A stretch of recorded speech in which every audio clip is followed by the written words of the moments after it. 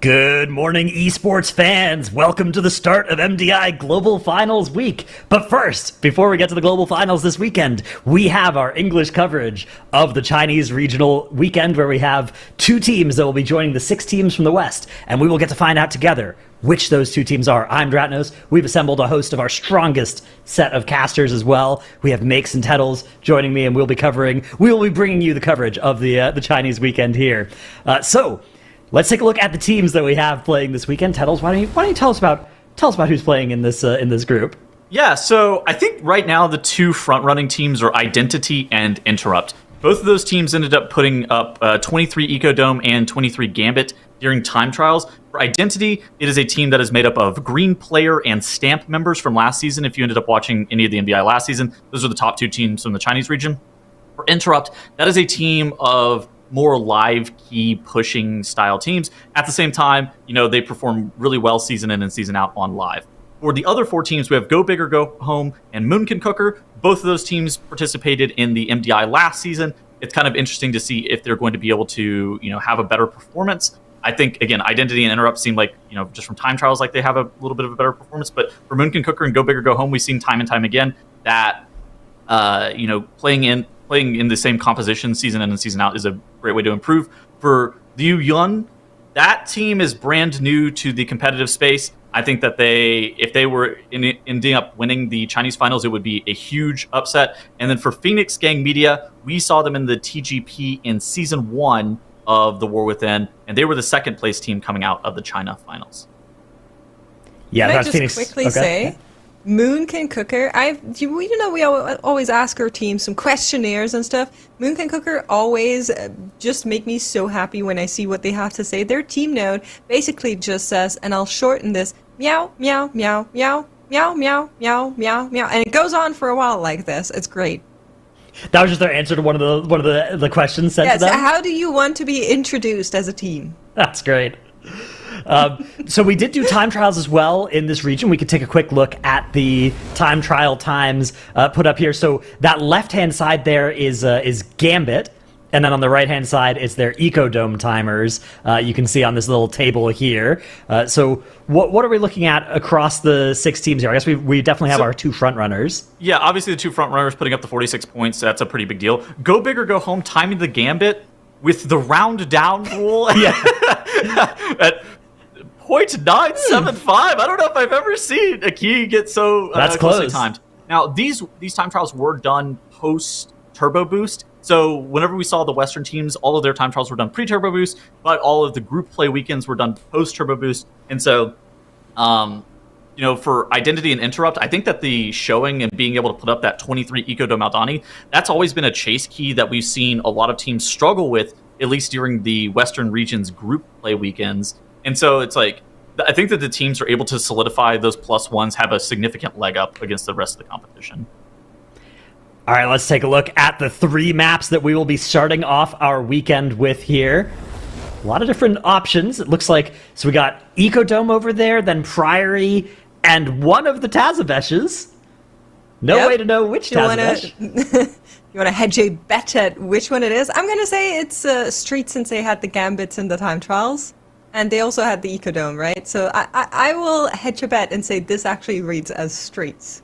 Well, I'll hedge the other bet for the desk, then I'll say Gambit. That way we're at least right, somehow.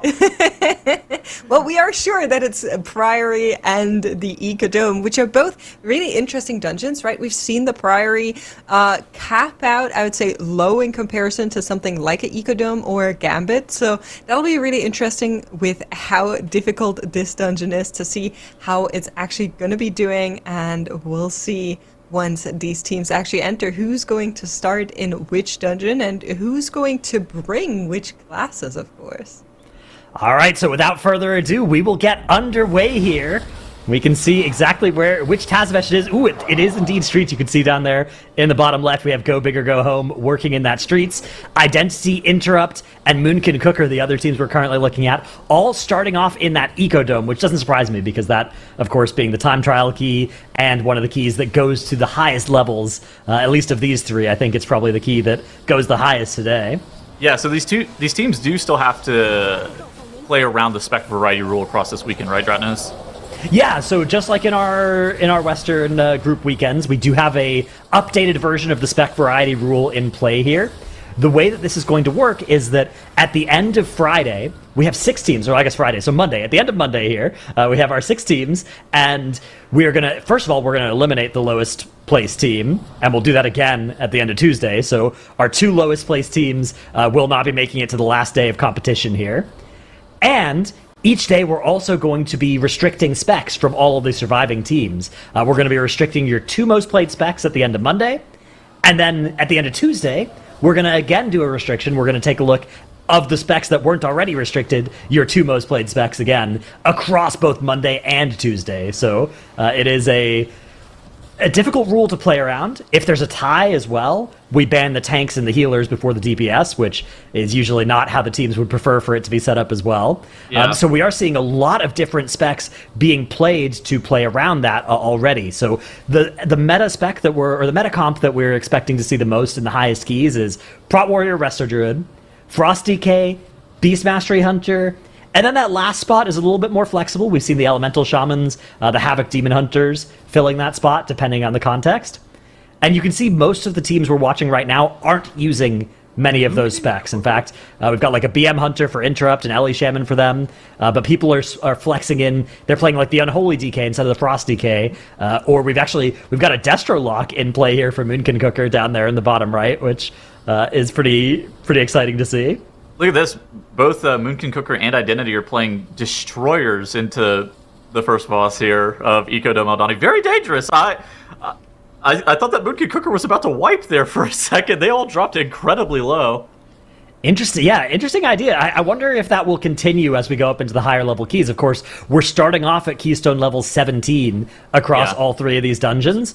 We know these keys from time trials for these teams go up into the 22-23 range. That's about where we saw them go in the Western region as well, which means there is quite a gap right now between the level of key that they're doing right now and their ceiling, right? They're in some of these keys, they're going to be 6 or 7 keystone levels below what they can do. So I wonder if there are some pulls that they're not going to actually do once they get to the highest keys. Like, look at Identity here. They're actually just charging straight into this pull, grabbing this extra robot that we typically see Shadow Meld skipped. Yeah, but I mean, for Interrupt on the right-hand side, they do have 4% more enemy forces, and so while they did end up playing a little bit more trash at the beginning, then they end up playing Azakar solo. So kind of an interesting strategy. For Interrupt as well, I think it's something that we kind of saw during the group weekends from the West, and something that you kind of hit on. The Ellie Shaman and the Beast Mastery Hunter seeing play. Does this unlock a 3 chest? And that's kind of the interesting question here. If that does unlock a 3 chest, it could be very valuable for you, but ultimately you have to really keep in mind spec variety rule consideration as to like what are the things that you want to keep safe from getting banned out. The Elemental Shaman, the Beast Mastery Hunter, at least one of those. You know, the Beast Mastery Hunter has to stay safe, I think, over the course of the weekend. Probably the Elemental Shaman as well. But, you know, does Interrupt to run this in a lower level key to be able to save yourself 1 additional dungeon that you don't have to run for the rest of the weekend. Yeah, it is an interesting decision as well because, you know, also if you look at it, you could definitely get through today without banning them, even if you play them quite a bit. Yeah. The challenge then says, okay, tomorrow we're going to still count your total runs across today and tomorrow of these different dungeons with these specs. So you do want to play as many of the lowest keys with your off-meta specs as possible so you can get 4 of them banned, right? Like, if you look at a team like Identity, right now they're playing Bear, Havoc, Resto Shaman, Unholy DK. I suspect their plan is to get 2 of these 5 banned today and another 2 of these 5 banned tomorrow, which is going to be easy, right? Like that, if they can play this comp in a bunch of keys, they'll be able to accomplish that pretty trivially. Whereas for Interrupt, they don't want to ban at least 1, but maybe 2 of their 5 specs that they're playing in this dungeon right now. So yeah, they might have to do some jumping around of their composition to actually make that work between today and tomorrow. But like you said, maybe it unlocks a new key level for them. But yeah, Moonkin Cooker, early wipe here. Brutal. I mean, it's always tough whenever you, especially in these lower level dungeons, whenever you start to have wipes and you start to set yourself back. I mean, it's kind of like what we saw during Group C weekend where we had mandatory like wiping in a 20 a couple of times. Then they almost ended up putting themselves in position to get eliminated. Obviously, for Moonkin Cooker, they're only 10 minutes into their day, and so it's not the end of the world, but if you end up having a couple of those kind of mistakes, especially on day ones, that's how you end up getting eliminated in a hurry. Yeah, not a great feeling for your first key, and it's something as well where they might consider swapping off of their off-meta specs at some point through the day if it becomes clear that they are on the brink of elimination. So hopefully Moonkin Cooker will be able to avoid that. In the meantime, in the bottom left, we have Go Big or Go Home, the only team working in the streets, and also showing off a spec that was not played across our Western weekends. That second shaman there is actually an enhanced shaman, which we've seen a lot of. We've seen a lot of elemental. We've seen a lot of restoration. But this is our first enhancement shaman of the MDI this season, which is pretty exciting. Enhance actually a spec that it's been pretty good in some of the MDIs over the past few seasons, but hasn't seen much light of day this time around. I think largely because of how good the other two shaman specs are as well. But you can see on the meters right there for Go Big or Go Home, enhanced shaman right on top.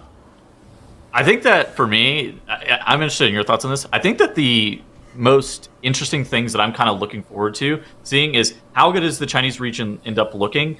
Do they come up with any unique strats? And how do I think that they're going to fare against the West in the global finals? Those are kind of the things that I've been looking forward to seeing, because the last couple of seasons of the MDI, I feel like the Chinese region has been really close to be able to kind of having the breakthrough where they're getting that fourth, that fifth, that sixth place.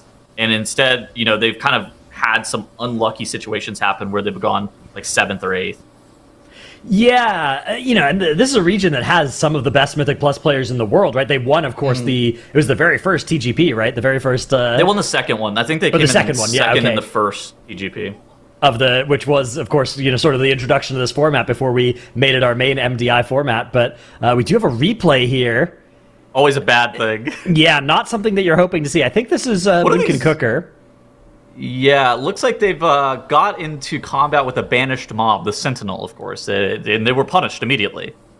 Yeah, we saw Identity also fighting extra Sentinels, but they were able to make it work. Identity already in combat now with the second boss. 8 minutes on the dungeon timer when they pull the second boss here. Are they in 3-chest range?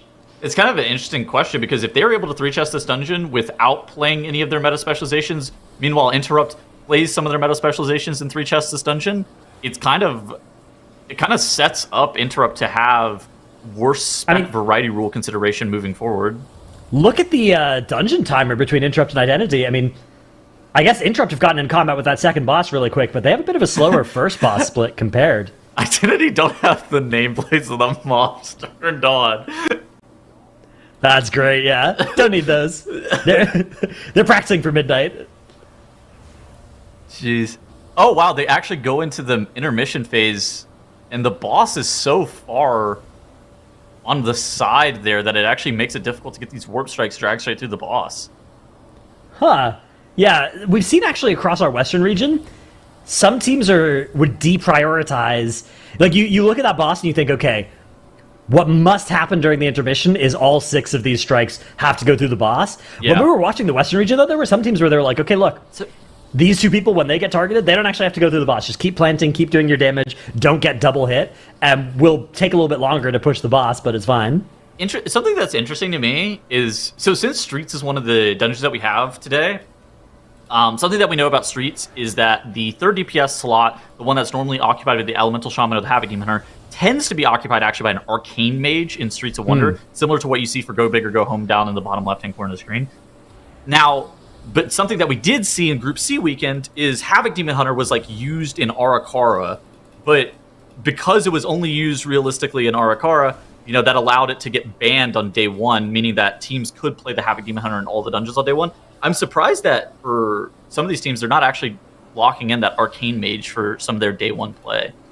Yeah, it's a cool idea. So basically you're suggesting, hey, you want to use Arcane Mage even in the highest level streets. Yes. So if you play Arcane Mage in a bunch of keys today, and you make sure to push the streets all the way up today... to 22 or 23, probably. You can sort of kill 2 birds with 1 stone, right? Where you end up getting a spec restricted that you don't want for the other keys, but it's still pretty good, and you actually get the full value out of it in the streets. Yeah. The problem with that is that you do need to actually have time today to get enough points to avoid elimination in the other dungeons, and also then have enough time to push the streets all the way up. So... if you want to play it a little bit more conservatively, then instead you don't want to get your Arcane Mage banned so that you can push the key on the future day. Interrupt look like they're making up a little bit of ground in terms of the time perspective against Identity. I actually think that a lot of that comes down to the first boss section for both of those teams, where Identity came out of the first boss area at around 12.5% enemy forces, and Interrupt came out at like 16.5%. And so yeah, now, Interrupt got into combat with that second boss way faster. Yeah, exactly. And I think that allowed them to like skip a little bit of trash in this second area, because it looks like both of the teams are going to be coming out of the second area at around the 62-ish% enemy forces mark. But Interrupt there had to kind of slowly kill off a couple of trash mobs and allowing Identity to virtually kill off that second boss at around the same time in terms of like real time leaving that area. An interesting comparison, right, between Identity and Interrupt, because there are several questions we want to answer this weekend, right? One is, how good do the best Chinese teams look compared to the best Western teams? Which is a great question that we sort of get a preview of the global finals. Another one is, how well do Interrupt and Identity match up against each other? And then the final question, of course, is, will any of the other four teams be able to challenge either Interrupt or Identity for one of the two spots out of this group? Yeah, so Stamp and Green Player, I believe, went 7th and 8th last season during the MDI, but I think that Green Player was like almost eliminated Holy Method. I believe that they were like so close to being not the current Holy Method, the other Holy Method, right? They were very close to eliminating that Method team last season with Andy on it, and I think that for Identity, it's kind of like, is this the missing piece, right? Is merging those two teams together in between Stamp and Green Player the needed, synergy between the two teams, and is that going to increase their performance? Because that's kind of one of the questions that we have. For Interrupt here on the top right-hand corner of the screen, they're going for a slightly different pull pattern than what we're seeing from Identity. What Identity is doing in this area is a very standard pull sequencing to what you're going to see in like the higher level keys with what the mobs are that are being grabbed, whether it be those burrowing creepers, it's going to be those ritualists, it's going to be all those casters on top of one another. But for Interrupt, they looked like they were grabbing some slightly different mobs and then continuing to aggressively chain into this final section.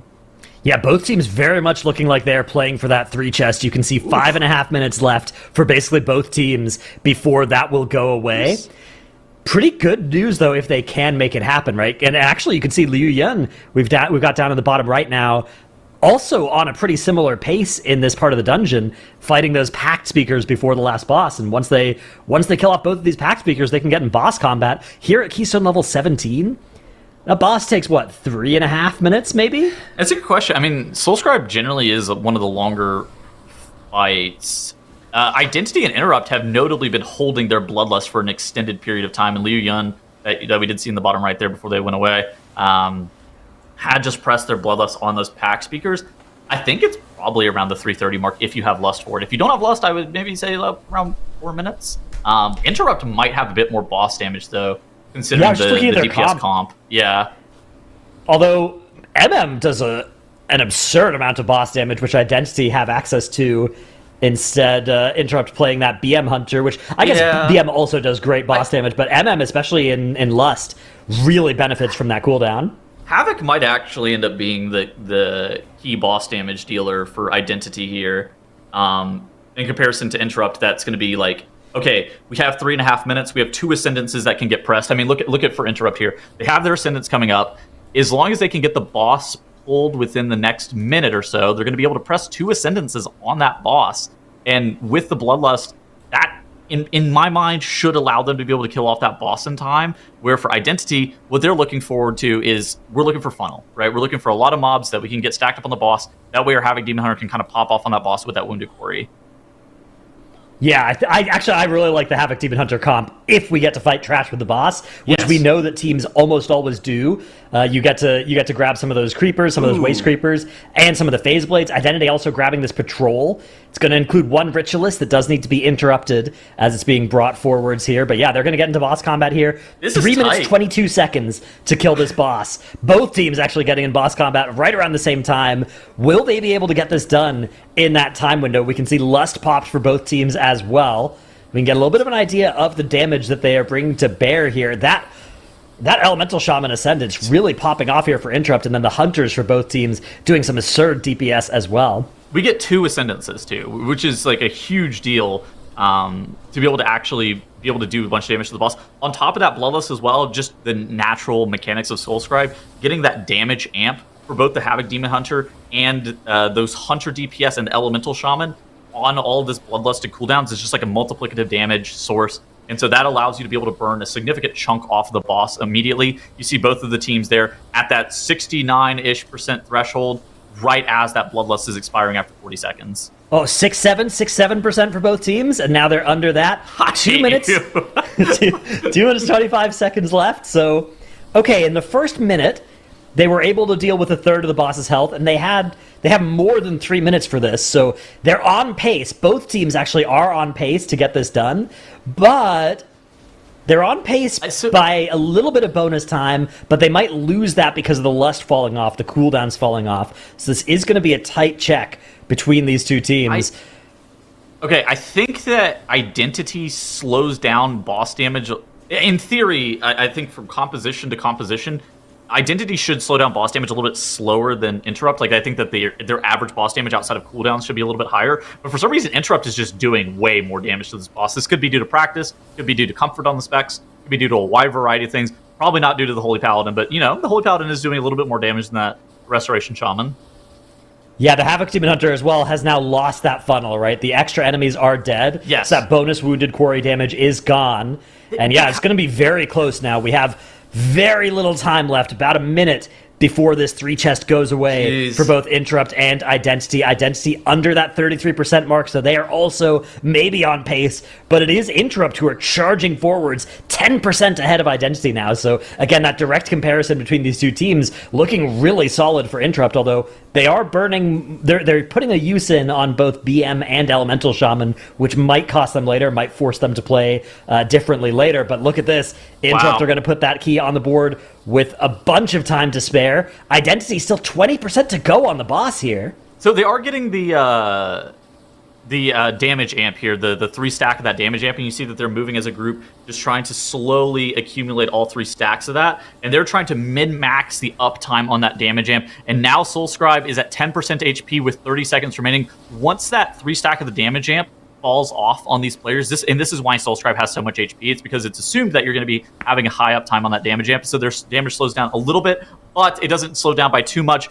And Identity are able to 3-chest this dungeon on a 17 while not locking up any of those plays on those preferred specializations of that Beast Mastery Hunter and that Elemental Shaman. And so for me, while Interrupt was a little bit faster, I think I'd prefer to be Identity here. Yeah, I definitely was impressed, though, by what we saw out of Interrupt. It looked like Interrupt had a really solid 3-chest route in that dungeon, too. So I liked that. We'll get to see where they decide to go next. I suspect for both teams, it's going to be the 20 dome that they'll walk into next, but we will keep tabs on that. In the meantime, we do have Go Big or Go Home working on Mize's Oasis on potentially 2-chest pace down here, and Moonkin Cooker having reset their Eco Dome now on the second boss. Interrupt playing the same comp. Wow, they are going to have to put in some work to not get this Elemental Shaman and Beast Mastery Hunter banned. It's not a today problem necessarily, right? Because today they could still set up the VDH and the Holy Pally to get banned. And then what they can do tomorrow is get the Unholy DK and the Elemental Shaman banned and just play Havoc instead as their high key DPS, right? Like that could work out for Interrupt depending on their meta read, or if they're in one of the other dungeons, right? Like, this is still only one of the 3 dungeons. If they want to play, say, Arcane Mage in both Priory and Streets is good, right? Like, if you think about it, those are basically the 2 Arcane dungeons, so... Identity are doing a little bit of juggling, though. While Interrupt is just running back the exact same composition, Identity in the top left, they've logged their... they have a Shaman now, an Elemental Shaman and a Beast Mastery Hunter. So they changed the MM to BM, and they changed out one of the DPS to that Elemental Shaman. So, they're doing the kind of standard strategy from what we saw from most of the MDI teams over the group weekend, where it was like spec juggling was, I think, the preferred strat.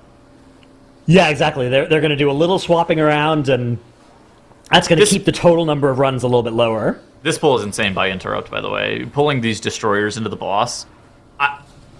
They did this on the 17. They've now done it on the 20. I suspect that the answer is going to be no, but if they elect to do this in the 22 or the 23, I would be astonished.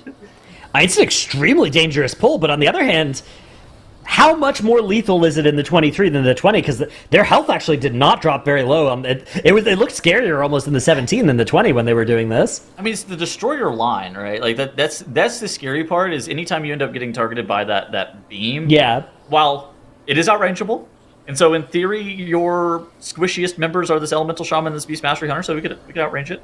At the same time, you kind of want to be stacked on this boss. And so if the destroyer ends up living for too long, then you get this weird thing where the mites are alive for an extended period of time. So I don't think it's something that scales up that well. It sounds pretty terrifying to the point where we don't even see teams playing too many destroyers in the higher level dungeons.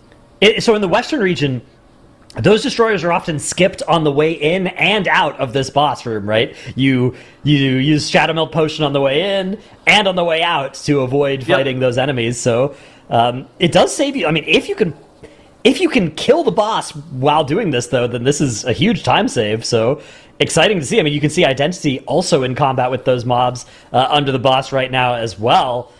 I mean, I kind of think, given that both teams are doing it and both teams are doing it in the 20, I kind of think that they're going to do it in the 22, the 23 as well. We're going to have to keep tabs on that. That is going to be crazy. Looking at some of the other teams that we're seeing here, bottom left, Go Big or Go Home here, they are looking to pretty comfortably two-chest a Street 17, being able to go all the way up to a 19. Do we think that Street 17 is three-chestable?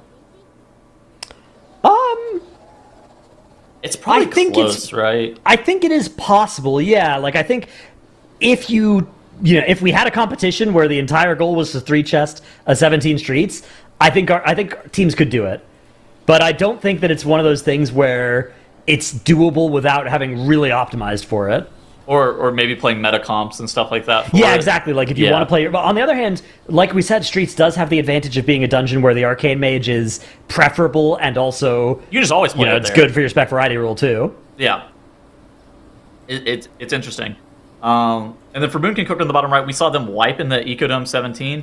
They are back. They are 14 minutes into this Ecodome 17. It looks like they're going to be on the wrong side of three-chesting this dungeon. At the same time, two-chesting the Ecodome 17, perfectly acceptable. We've seen, especially if you go into chest the 19, it's not like the end of the world. It's really going to be on what are the next steps for Moonkin Cooker here. Yeah, so it is interesting that they decided to reset after a wipe, and they might end up, missing the three-chest timer anyways, and two-chesting by like 5 minutes, right? Because if you do that, then you look at it and you're like, maybe we weren't supposed to reset after we wiped, because we could have still two-chested, right? It's like whenever somebody throws up an abandoned vote in your Mythic Plus Keystone, right? And it's, you had a full wipe. Is the dungeon still timeable? Yes. But somebody threw up an abandoned vote because the vibes were off. And it's not necessarily about the fact that you couldn't have timed the dungeon. It was about the vibes being bad.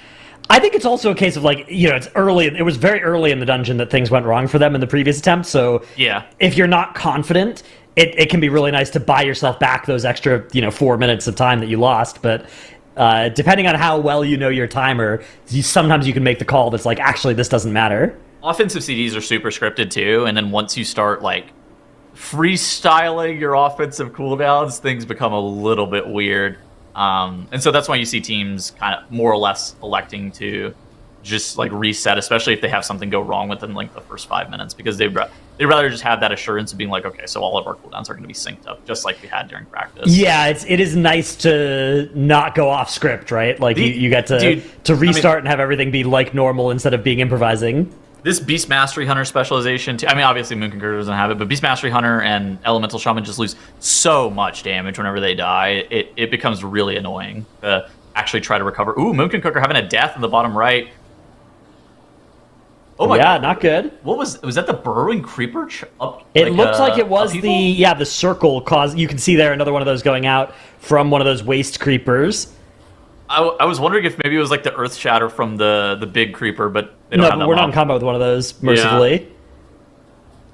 In the meantime, Go Big or Go Home. They've got a little bit of an unfortunate 1% double technique coming out from Sasmi. They are able to get it finished off though, and so it is going to be a two-chest, a comfortable two-chest for Go Big or Go Home in that 17 Streets. Not bad. Not bad at all. So is that 5 teams in the Dome and 1 team in the Streets? I think that might be the configuration that we are looking at across our 6 teams today. Phoenix Gang Media, I think, was in Streets.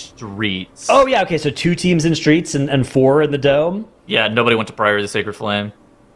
I'm not super surprised by that. Yeah, the Priory, I think, is probably going to be the lowest priority key because it does go to the lowest level of these. We can watch potentially this death coming out, though. Oh, I didn't see that circle. Yeah, I can understand how that one happened because that was invisible. That was a stealth one. That's when you ping yourself and go, "Look at my body. I was not look at my in body. that." I was not in that. Yeah. And then you pull up your Warcraft recorder VOD, and then you have to show the class after the fact to make sure that they know that you weren't in that. Yeah, exactly. It's very important that you never die by mistake, right? Anytime you die, it has to be a bug or an unforeseen circumstance, something like that. You have to get the evidence of that to avoid your team thinking you're bad. Exactly. And perception is reality with these kind of things. And if your team thinks you're bad, then you're not going to get invited to groups more frequently. And so that's worse. That's worst case scenario there. Exactly, yeah. So good play, getting the replay on it as well. We can see up in the top left here, Identity setting up that meld skip past the big robot. Yeah, not one they're interested in fighting, especially here at this Keystone level 20. Interrupt in the top right. They actually started their key a good minute before Identity. Now, they did finish their previous key about 45 seconds ahead, but Interrupt also gaining a little bit of time in the Dornegal split, the Hearth out, get into the new dungeon as fast as possible split. It makes sense because they didn't swap their specs, whereas Identity did, so Interrupt did get to gain a little bit of time on that. And they are going to be getting into combat, not with the boss, but with the honorary boss here of the robot below it. Very scary mob here. Go big or go home are going wide. Look at that. They're out of the streets. I'm a little bit surprised that they didn't just run back the streets in the 19. At the same time, it's fine to go to Priory on the... it's fine to go to Priory on the... You're going to have to be able to get points out of this place at some point during the day regardless. Yeah, we do see interesting strategic divergence between our teams, but I do want to take a look at this poll because this is interesting. They're not really line of sighting as well either around the stairs. They're just going here and using Death Grip to get everything grouped together. They don't have a knight. This is actually very similar to what we saw from last season in this dungeon, where they don't have a knight in this poll, and so they don't need to be pulling this mob to a line of sight spot. But the downside is that they actually have a lot of casters in this poll, and what we saw last season was with Vintage's Demon Hunter and Balance Druid, you had enough CC, Solar Beam, and Silent Sigil were just enough to be able to lock down the mobs for an extended period of time to where you didn't really have to worry about kicks. But these are a lot of sharpshooters that are doing pot shot to your group, and a decent amount of casters that you have to be able to get kicks, interrupts, and CCs on, and it's kind of annoying. So I'm surprised that they're actually going for this pull. Yeah, the sharpshooters are definitely obnoxious in this pull, although fighting at the base of the stairs like this is kind of nice because a little bit more than 180 degrees of where they could jump to. Actually, they stop early because the stairs kind of interrupt their path. They also only pot shot people in front of them, so like in theory, your tank could guarantee. And then your prop pally also can keep interrupts on a couple extra mobs. Right? Are they skipping chainmail? Oh, intriguing here. So, Go Big or Go Home have now run up the other side. Interesting. So are they going to just leave the count there, or are they going to fight the other two mini bosses? They're just going to skip the 50 count from chainmail, and instead they're going to grab other additional trash mobs. This was done a little bit last season. It wasn't like super common because, it's 50 count, right? It's 50 count in a 1,000 count dungeon, so skipping it doesn't really make a ton of sense. 5% almost, right, by itself. Exactly. Yeah. And so those mobs tend to be pretty good. At the same time, it's hard to fight chainmail with any relevant mobs. Normally you end up fighting chainmail with footmen. Footmen aren't exactly the most count-efficient mobs because of how the defend cast works and whatnot. And so, there was, some play of skipping chainmail last season. Look at Go Big or Go Home in the bottom left. Now they're grabbing this Night Pack into these Lynxes, which is a fairly standard pull this season, and going to this right side tends to be the preferred strategy. Very strange. They're living up to their name here because they are certainly going big. This is a cool path through Priory, and I get the feeling that this is a high key strat as well. I think they will do this in the 21 I can't see as well. Somebody get the tree out of the way. Thank you. Yeah, that is definitely a downside. The one tree in Priory is in the way for this path. So Ruby Light sends its regards. Yeah. Oh, This is cool, though. Yeah, so we have some sharpshooters in here. Now, like you said, they pot shot. They only can choose targets in the 180 degrees in front of them for pot shot, right? So, Yeah. But it looks like they're just keeping their whole So- group there, so everybody is an eligible target for that. So they have the lynx in this pool, but it doesn't look like somebody's out baiting. Nobody's baiting So- it, yeah. Yeah, they might actually just be healing through the lynxes, which is a strategy this that you makes can me do on a worried 17. when this key goes up to higher key levels. Is like, Yeah. man, the pot shots, the lynxes. I'm deeply worried about what this might look like in a 21. Can somebody get the mouse off the screen? Yeah, the cursor. Yo, chat, can you guys move the cursor off the screen? Thank you. Okay, thank you. Nice, good work. TY chat. All right. Mooka Cooker at the bottom right end up two chesting that Ecodome Aldani, kind of like we were talking about. And looking at the top of the screen here, we have both Identity and Interrupt onto the second boss in this Ecodome Aldani. I think that converting the 20 to a 2 chest is probably the preferred strategy, which I think is arguably easier than trying to 3 chest the 17. Yeah, it's one of the interesting dynamics of the MDI is that sometimes the relative difficulty of the hierarchy is lower because you have a less, you're going for a 1 chest instead of a 2 chest, or in this case, a 2 chest instead of a 3 chest, and that can be a little bit more flexible. So I agree. I think they're not playing for the 3 chest at this key level by any stretch, and I do think that 2 chest is within the realm of possibilities. So I feel like the 2 chest is maybe even a little bit easier. Like, I wonder if they're going to be... I wouldn't be shocked if they're 3 minutes under on, say, the 2 chest, because also, I mean, Identity, they are playing closer to what the meta composition is likely to be, right? They've now swapped into both that Elemental Shaman and that Beast Mastery Hunter. The Unholy Death Knight, while it does have a different damage profile than Frosty K and is generally seen as worse, how it plays for the purposes of, like, completing the dungeon is more or less the same. yeah, it's nice that it has the same utility profile, because when you think about doing these dungeons, stuff like Death Grip, it's not like you need Death Grip to do these dungeons, but you do have to refactor how you're approaching a dungeon if you want to swap Death Grip in and out, right? So it's really nice that you can just always have a DK.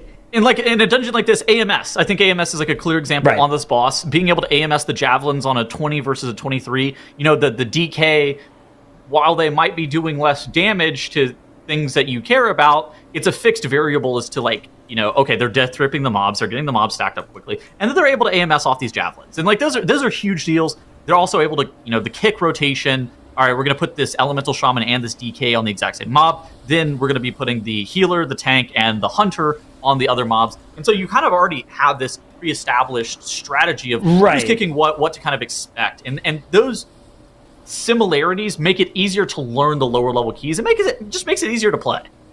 Exactly. You have a different damage profile, and that matters, but it doesn't matter that much because you have the same utility and defensive profile, so you can import basically the same boss strategy, right? It's just like, Exactly. oh, maybe our kill time's a little different. Oh, maybe we have to play a little bit differently because we don't have Breath of Sindragosa here. Instead, we have Unholy CDs, and those are on a slightly different timer, and those they have do a slightly different different feel. things. But Yeah. it's not anywhere close to as important as, like you said, knowing how to play the fight, given that you have an extra immunity, right? Like, Exactly. that is the same between the two specs.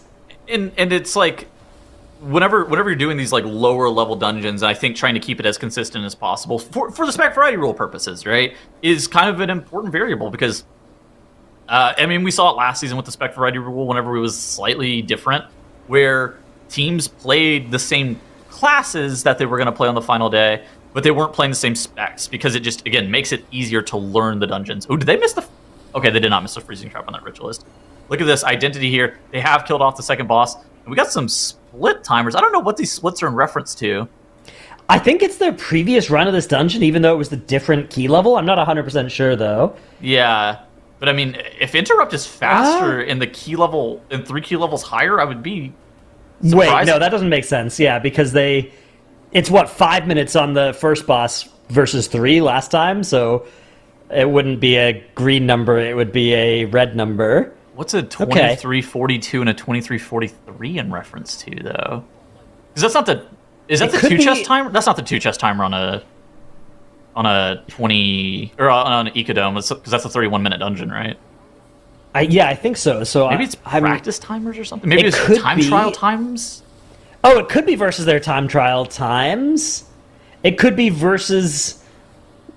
other strange. teams. Cut I'm not sure. We'll have to keep an eye on this because I know we developed the tech in the Western region over the past couple of weekends to have it was like when a team reran a dungeon, we could compare to their splits in the same dungeon at the same level. But of course, this is the first time running this dungeon at this level for these teams, so I'm not sure what that split timer is comparing against. This is why I love the China files. You and I. Yeah, Makes thinks it's the time trials, so it could definitely be that that we're looking at here. Although I think that data is stored on the observer here rather than the team players. So it would have to be manually input on the. Yeah, maybe they manually input the time trial times, and we get to compare against those. That if they've done that, that is extremely cool. What is interrupt kiting for? Is their tank actually worried about dying to the burrowing creeper here? Yeah. So if you're maybe they also wanted to fight up against the sort of wall there. This is a huge time loss, by the way. Just like spreading this pack like this.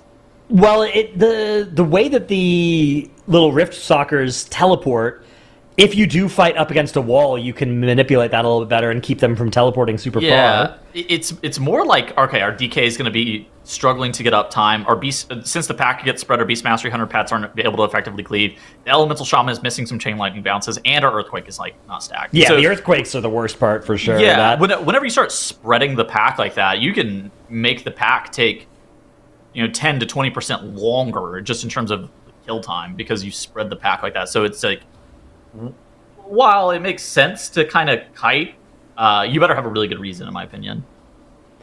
Yeah, we can see both teams now crossing over that 3-chest barrier, but well ahead of the 2 chests. So I think should be coming from both teams here. Yeah. Yeah. So we said, I think the kill times of the last boss on a 17 were like 3 to 3:15. Yeah. For Interrupt Identity, what are you kind of thinking on the 20 level?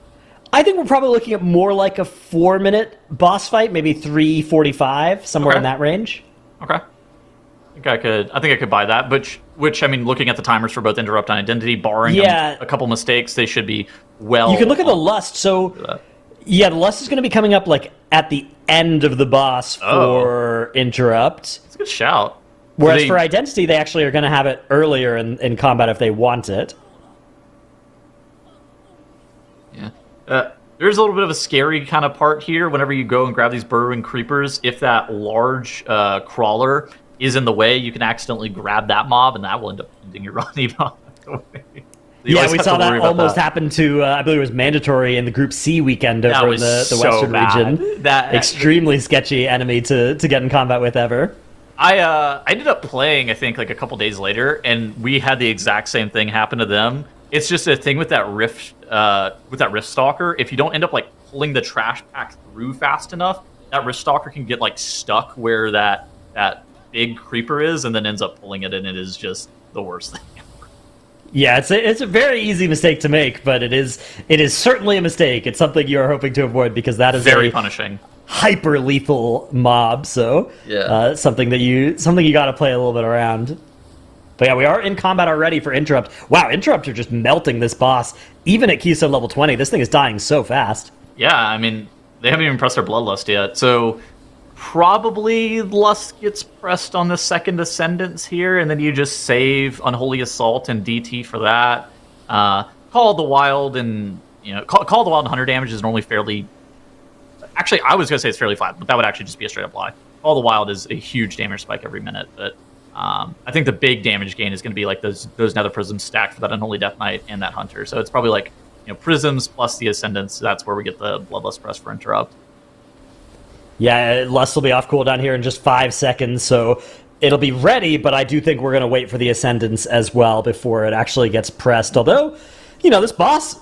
The boss might be dead. Might be killable before Ascendance comes back. I'm not 100% sure. I think we're going to need the Ascendance, though, and I think we'll save the Lust for that. We'll see what Interrupt decide to do. Maybe they'll just press it on the next 3 stack of the buff from the boss. I could buy that as well, but with the Unholy Assaults getting pressed here on that, now going on to that 130 cooldown, it's going to be like synced up roughly the same time as that Ascendance. So I think that what they're trying to do is just like sync everything as well as possible. And Interrupt here, they're actually starting to get pretty low from some of this damage taken from Soulscribe. Yeah, they're in a little bit of danger here, but we are getting ready as well to perform our first caster swap of the day. I'm about to be out of here, and we're going to be welcoming Makes on for the next section here. Boss is getting pretty low. How's the first 45 minutes look to you, Makes? Oh, very interesting. You know, I love that the CN broadcast always has some surprises for us in stores, like those split timers that we were looking at and trying to figure out what exactly they're for. Like I said, my bet is on the time trials here, but pretty interesting. Also pretty interesting in their approach as to how they're setting up their dungeons. So I'm going to be watching and seeing what these teams are actually going to be banning out, and whether or not they can get those +2s on the board, which is really important for Identity and Interrupt right now as they're getting ready to finish out Soulscribe. So, coming in here, do you figure out what those split timers are actually for? So, the interesting thing is that it seems to be the same split timer on both teams, right? That they're comparing both teams to a single timer. And I think it might have just been their fastest 20 in the time trials. Now, that is something I'm entirely making up. I'm not 100% sure on that, but that is where my bet is. It could be a practice run from before the broadcast started when they were practicing this dungeon on 20 teams, as well. Right? So they're comparing both teams to the exact same timer. Yeah. So it has to be like a global thing that they put in place before the tournament started. Hard to really know, I'd say. But Identity here with green splits coming up with the 2 chest very handily with the 23-15 here in that 20 Ecodome Aldani, allowing them to jump up to a 22 if they want.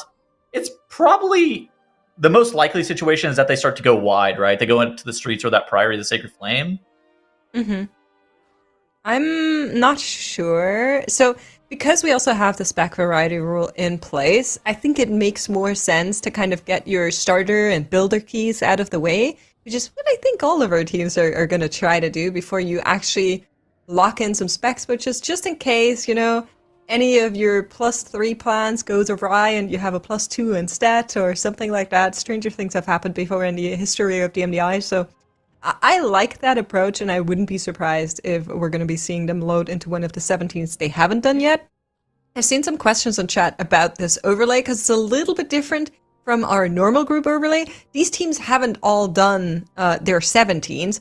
Only the ones where you see the stars are actually completed runs, and everything else just means that's where their key is sitting right now. That's what they actually have to run through. So they haven't all done their 17s across the board just yet. They're just starting out their runs for most of them. And basically all of our teams have opted to go into the Ecodome with the exception of Phoenix Gang Media. And that's an interesting team, right? Because we know them from previous seasons of the MDI. And I'm actually surprised they did, quote unquote, as poorly as they did in the time trials. Yeah, you know, we've seen some teams do some, you know, somebody has to go on vacation and they can't perform throughout the entirety of the time trial, so they just put up scores that they know will qualify them. They're like, all right, well, I have this vacation booked to wherever. All right, well, we'll take what we can get. And then one thing leads to another, and you have Vikman and Roybin playing on the same team. Hey, I mean, that was a great team. I'm a big fan. What can you say? But Interrupt is in the Priory, so that's going to be the dungeon of choice, leaving off the streets for now. Interestingly enough, we are also going to get a mage here in this Priory. How are you feeling about that? Yeah, I mean, I think that they have to be... So Interrupt ran Beast Mastery, Hunter Elemental Shaman for both the 17 and that 20 and that Ecodome Aldani. Like, you have to get off of those specs from here on out for most of the remainder of the day, unless you're looking at 22 Ecodome, 22 or 23 streets, and then 21 Priory of the Sacred Flame. I think you have to be playing like alternative stuff, because it's not necessarily an issue of banning it out today, but it's an issue of setting yourself up poorly for tomorrow. And for both Identity and Interrupt, there is significant spec variety rule consideration that has to go into play here. Something that I haven't been noticing for Interrupt compared to Identity, though, is I feel like Interrupt just has a little bit more damage. It's maybe 5% more damage, maybe it's 10% more damage. That might have to do with the composition that both of these teams are running relative to one another. I'm really interested in seeing if that continues on up into the higher level keys, where if Interrupt ends up having a little bit more damage than Identity, that's kind of a big deal, because that could be a tipping point into who ends up coming out as first place during the China finals here. Yeah, absolutely, but of course also the specs matter a little bit, right? If you're course. playing ideal specs like that Beast Mastery Hunter, then you're going to have a little bit This more whole damage than playing that MM. So I'm actually curious to see where that first group for Identity is going to fall. Interrupt had it down by like 120. So we're going to get the first comparison between these two teams. Of course, very different team compositions across the board, but looks like they're pretty even.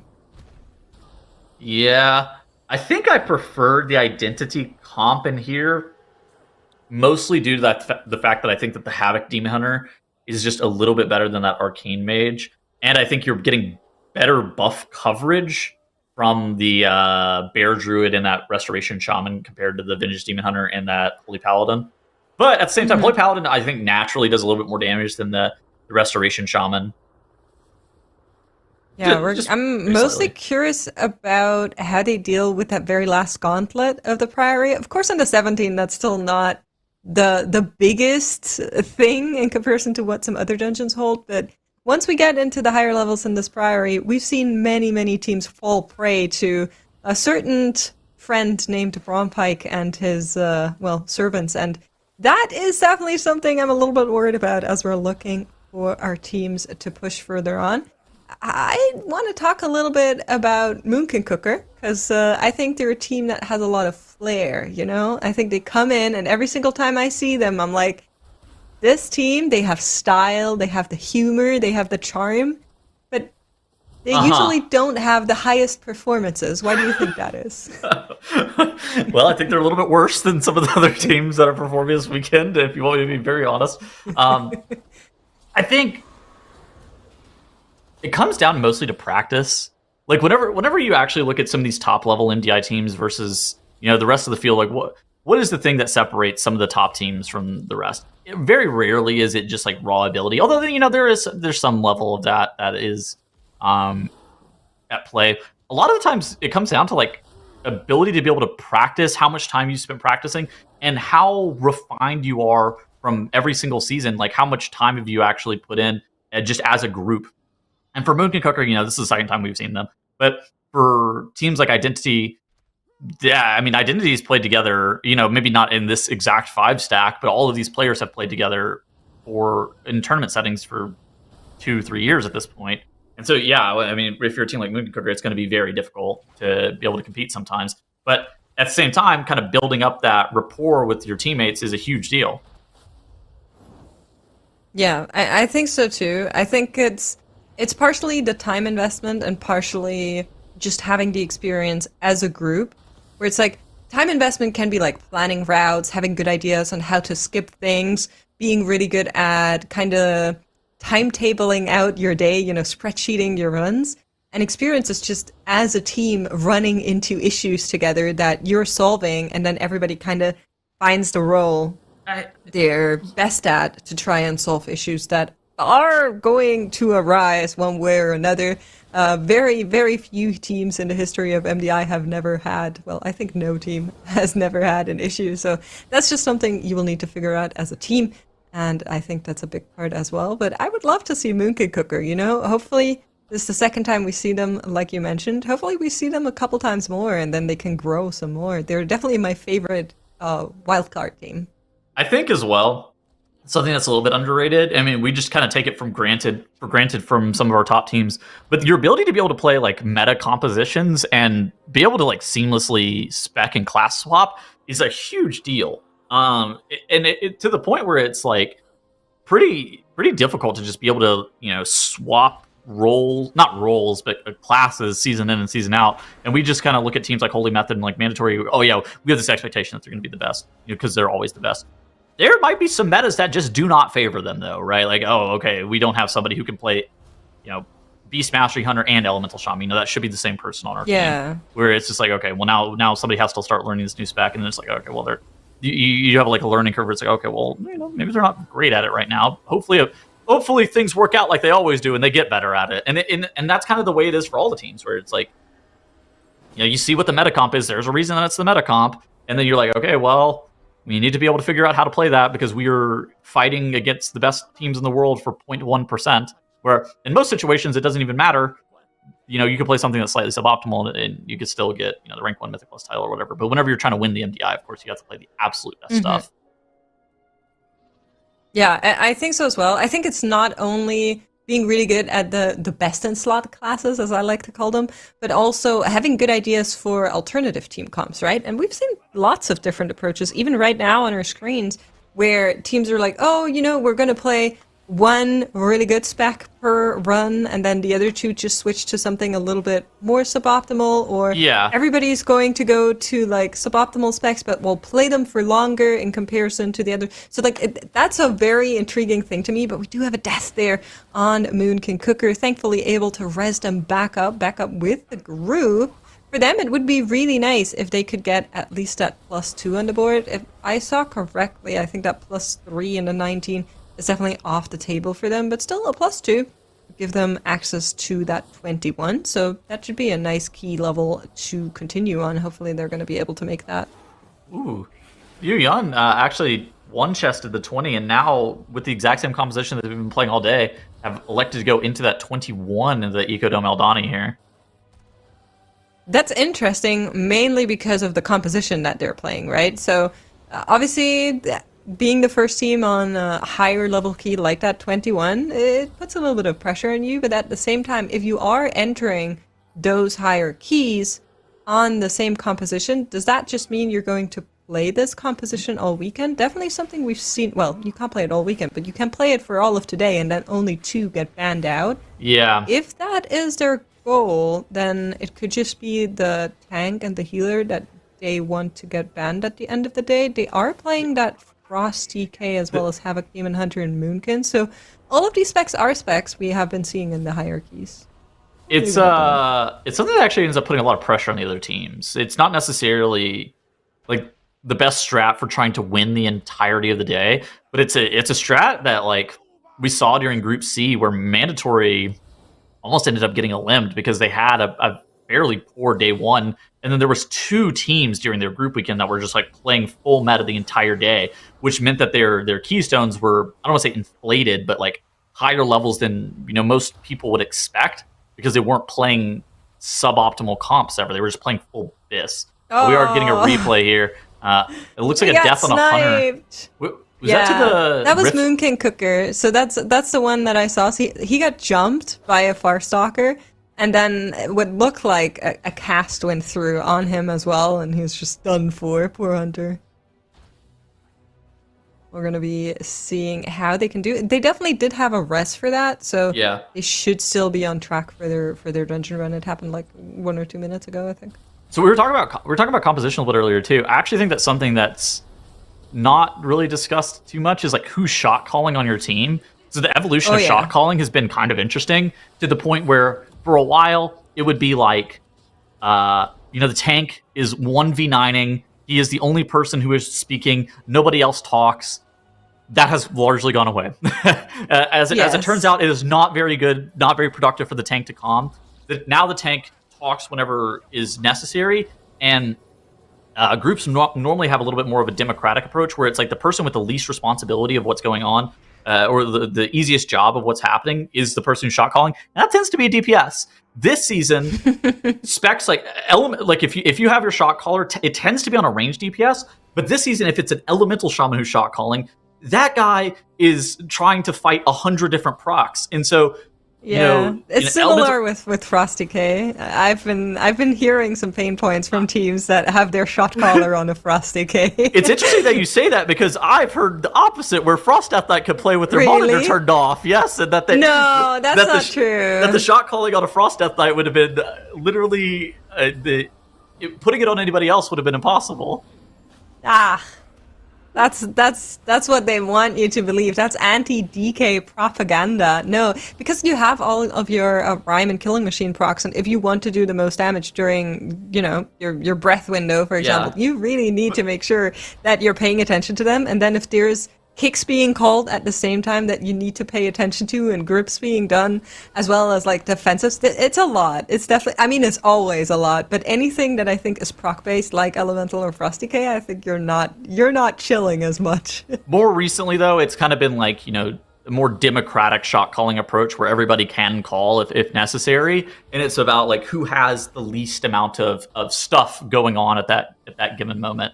And so like the last couple of seasons, Augvoker, obviously by far the best spec at shot calling, right? Because you're doing most of your damage anyways, and if you missed a couple of globals, it's like, all right, well, I was buffing the boys anyways. It doesn't really matter that I missed a couple of globals here and there. Last season was like largely balanced druid because that spec doesn't really require that much to shot call. You play it. You just gotta press in Starfire, sit there AFK. But it's largely gone away from tanks. And I actually think that specs that have somebody like an Elemental Shaman shot calling versus teams that have somebody like the Beast Mastery Hunter, the Frosty K shot calling, those teams are going to end up being just a little bit slower due to how hard it is to actually shot call in some of the specializations. Same with tanks. Like if you have your tank shot calling, you are limited by you are just beholden to them in 100 different ways. Like the tank is already by far the most important role in your group.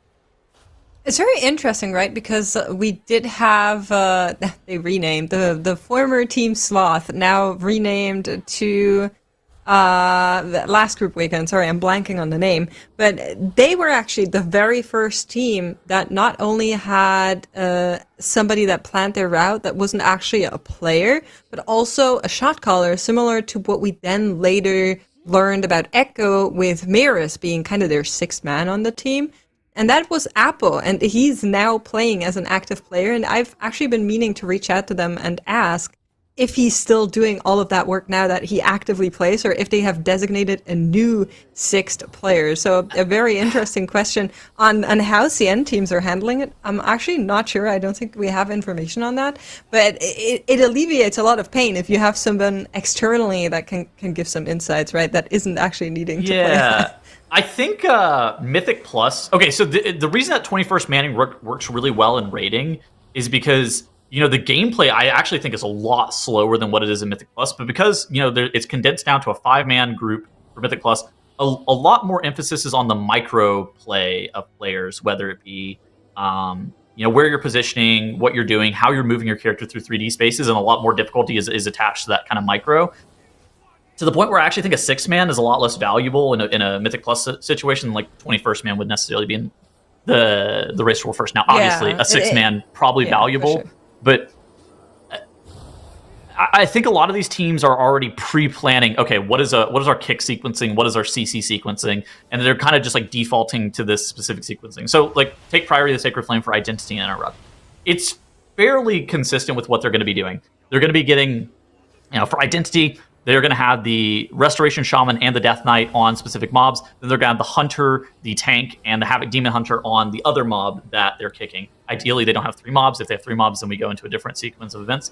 But, it's just like those 2 teams. Whenever you go into 3 mob sequences, though, then it's like, okay, we're going to do round of kicks with all the melee kicks. Then we're going to throw 3 CCs in a row. Then we're going to kick with the 12-second kicks. And then the Hunter is going to be paired up with that Guardian Druid. That way you can actually, alternate who's kicking what. And so it's just like a very scripted series of events of how you're interrupting these specific packs. And that's why I think that the 6-man is less valuable.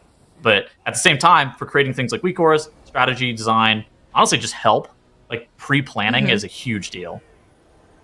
Yeah, I think it can also be helpful in a way that's maybe a bit more cheeky, during the tournament day, just paying attention to what other teams are doing and making decisions on what actually your most optimal routing throughout the day is, because it happens pretty frequently that you're with your back against the wall and there is one optimal way for you to proceed through the tournament day if you want to not get eliminated, for instance, and sometimes teams take a little bit longer to see that path for them, and sometimes when they take too long, that path closes. So in that regard, I think it's really helpful to have an external person that's just paying attention to the rest of the competition and making sure all of the decisions that are being met in terms of where to go for your next dungeon run are actually the smartest for your team.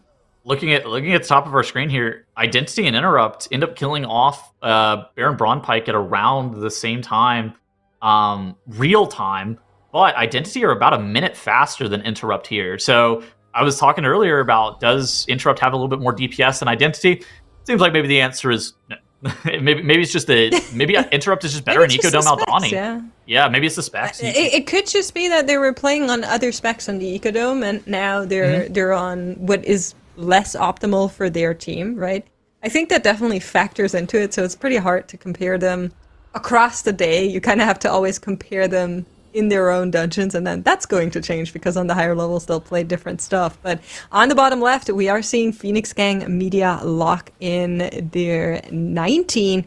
They just finished out So Asmi, and if I saw correctly, that's just a +1, so they will have access to that 20 next if they choose to go there. If not, we might see them also port into that Ecodome or the Priory. Liu Yun making pretty good time on this 21 Ecodome Aldani. I mean, their timer's looking decent. Being able to put this 21 up on the board, I don't think it makes them safe for the day, but it definitely allows them the opportunity to go start working on the streets, start working on the Priory of Sacred Flame, and get those dungeons pushed all the way up to a 21. What would you kind of expect to save? Triple 21? That's a good question. So I think it's a bit tricky because of the Ecodome going a little bit higher.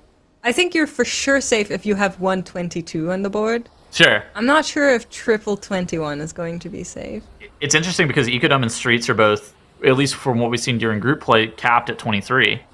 And so throughout the course of the weekend, the teams are going to, if you want to qualify for the global finals, you're likely going to need to be able to put up one, if not both of those dungeons on a 23 to be safe from the rest of the competition. Yeah. It's a big factor of how much is enough to maybe beat the other CN teams, and then how are you going to fare in the global finals, right? That's something we had in the past. We had seasons where the CN teams came in and they wiped the floor with the competition. They were owning. They were so good. And then it's been a little bit of a drought moment, but I'm secretly, I'm expecting it. I'm waiting for them to come back and just be really, really strong. And I think this might just be the season where we see that, at least in terms of compositions. It's looking a lot more like the Western teams. We're not getting as many random monk procs and evoker procs on their screens today. Dude, that Aster team, by the way, like you were referencing a couple of expansions ago, that team was just so good. They were, for sure. That team was unreal, like how good they were. Maybe we can call them up and be like, hey, you want to hang out again? Yo, Yulo. No, but like time to come out of retirement. That's right. No, call but Anuo. I genuinely think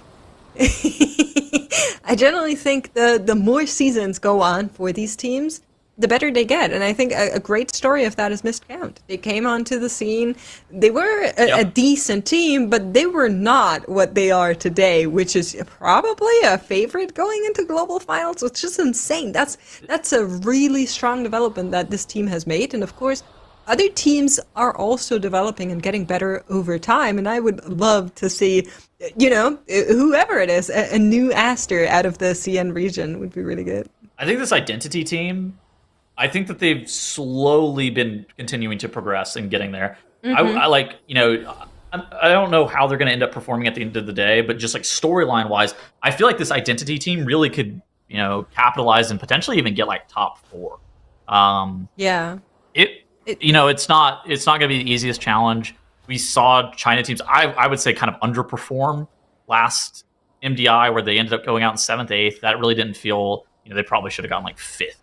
Like one of their caps should have been like 5th. At the same time, for Identity and Interrupt here, those are kind of the front running teams, and having a really strong performance this weekend, but then also being able to show up and capitalize and practice a little bit more for the global finals, that's going to be a pretty big deal. And being able to accumulate the information that they're also gaining from watching the group weekends from the West. Absolutely. We said it before, but Identity is basically a mixture between players from Stamp and Green Player, which as an avid MDI watcher will remember. They basically just got together and said, okay, who are our best players each? Let's build a team, and that's precisely what you're looking at for Identity. So that is really, really cool to see them kind of merge their powerhouses, and now we get a team like this one. Tianzu, who's the healer for Identity, is largely considered to be one of the best players in China. Like he is considered to be the best healer, if not the best player in China. So it's it's a situation where, I mean, this identity team has a lot of people who have been good. Cherry, the team that was originally stamped with Supreme on it, they, during War Within Season 1, which was the most competitive live key season, they had the largest share of time as the rank 1 team on the league. And so it's like, I think this identity team, kind of like you're saying, if they get into gear and they really start to work together super effectively, I think there's a world where they could, like you're saying, perform at like a top world level. But it's about getting that synergy, and it's about being able to perform on broadcast days. And I think that's not something that we necessarily talk about too much, but it seems like the Chinese region has kind of, over the course of the War Within, just underperformed what our expectations are for them. But I think at the same time, just getting players that have that broadcast experience is a huge thing. And so I think that that's a situation where, if Identity does qualify for global finals, I think that this could be their season where they end up performing what we expect them to be able to do. Yeah, I think anybody that pushes life keys is very familiar with you have days where you're just owning, you get so many good runs, and then you have days where it's just well, I guess today was not the day that it should have been. And if one of these days strikes during the broadcast, it's pretty bad, as you can probably imagine. So a lot of it goes into consistency for these teams, which is basically what you're alluding to when it comes to, you only have 5 hours to put these runs on the board. That's a big pressure that's being put on these teams that they have to live up to.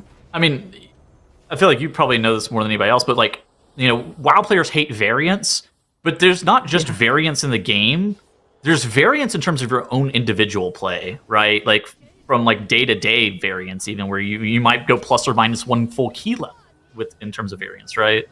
Yeah, 100%. So I think that's a big thing that not only you as an individual player, like you're mentioning, but also you as a team have to do. And yes, it's very hard to have 5 people just be as consistent and then also be as consistent as a team composition. But we do have to lock in a little bit because Identity and Interrupt, they're putting on the 17 here as we are seeing the adjudicator drop down.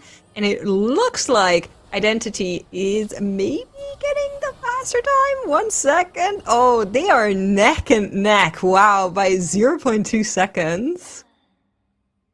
That's crazy. That's a good 2-chest on Murpray and the Priority of Sacred Flame for both of these teams, though. So now they're going to be able to jump all the way up to a 19 to this place. We saw during group weekends, this dungeon was largely capped at 21, so I wouldn't be shocked if teams end up doing that dungeon on 21 as well. Ooh, looks like Go Big or Go Home at the bottom left-hand corner of the screen, having another problem in that 19 Priority of the Sacred Flame, resetting that dungeon. Very unfortunate time loss for them. That is very unfortunate, and that's kind of the thing you don't want to happen to you, right? It's a little over 1 hour into the tournament day. Of course, these teams have so much more time. And then having something go wrong this early means you need to shake it off. You need to get back in there. And I mean, we got a master class of how it can unfold in the worst scenario possibly by Mandatory last group weekend. Yeah. I think that it's one of those things that if you end up accumulating 2-3 points of time where you lose these 15 minutes, it actually can become a pretty big problem. Because as well, if you also miss the 2-chest or a 3-chest potentially on top of having a 15-minute reset, that's where you put yourself in a position, especially very early on, to get eliminated by the end of the day. And then there's kind of a question at the middle of the day: do we swap our composition? Right? Do we start playing full meta? And then you're almost mortgaging your future to make sure that you don't get eliminated today. Yeah, I think that's a great phrasing, but it looks like maybe our teams are on break here, so we're going to be seeing how actually Liu Yun is doing, and just, enhance. That's exactly what we're going to be doing. That was clean and totally intentional. Exactly. It's just skill, Tettles. Come on. Yeah. What do you think? What do you think about the meta in terms of when you take breaks? Because I think that you were talking about this during last weekend, where Mandatory were taking their breaks at the exact same time every single day, right? They usually take it shortly after 1 hour 15, which is pretty much now. And then their second one is a little bit more flex, and I think a lot of teams have. Oh, we're actually getting a replay. Hold on, what's happening? It's Go Big or Go Home wiping, right? Oh, that's the wipe. Oh. What a shame. They actually did get the rest off. Okay, so died to the Javelin. getting thrown on our head, then the mage died to savage mauling. Yeah, unfortunate for them. But like you mentioned, that can accumulate this time loss. Back to your question. Yeah. I think it makes sense if you're using the breaks smartly. So I love the breaks. I was one of the big advocators for the breaks. I think it's very hard to ask our teams to just slam 5 hours back to back.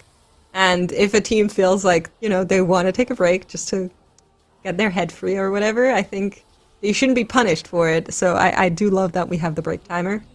And I think you kind of want to make the most of it, right? You want to get up, you want to move a little bit, you want to maybe grab something to drink or whatever, go to the bathroom. But you also kind of want to see how you're doing and how everybody else is doing. So putting it at I would say 1 hour 30 is usually a pretty good idea on how teams are doing, on early oopsies that teams may have, and on whether or not another team has maybe a different approach to you that is jarringly different. Like, for example, they're playing a very different composition, or they're playing a route that puts them onto a pretty crazy early +3 that nobody else was able to do. Those kind of pinpoints you want to look out for.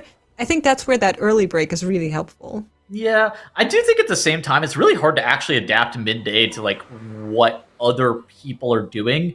More for sure. More so because okay, say you slam a 10-minute break.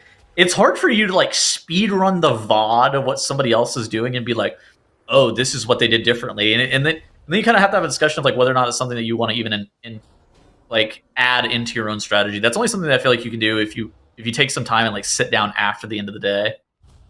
Yeah, I think it's more this team that we were scared of has a full team wipe and they lost 20 minutes.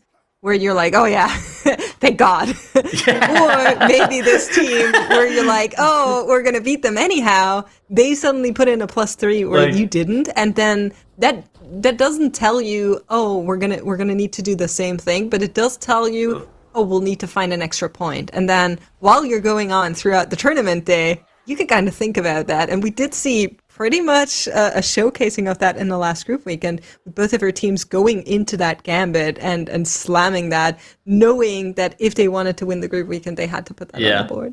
Yeah, I'm sure Liquid on day one was they slammed their first break, they kind of pulled their head out of the sand, they look around, see what's going on, they go mandatory reset Ecodome 4 times, let's see what's going on over how does this even happen? It's that meme of the cat looking over the snow, going the heck are they doing over there? What are they doing over there? Speaking of what are they doing over there, look at Identity here. They've largely swapped to a full meta composition. The only difference here is the Marksmanship Hunter as opposed to a Beast Mastery Hunter. Are Identity going to be going for a 2-chest in the Priority Sacred Flame is one question I have. And is Interrupt going to be able to 2-chest the Priority of the Sacred Flame with the composition that is less meta than Interrupt is also another question that I kind of have here. Because, being able to 2-chest this dungeon, we talked about it earlier, largely seen as a dungeon that goes up to a 21. Most of the teams during group weekend push this dungeon up to a 21 and they got out of here. So I wouldn't be shocked if that ends up happening in the China finals as well.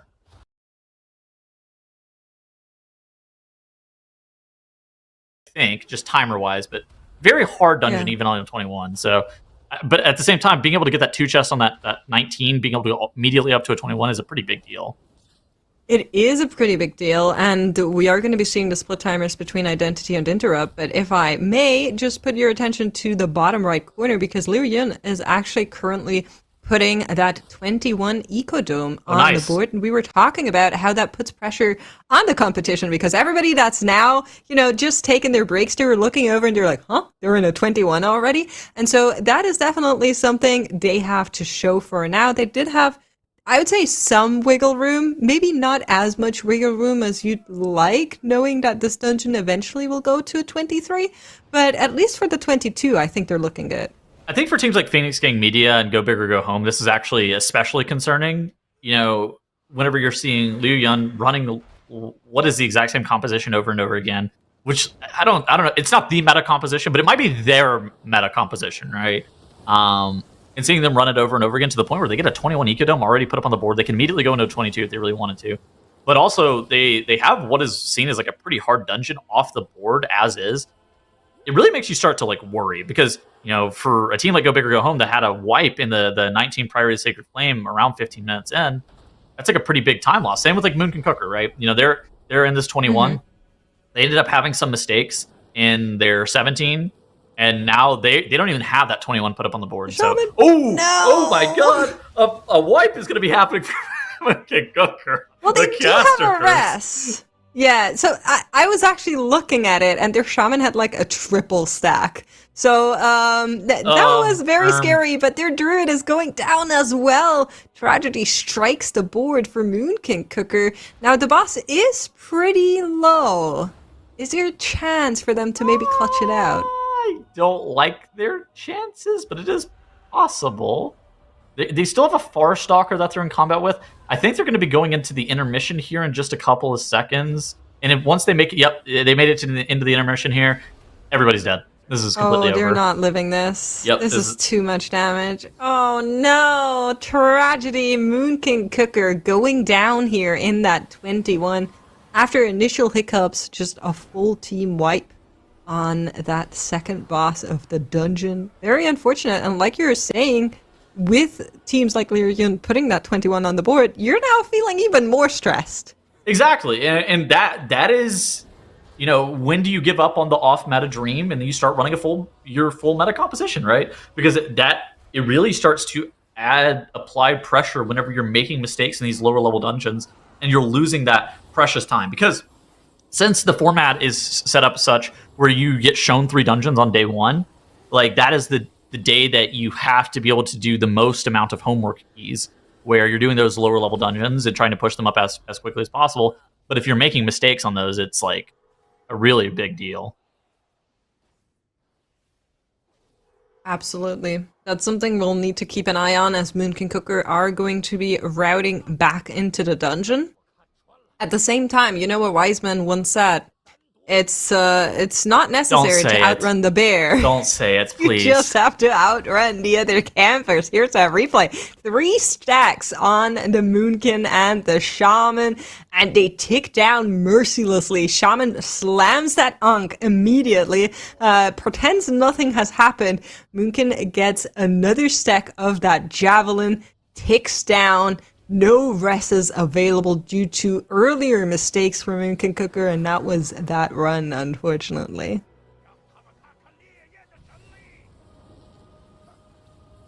Looks like death on our mage in the bottom left for Go Big or Go Home.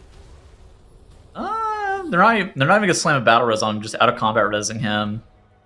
I'm trying to figure out where they're going. They're doing such a weird route in this place. Travis and I were looking at it earlier. They're actually doing a no chainmail route in this dungeon, which is very strange. What mobs were they grabbing to pull into the boss here? You saw their tank was like running off to the side.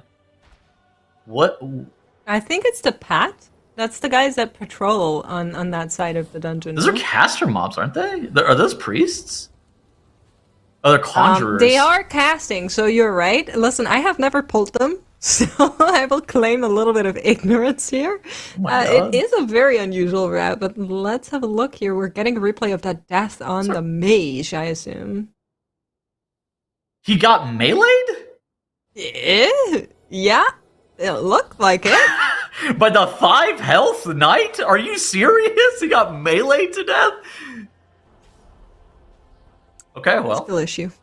Yep. Mage has like 100 buttons to prevent that. So that kind of is his fault if you really think about it. That's what I say if I was a tank there, but yeah, they did rest him. It's not too much time that was lost here. They didn't have to chew through a boss without him. I think they should still be fine. It's only, quote unquote, the 19th that they're in right now. But it's pretty nice, because if you're looking at the top 2 boxes and, well, the bottom box, you can kind of see that our teams are all in the same spot right now. And that is, of course, the premier mix-up between the old MDI and the new TGP MDI, because you're just getting everything. The side-by-side in a 3 box, as well as the high keys.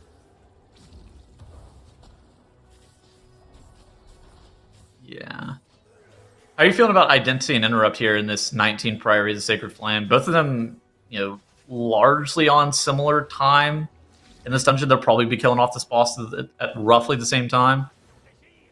Yeah, same as Go Big or Go Home. So all three of those teams are pretty much at similar pacing, but we do have trouble for Go Big or Go Home as their mage this time dies for real to an issue, and they will need to use that battle rust to get him back up. Have done exactly so.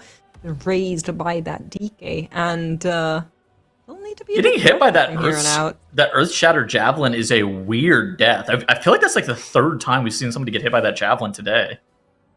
I'm also confused it's happening as much as it is, because not even in my pucks that's something that occurs a lot, and it's a very strange thing to die to, but it might just be also having to deal with the interrupts for Go Big or Go Home here, that they're maybe a bit distracted. I'm not They sure. have a paladin tank.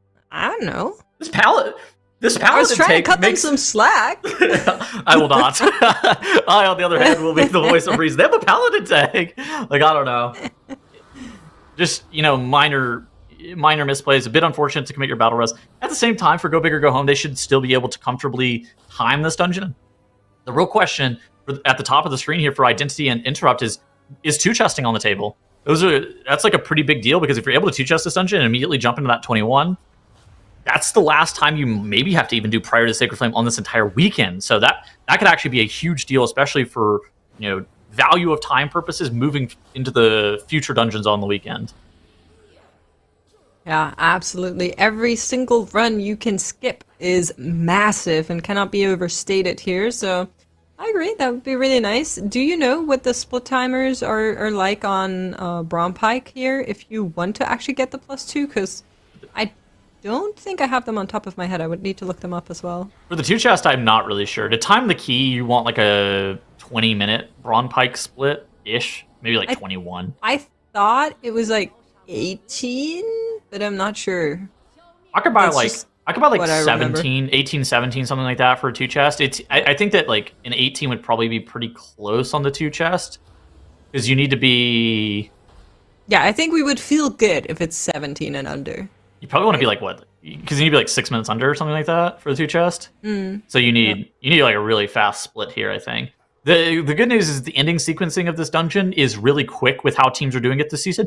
The downside of that is that it's very, very dangerous, and you're playing triple caster 2 packs in a row. And so getting your round of kicks into CC chain is very technically challenging. And so that's something that you have to worry about. Oh my god. For Go Big or Go Home, they have a tank death and a full wipe to the Paladin pull after pressing their Bloodlust. They are going to be town portaling, and that is their second wipe 15 minutes into this dungeon makes. No. And they are now in position where they are the most likely candidate to getting eliminated today. Well, they did go big, but hopefully they won't go home.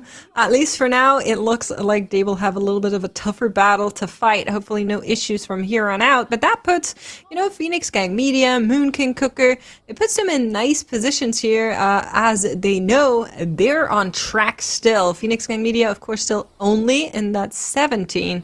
As we watched a replay of what went wrong for Go Big or Go Home, their tank dying due to the Paladins. Nothing can be saved here. Everything unraveled. And that was the full reset. I mean, in other news about going home, on December 2nd, if you have early access, you can actually get player housing. So they will be able to go home momentarily, if you really think about it. That's right. Go get your midnight access right now, Dude, and then you'll have housing as well. I love it. I've been gaming housing. I saw... Okay, so I had a friend who was online on beta, and we have a shared neighborhood. And I broke into his house, and I saw he was AFK on the beta. And he was AFK sitting in a chair, like, RPing. Like, I don't even know what was going on. I think I'm friends with some RPers. Like, I don't even know what's happening. That's just cool, man. He was chilling. No, it's not cool. Yeah, it is. A death. Liu Yun in their 22 have their Havoc go down, and from there on out, everything... Wait, why did we play... That was a Sentinel. Yeah, that's... Hold on. That's that Roll Thanos back. mob. That's that Thanos mob. You're not allowed to pull that on a 22. That mob is egregious. I just saw the patches. I was like, huh? That was not something that should have been there. His pulsing AoE is, like... It's not actually impossible to heal on a 22, but for all intents and purposes, it may as well be, because... ooh, wait, are Identity town portaling?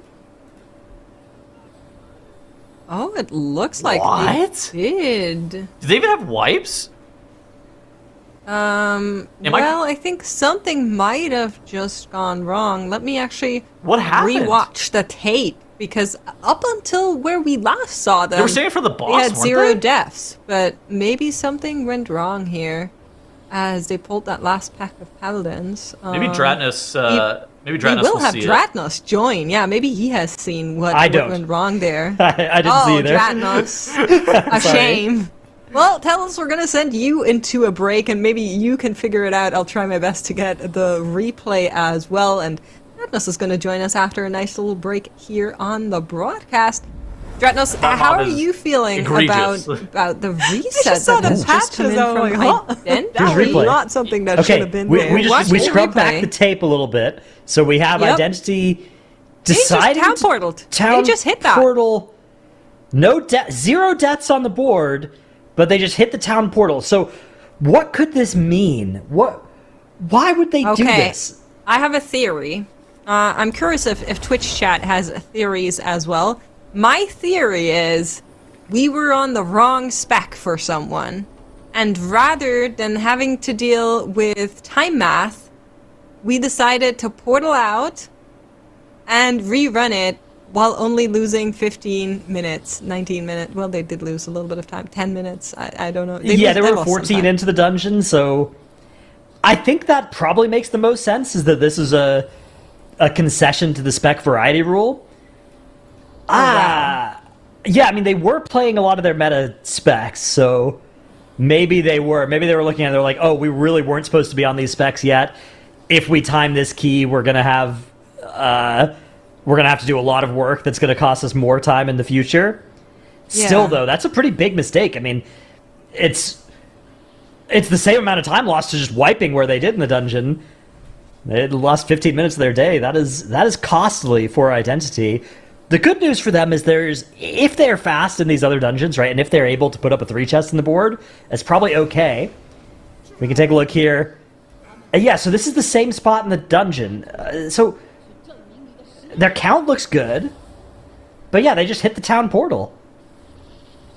I can't come up with another reason either. I think you have the most likely explanation. We're back in here. They're on the same Wait, specs, so- though. Yeah. So maybe Okay, that just eliminated everything I thought we were doing. The only other theory I had is that maybe they were too slow for getting Right. the +2 that they really wanted, but with 0 deaths and no visible hiccups that we identified. Yeah. So, zoning out and resetting to make a 2 or 3 chest happen is something we've seen before, but it's very weird to do it on a 0 death run.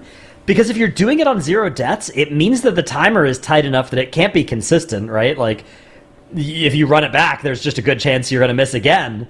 So, I have no idea what is going on here for Identity. That is the strangest reset I've seen. I would love to find out more about what the thought process was here. Because it is the same me specs, too. right? We'll need to keep an eye on them. It was the MM Hunter where they didn't swap that. Was that a BM Hunter maybe? That, I guess, could explain it. I don't think it was. I think we saw both the marksman on Interrupt and Identity, but I'd be willing to maybe have someone scrub back the tape and figure out what exactly is different there once we actually get to Brompike. I have no idea. I think we just hit that one for funsies. I have no idea. That's I'm gonna try my best to not let that like stun lock me. We'll continue on with the day, but file that away is one of the strangest things ever. And if anybody has a good theory, it is the same comp, so it's not we've that. confirmed that. Yeah. Also, one of our production people Are has they has on watched the it 10 same times and can't figure it out either. racials? Was it maybe that we needed a specific racial for It this looks like they're the dungeon same run? characters to me, so I It don't looks like think they're so. the same characters. I'm just spitballing. I have no other clue as to what it could have been. All right, well, we can check back. I mean, they were Crazy. at 66% count, so I think that's good there. And even if you've missed a little bit of count, you can just, it's not like there's a door that closes behind you. You could just walk and kill it. So, yeah, it's a mystery. It's a mystery that we might never know the answer to, but hopefully we can find out at some point. Tragedy. In the meantime, that's going to keep me awake at night. But yeah, we do have to focus on the other teams because Interrupt have pressed on. They have not portaled out at random moments of time, and they're close to the most lethal part of the Priory. Many teams have had deaths in this last prior to boss room, and so we'll need to keep a little bit of an eye on them as they enter it. Yeah, last weekend it was there was one of the teams that wiped to this area. I believe it was 2 or 3 times, or the third time was an almost wipe. It's an interesting part of the dungeon because the pulls here are fairly scripted. There's not an awful lot you can do to add, huge amounts of extra enemies to them. They are very dangerous though. They're just inherently scary. You can fight Sir Braunpike by himself and he can wipe your group at this key level. So very scary section as Interrupt make their way further forward. Both teams on that Prot Warrior now. Both of our top 2 teams on the Prot Warrior in this dungeon as well, which is a very sturdy tank. It does mean you don't have those Avengers Shield free interrupts that we've seen getting good value for the teams that have been using those Prot Pallies, which a lot of our teams have been using the Prot Pallies in some of the lower level keys, in some of the builder keys, and in some of the other dungeons. All 4 of our teams on the screen right now, though, are Prot Warrioring it up. We've got Moonkin Cooker and Liu Yun as our bottom 2 teams right now. They're working on the 21 and 22 Ecodome, respectively, both teams having spent all their time today so far just in the one dungeon, whereas Identity and Interrupt have been diversifying a little bit more, and they left the Ecodome after 2-chesting the 20. So another interesting point of comparison, sort of seeing that difference in strategies, because I know one of our teams was doing just 1 run per dungeon and then swapping around as well. Mm-hmm. Yeah, I think the biggest story for me right now is Liu Yun.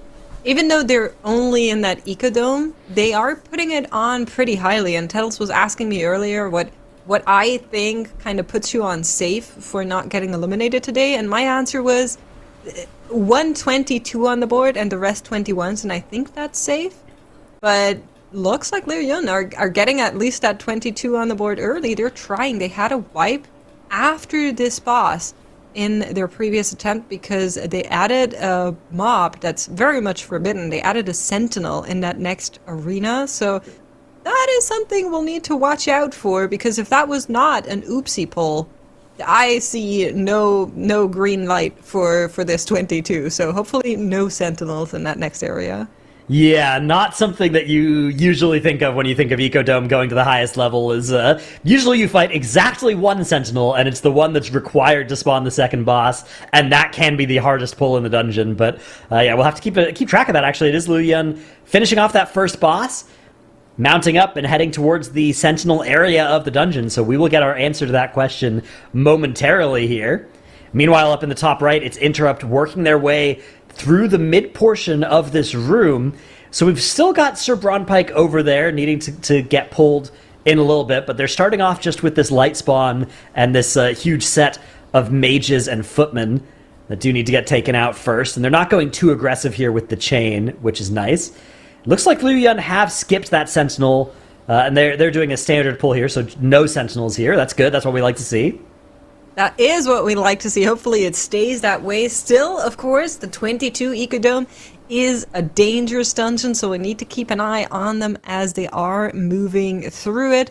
For now, this pull should be safe, but we've seen trouble strike the board for that pull as well, so it's very dangerous. It is. Oh, and right off the bat, we do have some deaths coming out. Yeah, I jinxed it. I take blame. Even without the Sentinel, this was one of the biggest wipe points in the previous weekends, especially once this key got up to this level. We would see teams resetting over and over again, getting through the first boss most of the time, and then wiping that pull pretty reliably. So it is a very scary pull.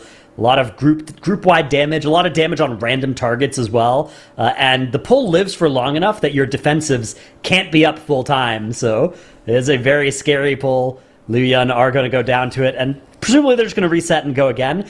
At some point today, if a team is trying a 21 or a 22 dome, they might have to reset or to go elsewhere, because so at this point we're now 100 minutes into our day, right? An hour and a half of our 5 hours. It's a 5-hour day. If you divide that among all the dungeons, you take the 20-minute break out, you do only get, an hour and 30 minutes basically for each dungeon, plus a little bit of overtime at the end of the day, which does mean if you spend more than an hour and a half in one dungeon, you are going to have to spend less than an hour and a half in one of the other ones to make up for it. It's a little bit worrying because, the Ecodome does go to the highest level, but you're going to want to spend some attempts in the Priory and in the streets to get your points on the board for those. So, yeah, Liu Yun might decide to go to another dungeon now that they already have that 21 in the Dome. Nope, they're going to run it back, it looks like, in the Ecodome. But, yeah, I'm getting a little bit worried. And actually, they're town pulling out, so maybe they're deciding. That was a 17. I think somebody who was in charge of making that key was maybe wrong not key, attentive, or they're in the wrong place. But we do have Interrupt in the top right corner. They're not going to be able to get the +2. That would have been really, really nice, really massive for them. They are going to settle for having the +1 and the 19. If they can stay deathless, though, that's still a pretty big deal. And of course, on the left top corner, Identity is coming closer to the spot where we famously saw them portal out for no apparent reason. Let's see if there's anything that we can differentiate this time around. So before they would have pulled Brown Pike, they had 66.77%, okay? That is 641 count out of the 960 the Priory needs. Just pay attention to that, Chad. Maybe we can figure it out together, hive mind strong. Yeah, maybe it was, missed count from where they wanted to be, and they think they are barely able to two-chest it, and so they're going for the two-chest, and they looked at it and they were like, oh, oops, we were missing count, and so we're going to miss our two-chest, we should just reset. But I still am not confident. We'll have to keep an eye on exactly how much enemy forces they get to before that second boss spawns, because that would at least explain it a little bit. Even still, it is a very odd reset coming out of them. And yeah, Interrupt nearing that 50% mark on the boss where it's going to head upstairs. Missed that 2-chest timer, but well ahead of the 1-chest. So the good news for Interrupt is maybe they can't 2-chest the 19, but they can definitely time a 20 with this pace, which is very good news. Once you can get this dungeon up to, 20 is probably all you need today in this dungeon. 21 probably to get out of this group will be really nice. Yeah. I'll be very honest, I'm still distracted by Identity. Yeah, me too. Just staring at what's happening there. I want to find it out so badly, but we do have other stuff happening as well. Moonkin Cooker, and I think the fan favorite, and by fan favorite, I am determining it because it's my fan favorite. They are on their way to also get this 21 on the board. So trying to say, okay, Liu Yun, we see what you're doing, but we can do this as well. They had some issues earlier on and had to reset once on that second boss after a couple of deaths due to javelin damage. Hopefully they can get through this part of the dungeon, as Soul Scribe usually doesn't pose too much of a problem, but this pack is notorious for assassinations on players like those hunters, so let's keep an eye on them in the bottom left. Yeah, scary section of the dungeon, especially when you have those packed speakers in combat as well. That's doing raid damage on the erratic ritual casts, and it's also creating a bunch of difficulty because you have extra interrupts, and you have to be swapping damage onto those spirits when they evoke the spirit, and then back onto the packed speaker afterwards when it gets stunned, when it gets that big shield on it. All of that going on at the same time as those creepers to dodge, all the other stuff going on in this pull as well. We've seen a lot of deaths in this section for a lot of our teams, so will be important to keep track of for Moonkin Cooker. We also have Identity making it to that portion of the dungeon. This is where they harped out before. It's inside this room. Not yet. Yes, after they finished all the trash in here, they were at 66.77%. So that we can compare that and see if that explains what was happening there. Well, you pay attention to that. I call out the death we saw on Interrupt, their mage going down during that very last boss fight, but still good enough to put the 19 Priory on the board. That gives them access to the 20 as well. Whereas Liu Yun are saying, we still don't want to go anywhere else. We were talking about how they might opt to go into one of the other two dungeons because there is only so much time you can spend in a dungeon per day, but they are determined to put this 22 on the board, whereas Moonkin Cooker have finished out that first very lethal trash pack. Now they're on to the second one. Still need to round that one out. Need to be careful with all of the additional damage that is coming out. You can see it right now on their nameplates just dropping due to the pulsing AoE, but they're making a pretty good job here right now. It's looking pretty good. Yeah, looking solid indeed for Moonkin Cooker. For Liu Yun, I think they can afford this attempt. I think if they deplete this one, they got to go somewhere. Like, you got to go to the other dungeons, or else you're just risking elimination today. So we'll have to keep track of that for Liu Yun. The other thing, though, Identity are now nearing the exact part where they reset before. So here's the data. 66.7% was what the count they had, and it was at 14:23 that they cast those town portals and left. So maybe they're just faster. Like, maybe they were just like, oh yeah, we can two-chest it, but we have to be under 14 at this point. And right now they're on pace for that, whereas last attempt they weren't. That could also explain it. Last couple of enemies are dying, so we'll get to see exactly how much count they get to here. A couple more enemy forces are going to be trickling in. Right now, okay, 60. So Here same count, but they are 40 seconds faster. So maybe they know. Maybe they knew the two-chest timer. That, you know, they were 20 seconds behind, and now they're 20 seconds ahead. That would be crazy. If Identity two-chest this dungeon by less than 30 seconds, this will be the most genius reset to have ever been done by an MDI team. And it's so gutsy as well, because they need basically a perfect run in order to actually get that two-chest, if that's the case. Yeah, I think that's precisely what it is. They were slow for some reason that we couldn't pinpoint. Maybe it was a pat that they just needed to wait longer for, or something like that. And so when they arrived here, they knew that killing Brown Pike under like 16 minutes was not going to be an option anymore, and that's why they portaled out. I think that is precisely what happened here. It wasn't the spec variety rule. We ruled that out. They're on the same specs. They're on the same racials. The only difference is that they're faster in this run. So it must have been their consideration into saying, okay, we're actually out of contention for the +2 on this run. We're going to forfeit around about 15 minutes of our day to make sure we don't have to deal with that additional run because of the spec variety rule, as well as what another run would cost in overall day performance. Now, it all hinges on whether or not they're going to be able to actually transform this +2.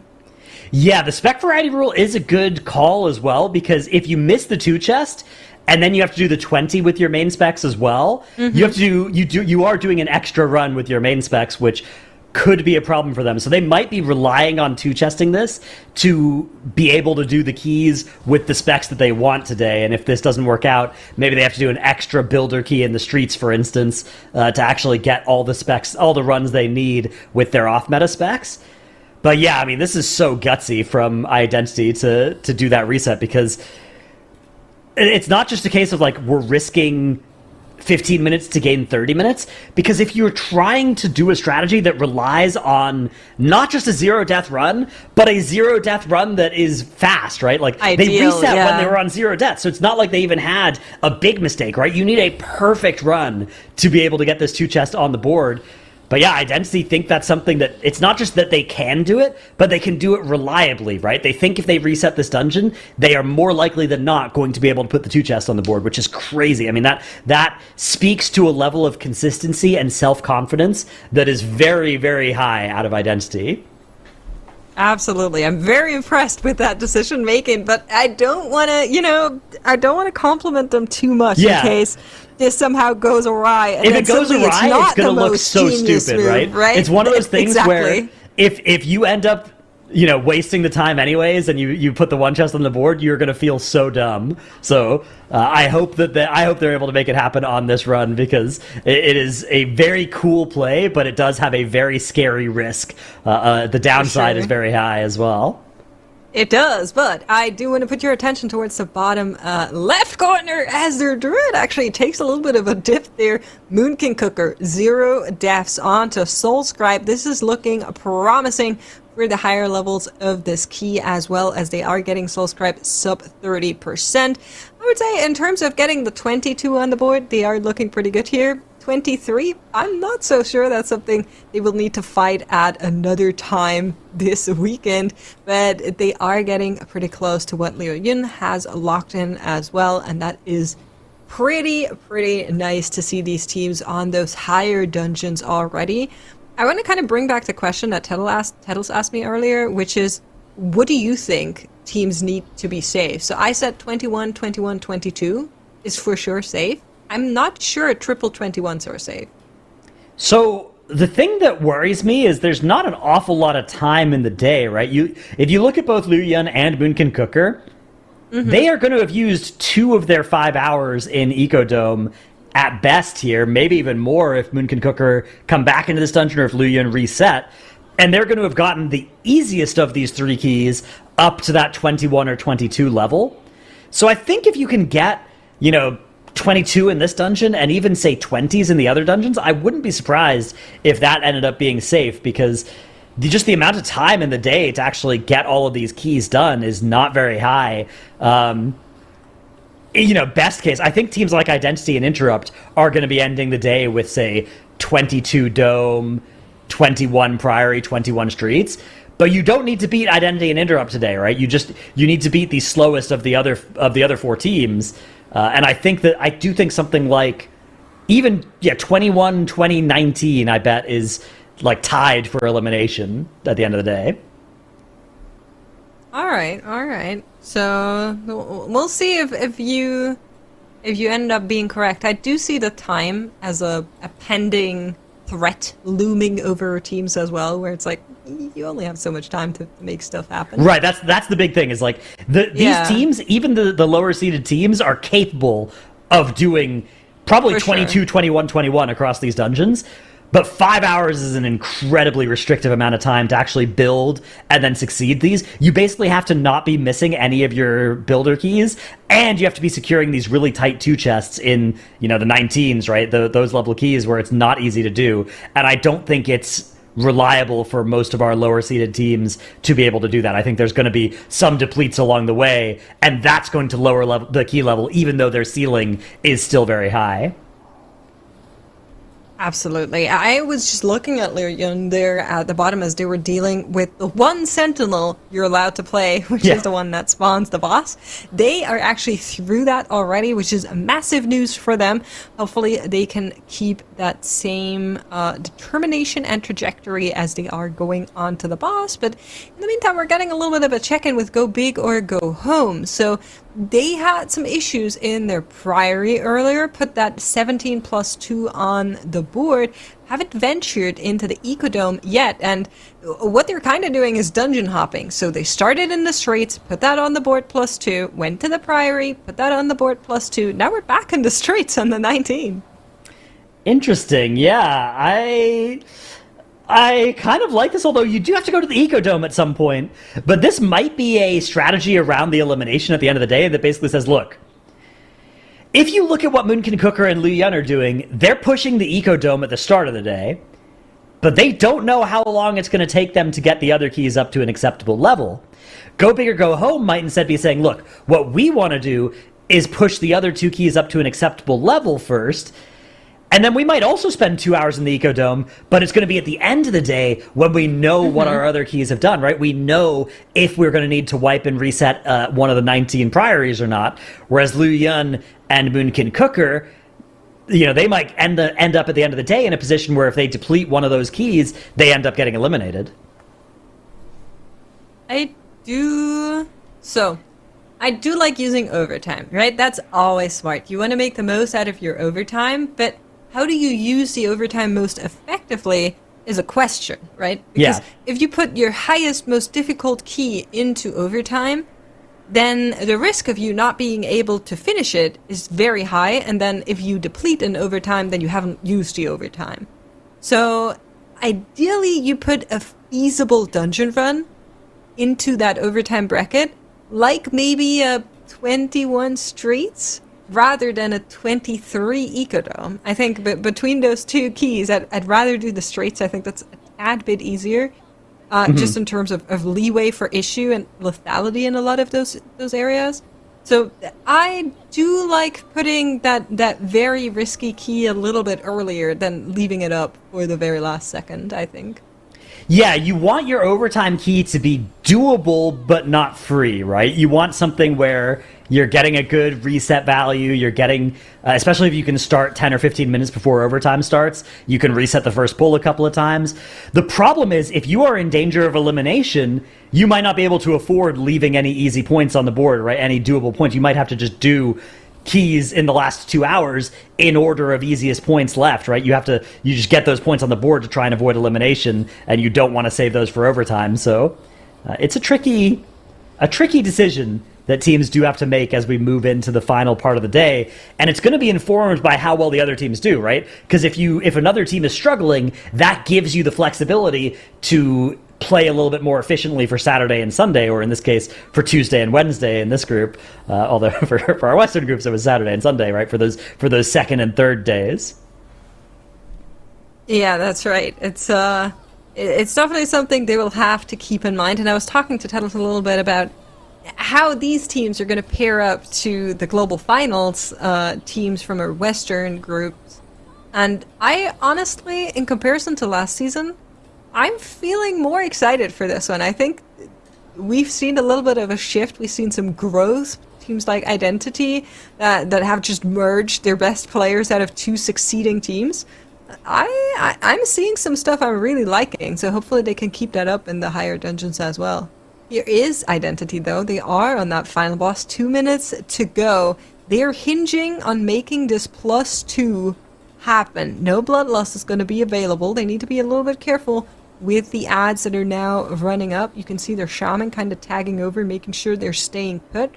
On the right-hand side, I believe they were trapped by that hunter or either typhooned. Just making sure that they're not getting up there. Very nicely done. 1 minute 30 to go for a third of the boss HP. Wow, I mean, yeah, it looks like Identity, we talked about it, right? If they can two-chest this with 30 seconds, maybe 40 seconds or less, then it means their decision to reset was what made the two-chest possible here. If they do it by more than that, then they actually could have timed it in their previous attempt, and that would be kind of bad. But it looks like they might be right around that 40 seconds ahead of the two-chest timer here. So very impressive start to the day for Identity, and a very impressive decision to call that reset. Although, I mean, let's watch this, because they reset at 14:23. So they're going to almost be killing this boss. They reset, they're 40 seconds ahead of their run where they reset, and they're going to two-chest by 40 seconds. So they actually would have been right on the line in their previous run. Crazy. They knew exactly that they were over when it happened. I really still want to figure out what was it that put them behind there, but with 2% to go on the Priestess, 1% to go. 34 seconds. Resetting their dungeon run earlier saves them the +2 now. Amazing, what a play. Yeah. Now we can call it genius. So they were 40 seconds faster than their previous attempt at the point where their previous attempt reset, and they two-chested by 34 seconds. So if you extrapolated all the way forward, they would have missed the two-chest by 6 seconds, and so they reset instead. They spent 15 minutes, and they gained 30 minutes because now they don't have to do that extra run in this dungeon. Absolutely genius move out of Identity. I mean, incredible decision. I've never seen anything like it out of any other MDI team. It's one of those points where it's going to take us a little while before we can really compare Identity and Interrupt to our Western teams, right? Because how things go in the lower level keys, it's a little bit difficult to directly compare that to the Western region. Teams may have just spent less time practicing the two-chest routes in the various lower level keys compared to each other. The better point of comparison is usually the ceiling, right? It's usually the 23 ecodomes. That's going to be a great point of comparison between Identity and Interrupt and the West, right? But I do think that we have an early indicator that Identity are on the same tier as our best teams in the West, because that decision to make that reset happen with 0 deaths on the board and then securing that two-chest is remarkable. It absolutely is. I'm really giddy about it. I don't know if you can tell, but It definitely has that championship caliber, right? Yeah. We're getting very much ahead of ourselves. So I do want to calm us down a little bit. It's only day one, but it's definitely something that's very, very cool. I mean, it's just such a gutsy move. Like usually we only see it with like deaths, with wipes, right. if there's something that has gone tremendously wrong. But the fact that they clocked a timer difference of 40 seconds and they said, nope, we're going to rerun it is actually not fast. That's crazy. It's just so much confidence because they only two-chested there by 34 seconds. So if they had had one little mistake in that run, they would have missed the two-chest. And gosh, that would have looked so foolish out of them. But yeah, I mean, they knew their limits, they knew their potential, and they were able to accomplish it. That's amazing. I can't wait to see where they decide to go next, although it looks like they may be on a break right now. Does make sense. We do have our same break rule as in the Western region. Teams do need to take 20 total minutes of break across these 5 hours, or else they will lose 5 points, which is pretty much impossible to come back from. Ooh, interrupt though. They're tanking a lot of danger. Took the lay on hands actually to stay alive here on this pull, but this is a high key level to be playing a Vengeance Demon Hunter in.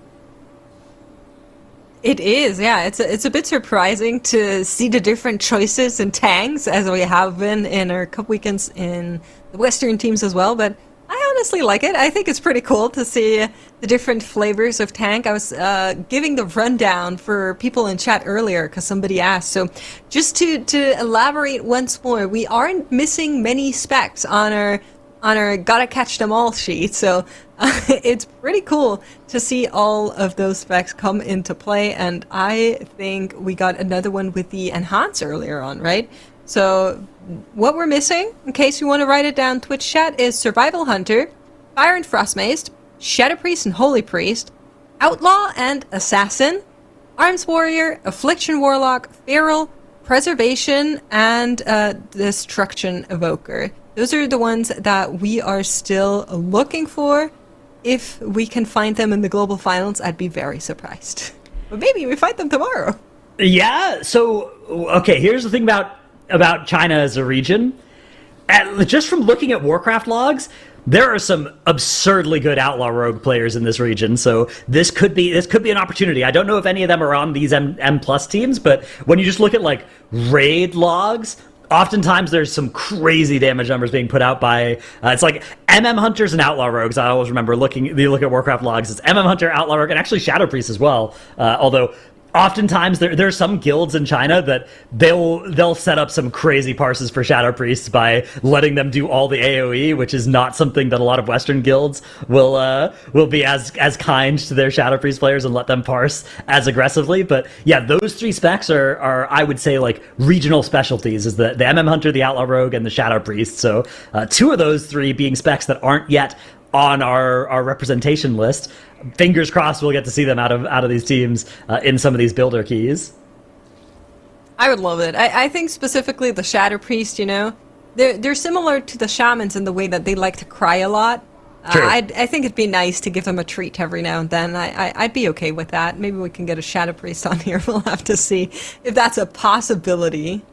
Yeah, and if you're excited about Shadow as well, they're getting a really cool new spell in Midnight. So instead of Shadow Crash, it's turning into Tentacle Slam, and it's just like it does the same stuff as Shadow Crash, where it'll apply your dots, but it just hits instantly instead of having this long, delay projectile that can miss that your tank can grief. So it is a very welcome quality of life change, and it also is visually very stunning as well. So Shadow Priest, a cool addition to the spec coming in Midnight. Absolutely. I'm generally very excited for Midnight, but let's focus back in on our teams because Liu Yin is on their way to maybe lock in that 22. They had tragedy earlier, and their tank goes down as they were dealing with that very last pack here. I think that might just be it. Not enough time left in that dungeon run to complete it. They're going to be portaling out here, and this is where it gets really dicey because now you spend so much time, over 2 hours on the Ecodome, and you still don't have the 22 to show for it. I agree with you. I think they need to get into the other dungeons. I think so they spent 2 hours now in Ecodome. That leaves them an hour and a half for each of the other dungeons. I don't know if they've already taken some of their break timer as well, but they probably still have break timer to take as well. At least 10, maybe 20 minutes of break timer that they owe us. So, that would mean an hour 25 for each dungeon, an hour 20 for each of the other dungeons. You do have overtime at the end of the day, but that's only enough time to run maybe 2 priories and 3 streets. Best case, 3 priories, 3 streets. But it's probably 2 priories, 3 streets, something like that is what they could do with the remainder of their day. If they decide to go for the 22 Ecodome, it's going to come at the expense of one of those runs in one of the other dungeons, and those are probably worth more points at this, looking forward. So we'll have to see what they decide to do. In the meantime, though, we're going to swap their camera down in the bottom right into Moonkin Cooker, who are entering the streets. So Moonkin Cooker succeeded in their dome, although it was a key level lower than Luyan. So they're kind of in the same spot as Luyan, where they've spent their first 2 hours, and what they have to show for it is a 21 dome, which is a okay but not great trade of time for points.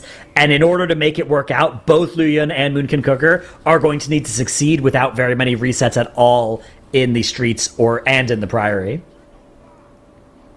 Yeah, absolutely. And of course, we know that the streets are not an easy dungeon, and neither is the priory. I think overall our teams have been getting through the priory rather unscathed. I'm not going to count that one portal out that was just for timer. We did get a couple of hiccups here, specifically on Emberlands, which we're seeing in the top right corner for Interrupt, with players getting clipped by actually the lands, which is a death that we don't see too often, but we've seen a couple of today. So something to keep in mind here. Yeah, it's an ability. It used to kill us a lot in the last season, when especially sometimes it's hard to see. But this season, it's pretty well telegraphed now. It's pretty hard to accidentally get caught by it, but it is something we've seen happen a little bit here. So that's a boss we'll have to keep our eye on. I've been surprised by how many deaths we've been getting sort of at the end of the Ecodome. That's something I wouldn't be surprised to see in the 22s and the 23s, but it's also been looking pretty lethal in the lower key levels here for some of our teams. Now, when we are looking at these 6 teams, Identity and Interrupt are definitely the favorites by quite a lot, right? These 2 teams looked really solid. They look world-class in the time trials. The other teams are definitely underdogs in this group, but anything could happen across the next couple of days here. There's a lot of potential. Phoenix Gang Media, right down in the bottom left, we've seen these players it was season 1 of The War Within, but they did pretty well in that season, so we don't want to count out any of our teams that aren't Identity or Interrupt, but those are definitely the teams that are we want to most compare to, say, the Western teams, and not just to each other. Yeah, absolutely. We are getting a pretty good run in the bottom left, which is that 17 Ecodome. 3 minutes on the clock there. They are looking like they should be able to get that +2 on the board. With that is going to put Phoenix Gang Media comparatively to our other teams here once they have actually done it, because they were still missing that one run. Same story is true for Interrupt and Identity. They're still missing the streets, which I'm a little bit curious if we're going to be seeing Identity come back from their break and just slam that streets immediately, or if they're actually saying, oh, we'll go into our 21 Priory first. Yeah, I would definitely bias towards the streets if it was me, but I know that some of our teams, they sometimes like to... So if you stay in the same dungeon, you're kind of warmed up on that dungeon, which is nice, but the downside is that the other dungeon has more points available in it, right? You're 2-chesting, you're 3-chesting these lower keys, so you're putting more points on the board, and it's also a bigger variable for the spec variety rule. It's like, are you going to be able to put those 2 chests on, or are you going to need an extra run in that dungeon? Are you going to have enough time left in your day to do enough runs with your off specs to avoid restricting any of your main specs? If you do the push keys early, you might run the risk of restricting one of your main specs if the builder keys go badly at the end of the day. So for that reason, I like focusing more on the builder keys earlier. But yeah, some of our teams, sometimes they make the other decision there, and it can make sense for being warmed up, being practiced in a dungeon as well. So we'll see when Identity come back from what is definitely a break at this point, what they decide to go. Phoenix Gang Media are going to put that 17 on the board with a 2-chest in the Ecodome, so a good result for them down in the bottom left, also now outside of a dungeon. Down on the bottom right, we have Go Big or Go Home, also in the Ecodome now. They've also got the other two dungeons pushed up to 17 2-chest and 19 2-chest between the Priory and the Streets, respectively. But they're starting off now the Ecodome progression. And I wouldn't be surprised if they stay in the Ecodome maybe for 2 or 3 dungeon runs before they head back to maybe the Priory 19 to close out the day. That could be a good overtime key for them. We are still only 2 hours in the day, so there's still a lot of time left in the day. It's just there's so many dungeons, there's so much work that they need to do across all 3 of these dungeons.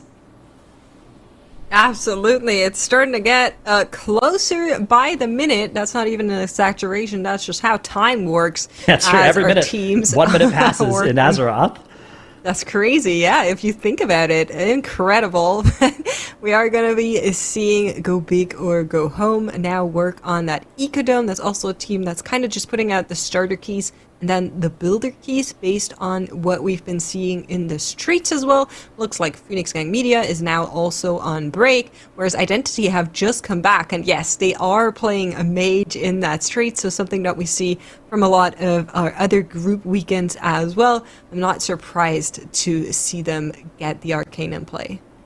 Yeah, Arcane Mage really solid in the streets. It's something you want in this dungeon all the way up to the highest key level. And we talked about it a little bit earlier, but it does open up 2 different strategies for playing this weekend. Strategy number 1 is just, hey, let's make sure to not restrict our Arcane Mage so that we can use it on Tuesday or Wednesday when we are actually doing our highest level push keys in the streets. The other potential strategy is, hey, let's actually play Arcane in all of our day 1 dungeons, and let's make sure we push the streets all the way up on day 1, and that way we can restrict a spec that we don't want in the other dungeons and get full value out of it in the streets on day 1. We saw that with Arakara in Group C for the Western region, where teams would make that play with the Havoc Demon Hunter. Yeah, so it's an option that's available here. The problem is you have so much work to do across these 3 dungeons that you're basically committing to a day going so well that you can actually afford to spend that much time pushing a streets up to, say, 22 or 23, because if you fail to do that and then you restrict your Arcane Mage going on to Tuesday and Wednesday, you're going to have a very hard time ever getting those points in the streets. Absolutely. That's something they need to keep in mind here as time's ticking. Of course, same as in our other cup weekends, they also have that overtime. We were talking about it a little bit earlier on. It's always a question of what do you put in the overtime. You've been playing for 5 hours at that point. You really want to put a key there that's long, but that you consistently can do. So it's not always the easiest to put something there that makes the most amount of sense, but we're going to be seeing what our teams do as Identity is dealing with the first boss in the streets right now, and Interrupt are deciding to push up that Priory furthermore. I think just the first 20 Priory we're seeing today, right? Yeah, all the because other we teams saw have kind of parked it on the 19, yeah?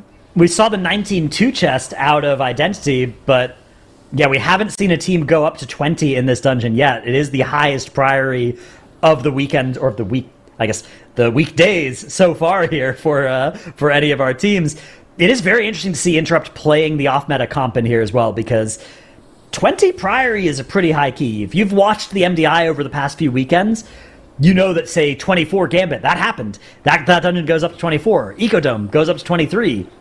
Priory does not go up that high. Priory 21 is a very high Priory. 22 has, I believe, not happened in that dungeon. So this is a key that has a lower ceiling than the other dungeons, which means playing it with your off-meta specs in a 20 is very hard and very impressive that Interrupt are putting this together right now.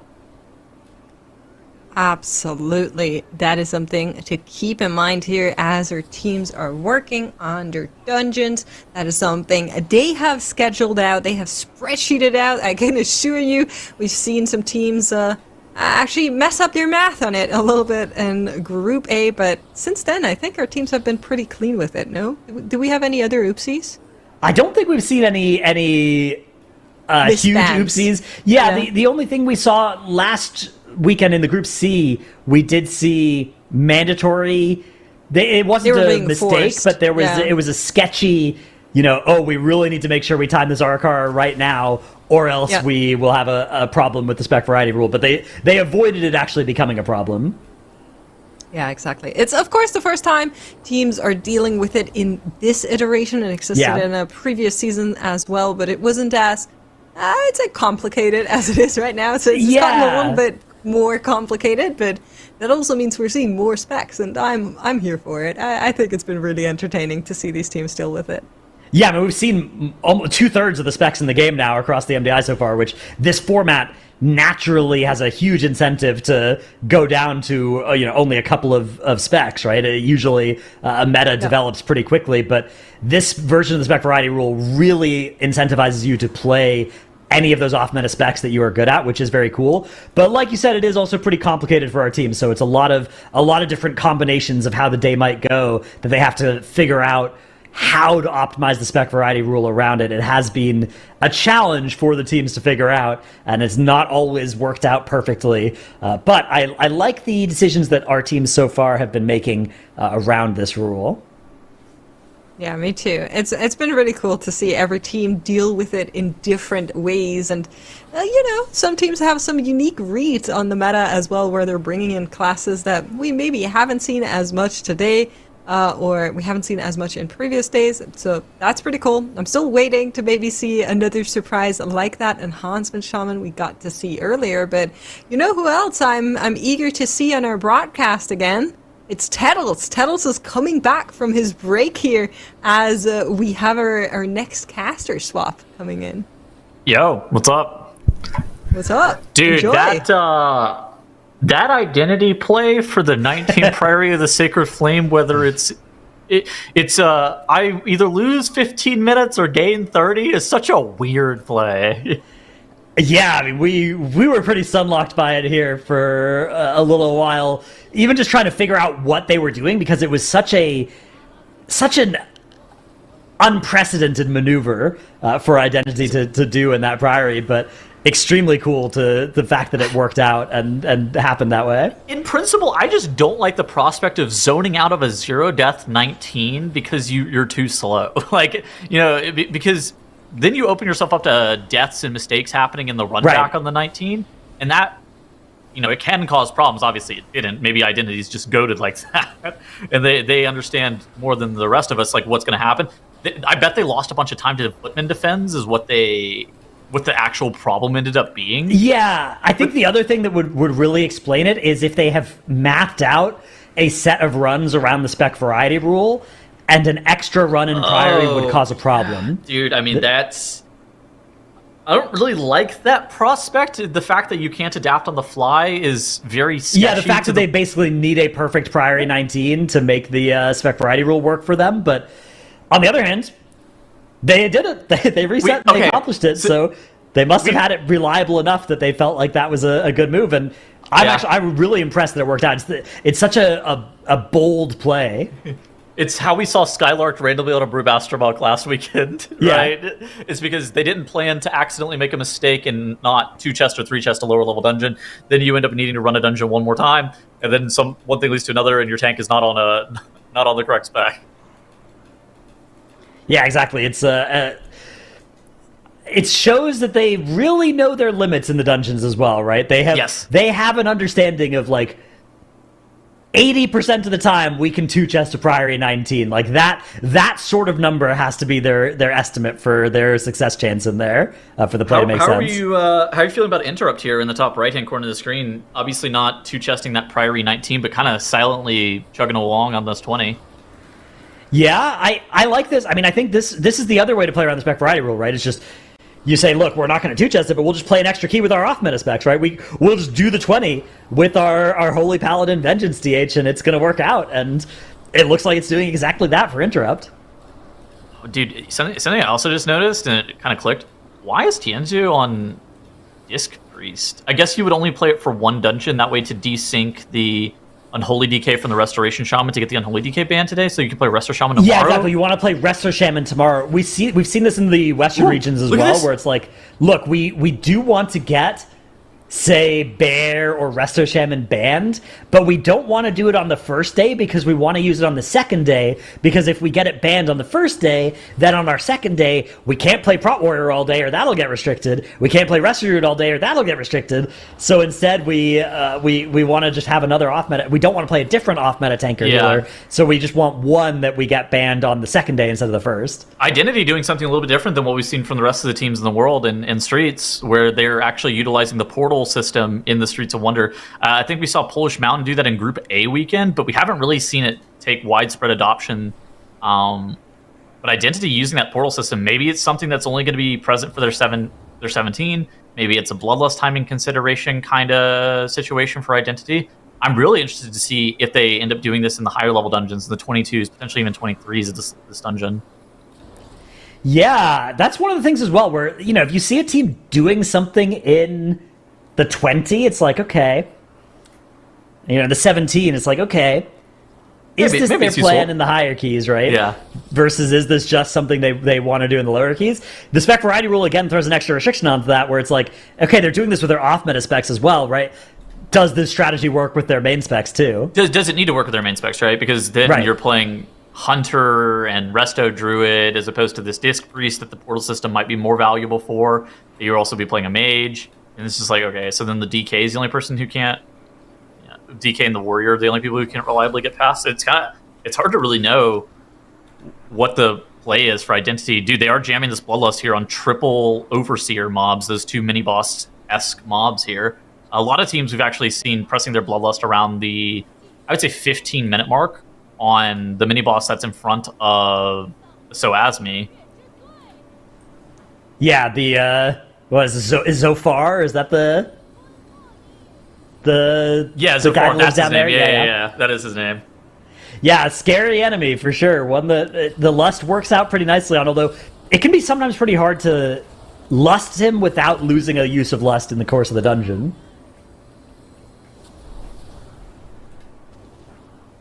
I think at the same time, that kind of just proves that Identity is only going for a 2-chest in this dungeon, yeah? Yeah.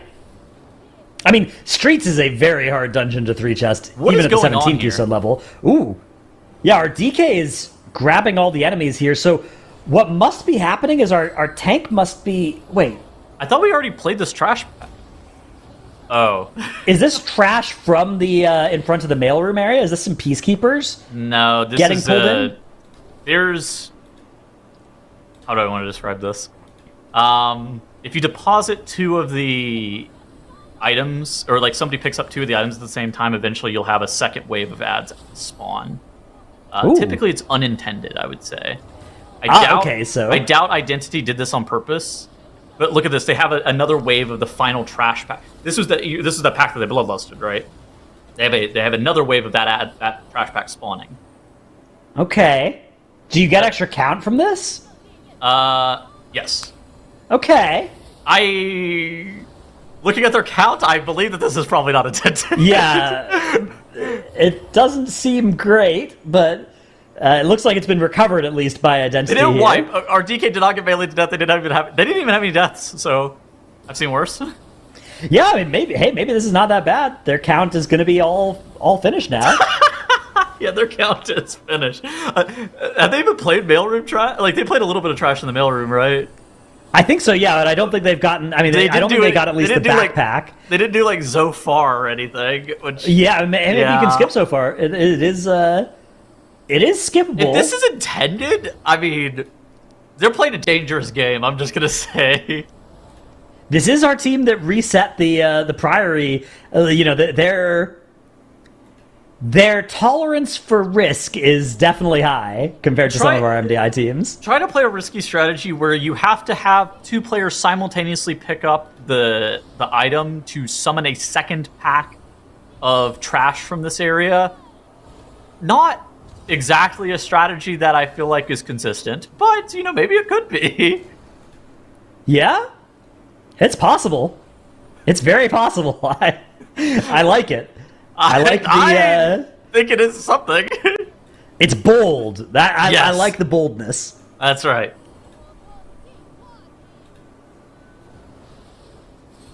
I mean, in the meantime, we have Interrupt up in the top right. They are going to be finishing off this Priory 20 with 0 deaths with their off-meta specs. They're kind of slow. Several minutes ahead of the timer. I mean, they're kind of on pace where, especially once they swap to their main specs, I think this 21 is going to be well within their own possibility for them. The question is just whether they decide to come back here, or I kind of think they'll probably head to the streets after this, because I think rather than doing a Priory 21, doing a Dome 22 is probably something that they're more interested in doing. Yeah. And before they want to do either of those, I think they're going to want to put their points on the board in the streets. Do we think Warrior Tank and Resto Druid really accounts for that much of a time gain? I wouldn't be surprised. I wouldn't be surprised if it makes some of the pulls a lot safer as well. Yeah. I mean, I feel like Elemental Shaman and the Frost Death Knight are like huge time saves in this dungeon. I will say, Ellie is really weird, especially in lower level dungeons, if you don't have your, like, because the pulls that you're pressing your Ascendants on are so heavily scripted that whenever you have to, like, hold your Ascendants for a couple minutes, it always just feels absolutely terrible. Yeah, that is one of the things where that spec, Elemental Shaman, scales less well into doing a dungeon on a bunch of different key levels than some of the other ones, right? Like, I BM think, Hunter, it's a lot comfier to just play at any key level. Yeah, I think Ellie's not great at, like, it's not that it's bad at lower level dungeons, but whenever you're optimizing for the highest level dungeon, then trying to make that retrofit into, like, okay, yeah, we're gonna put the Elemental Shaman here, you're like, this route was not created with me in mind. Yeah, exactly. It's a little bit sketchier, right? It's a little bit, the Ascendance cooldown, like if your Ascendance comes off cooldown 20 seconds into a pull where you normally have it on pull, do you press it? And if you do press it, then you're not going to get it when you usually get it 3 minutes in the future again. Yeah. And it's all bad. Okay. Let's look at Identity's count. I think we'll be able to determine whether or not this is intended or not based on their count situation here. So they did play a few trash mobs that were in the mailroom room. We also saw that they ended up skipping a lot of the trash in this middle section where some teams are playing Zofar, what is going to happen for Identity here? Is this going to be count? I think that the answer is no. I actually don't think that this Mail Elemental and Sorter are No, count. It's not. This is not 100% here. Yeah, so then they're going to have to do another trash pack.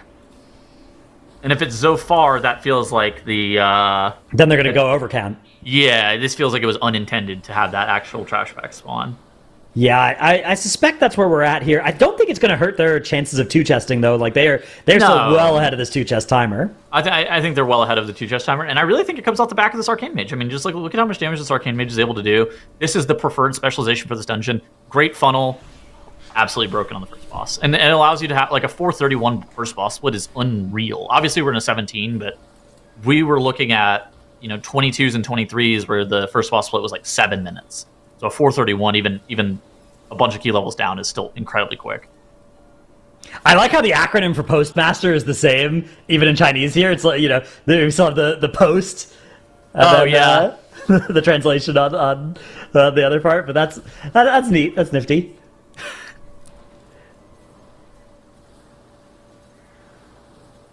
Moonkin Cooker look like they're actually 2-chesting this dungeon in the bottom right-hand corner of the screen. They have had probably the most problems on the day so far. Their day started bad with a reset in their very first attempt of the first Ecodome they ran. Yeah. And then they've struggled to, put up some comparable 2-chests to some of our other teams, but they've been pretty resilient. They've been looking pretty solid in the runs they've been doing, and they have been continuing to play their off-meta specs as well, which sometimes the team that has the worst start to the day swaps onto their meta specs right away, right? They're just looking at it and they're like, okay, we don't want to get eliminated. We're playing our meta specs.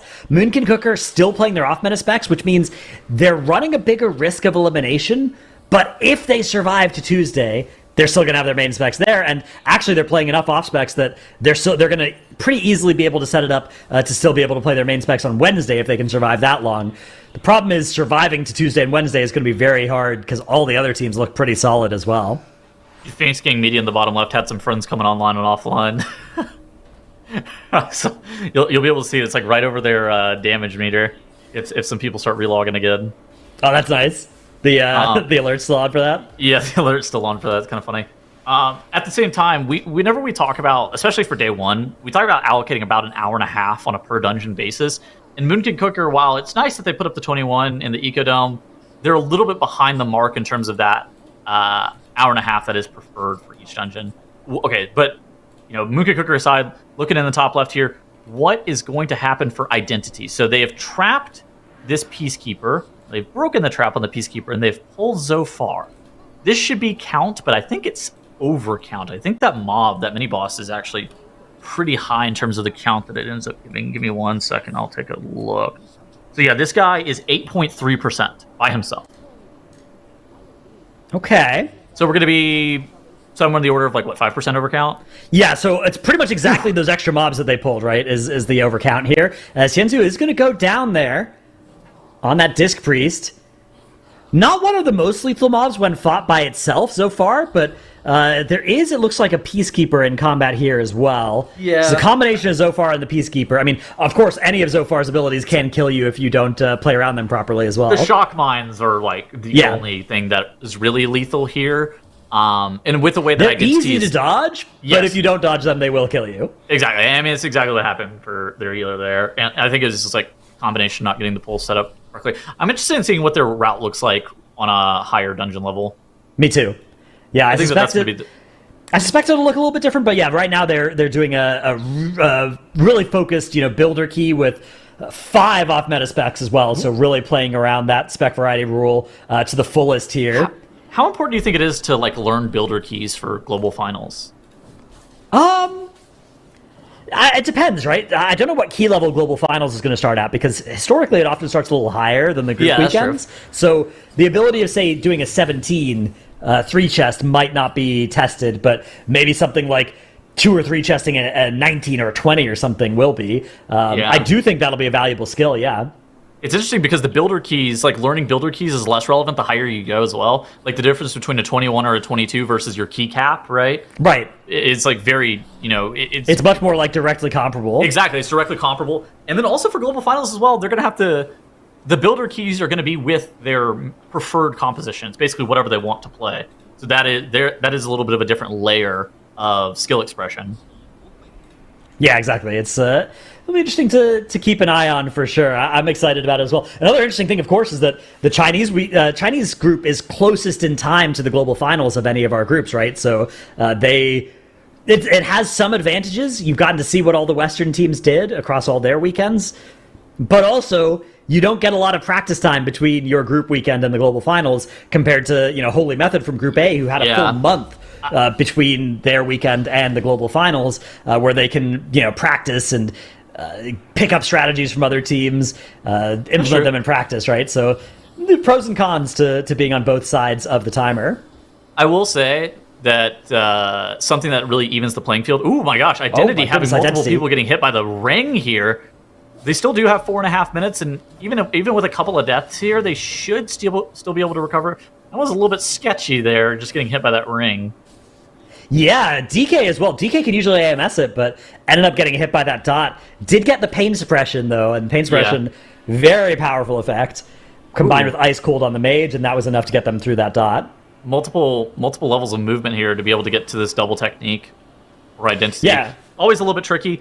Big time loss more than anything else. The time on this fight is actually pretty variable. I remember Ironic and I were kind of talking about it a few weekends ago, where if you just, like, low roll your RNG on this fight can go, especially at, like, higher levels, somewhere between 4 minutes and, like, 4:45, depending on, like, where the boss teleports to in the double technique, and depending on where you get the Shuris. Because if you have to do 2 points of movement over and over again for those Shuris, it's just like, oh yeah, we're not able to connect on the boss as frequent. Yeah, exactly. The Shuri movement, especially the Shuris that overlap with those double techniques, very high variance point, because sometimes you can need to do, like, 4, right? You need to, like, dodge the Shuri and then backtrack to actually catch up to where the boss is teleported. Those are so bad. Yeah. That is like minus 25 seconds by itself right there. It is an absolute disaster, but it's not something that necessarily matters until the key level gets really high between timing and not timing the key. So that's kind of funny. I didn't realize is Go Big or Go Home. We saw the first semblance of the Abandon feature. Apparently the observers also get the opportunity to vote in the Abandon feature. Wait, they use /Abandon? Yeah. That's great. I wonder if that's better, because it does teleport you out, even if you're in combat, right? When the Abandon vote goes through. That's true. So it might be a time save compared to town portaling. No, not something I really considered, but yeah, you're not wrong. Yeah, I found out the hard way. I was in it was like a Priory plus 10 we had like 2 deaths before Braunpike, and this wasn't like a pug. This was like a guild key. And the abandoned boat went up as a meme, and enough people clicked yes as a meme that it went through, and then we all got ported out. Yep, it was a disaster. That is my experience with the abandoned feature as well, where once somebody throws up the abandoned boat, you're immediately dragged against your will out of the dungeon. I will say, the reason that town portaling tends to be better on the tournament realm is that there is an NPC in town that resets all of your cooldowns immediately. So for some things that wouldn't have gotten reset by just naturally starting the key, like potions and whatnot, it could actually be valuable to just slam through the town portal as opposed to abandoning out. Yeah, interesting potential optimization to compare the timer between those. Like, I think if you are stuck in combat for a while, right? Like, if you're like, hey, I'm a tank that I'm actually not going to be able to die for 15 seconds here. Yeah, sure. Maybe abandon is faster. I can get behind that. All right, in the meantime, we do have Identity starting up the 19 in Streets of Wonder up in the top left. I wonder if it's the 2 chests that they're going to be going for in this key level as well. My suspicion is yes, although they are playing off-meta specs. They're playing different off-meta specs here. We've swapped the Discipline Priest into the rest of Shaman as the countdown timer is on screen now. What's it for? I'm not sure. Maybe they put up a countdown timer before, but they just started the key ahead of it by a minute. Well, that was the natural Blizzard base / countdown timer. Surely that's not like Identity's tank telling his team when the mini boss is going to get pulled, right? Maybe. Yeah, maybe you're timing it based off of like a Arcane Surge cooldown or something that gets used on the very first pack. Maybe they're cooking. Hold on. What if it's based around that patrol? Like you saw the mini boss like kind of wander in like at the perfect time relative to that patrol. Maybe they slam the / countdown as the dungeon starts, and they know when the patrol is going to be in the right spot, so they know when they have to have the mini boss pulled by. Or maybe if you're an Arcane Mage, you just macro into your Arcane Surge / countdown 75, right? And you're just like, hey, look, when this countdown comes off cooldown, it's time to pull another pack, or else I'm mad.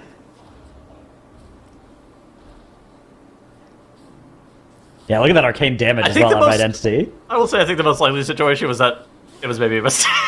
Yeah, it was a long pull timer that they had they went before or something. But yeah, interesting thing to see there out of Identity. Another interesting thing though, down in the bottom left, Phoenix Gang Media making their way onto the second boss pull of this Ecodome actually are playing that Arcane Mage in there as well.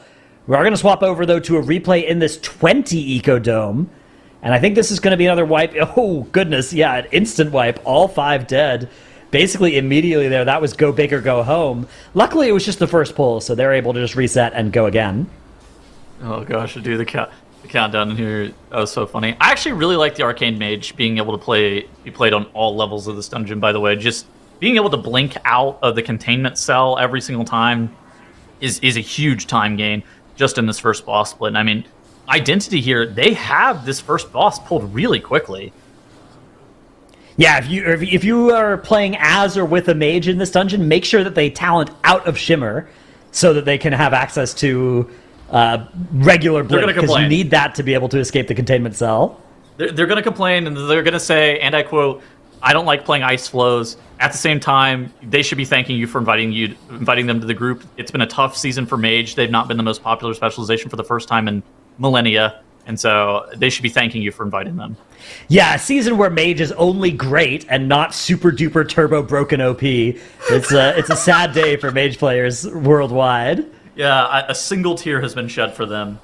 Yeah, don't worry though. I'm sure that in Midnight we'll make sure that 2 of their 3 specs are broken once more. I mean, Khadgar gave up the function of his legs, and what for? Just for Mages to not be the best thing in season 3? Like, come on now. That's true. Yeah, Khadgar. We got to do this for Khadgar. We got to make this happen for him. I already got all those Apexis crystals for him. I mean, what more could I do for that guy? That's true, dude. I wonder if we're gonna get WoD Classic soon and we can regrind the Apexis crystals. That was a good quest. Only if they bring back the shipyard. Oh, the shipyard. That was a good mission table. Yeah. Got to rebuild the navy. I still have gold for my garrisons 10 years ago. Dude, everybody's excited about housing in Midnight, but I'm excited for my WoD Classic garrison. That's what I'm looking forward to building. Yep, that's right. And the black market auction house having myth level BOEs immediately available. That was also very sick. That was an interesting decision. Yeah, that had some fun ramifications. Almost as good as corruption being purchasable on the auction house. Oh yes, the what was the Nihilotha Race to World First, where tanks were wearing cloth because they could get their ideal corruption on it. Oh my god! Yeah. Dude, I was sitting there thinking about that the other day, how crazy it was that you could actually buy corruption on the auction house, and just how I had a Python script running to search the auction houses for the cheapest corruption. Yeah, I remember that season I got like Echoing Void 3 out of my first Horrific Vision on my character, and I was just set for life. I was having such a good time for the first month of that patch. Oh my gosh, it's crazy that they brought corruption back last patch. Yeah, the corruptions from the Horrific Visions revisited. Yep. That was a much more tame version of the system for sure. They gotta refurbish Twilight Dev again. I think that it was good in theory, but yeah, it was definitely a little bit more tame. I think the reason that corruption was fun was because of how broken it was. Yeah, the version that we got in the revisited Horrific Visions was a little bit more definitely tame. By the way, if you missed Horrific Visions, there's good reason to do more. There's some housing decor that you can purchase with the Horrific Visions currency. So I'm sorry, what? Even if you think you've done enough Horrific Visions, there's more you can do and get some housing decor. So log in. Are you able to pre-obtain items for housing decor? So you can't buy the items yet, but you can earn the currency that you will use to buy the items. So I see. And the achievements as well in some cases. Like I think there's at least on beta there's a like N'Zoth themed lantern thing that requires both a bunch of Horrific Visions currency and I think the BFA meta achievement. So it's a big grind. You know, there's a lot of much more easy to obtain housing decor, but if you want some very specific pieces, there is some super prestige decor that will, you know, either incentivize you to regrind stuff, or if you grinded it a bunch the first time, you might look and be like, oh, I actually just have enough currency, or I've done this achievement. Cool, I can get this this very rare piece of decor.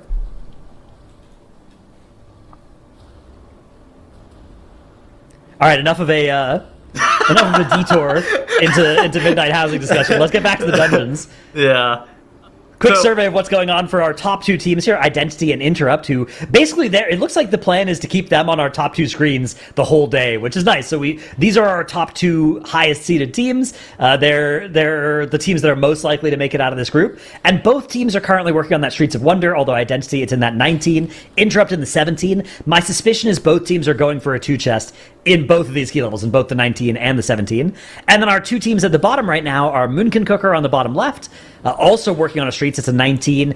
The 2-chest is probably a little bit less likely for them than it is for Identity, but it's maybe possible. They do have a death on the board, but this is a tight dungeon, so I wouldn't be surprised if that was a little bit less possible for our non-top teams. And then on the bottom right, we have Go Big or Go Home, who have reset this Ecodome 20 once, I believe, but they're in a good position today because they've already succeeded in 2-chesting a 19 Streets, 2-chesting a 17 Priory, and 2-chesting a 17, actually 3-chesting the 17 Ecodome. I think the 3-chesting the Ecodome is a huge deal. It's great, yeah. They've done so well in their builder keys that it's bought them a huge amount of time to actually push up the keys for the remainder of the day. So even though they're only at 53 points and Identity are at, say, 56, Go Big or Go Home are really not that far behind because they have an extra, they sort of have a ghost point from that 3-chest, so they're kind of at 54 compared to 56 of Identity, and that's a good place to be. Only 2 points behind Identity. It's a very, very good place for a team to be. Identity is a very high-seeded team.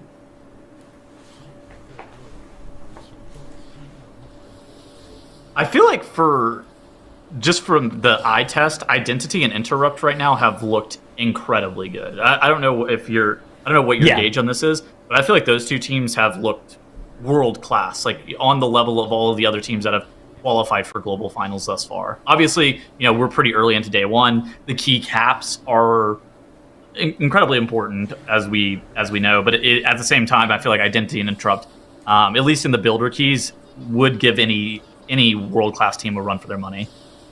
Yeah, you know, 2-chesting a 19 Priory, for instance, being something that Identity is confident in doing, confident enough to reset a 0-death run to make happen. That speaks to a team that has really prepared the builder keys. Now, it's possible to be a team that has over-prepared builder keys. We've seen this in the past where there are some teams where it's like, yeah, they can two-chest a key that another team can't, but then if you can't end up doing the 21 in that key and the other team can, it kind of doesn't matter at the end. It just looks good for a bit on Monday, and then by the end of Tuesday, you're falling behind, right? And by Wednesday, you're getting gapped by that team. So it's the Liquid that is phenomenon. Still the question mark here, right? Like even though Liquid qualified for global finals, it's kind of the same thing that happened in Group C with Mandatory and Liquid, where it was great that Liquid was leading for 14 out of the 15 hours of the weekend, but Mandatory being able to put up that 24 gambit where Liquid couldn't, that ultimately ends up being the winning formula. Exactly. So I'm not saying that I think... in fact, my guess is that Identity and Interrupt will look world-class at the high keys as well. But so far, the only thing we know for sure is that they're world-class at the builder keys, which is it's good. It's definitely better than not being world-class at those. I think consistency at the capstone level dungeons is going to be like a pretty big thing, too. Like, if you can actually, one-shot the capstone... Not necessarily one-shot the capstone dungeons. That sounds insane. But if you can get like 50% success rate at the capstone level dungeons and like almost 100% success rate at the capstone -1 level dungeons, those are the formulas to be able to actually win this season of the MDI. Where we take a team like Mandatory, and while Mandatory did have really high key caps, the fact that they were very inconsistent at the capstone -1 or capstone -2 dungeons makes me concerned about their performance during global finals. But at the same time, they have some time to be able to work on those kind of things and shore up those weaknesses.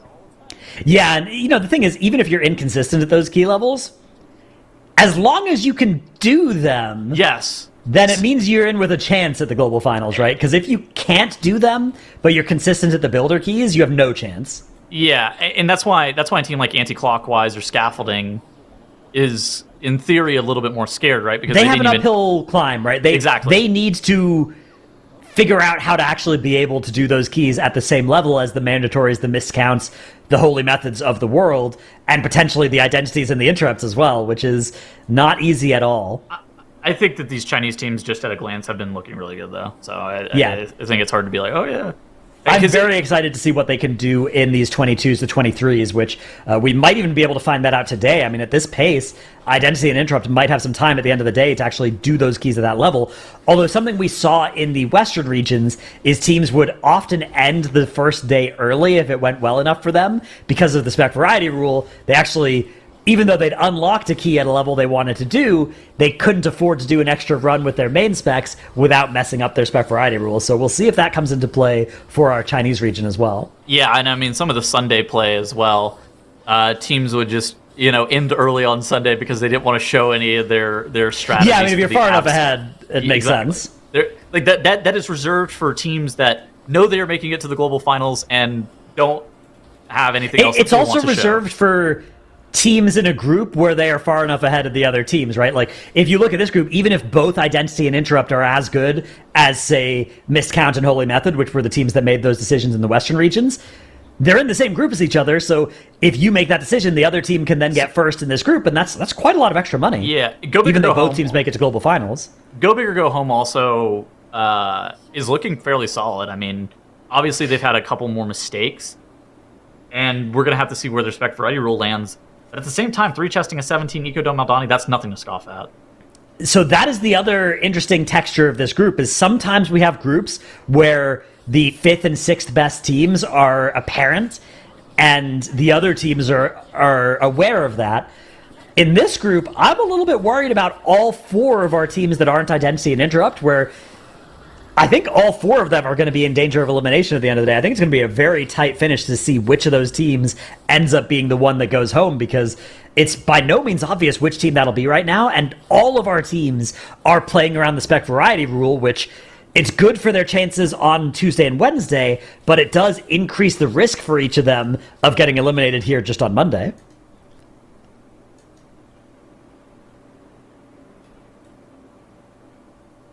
Identity in this 19 Streets of Wonder running a similar route to what they did last time, except minus the bonus. Yeah, so I think we can pretty safely confirm that was probably unintentional to trigger the extra guards in the bazaar area there. Yeah, would be a problem at a 22-23 Keystone level, by the way. Like, would be a pretty big deal. Yeah, I mean, we saw the Death Knight dropping super low to just the auto attacks from those, which That would kill you at the highest key level, yeah.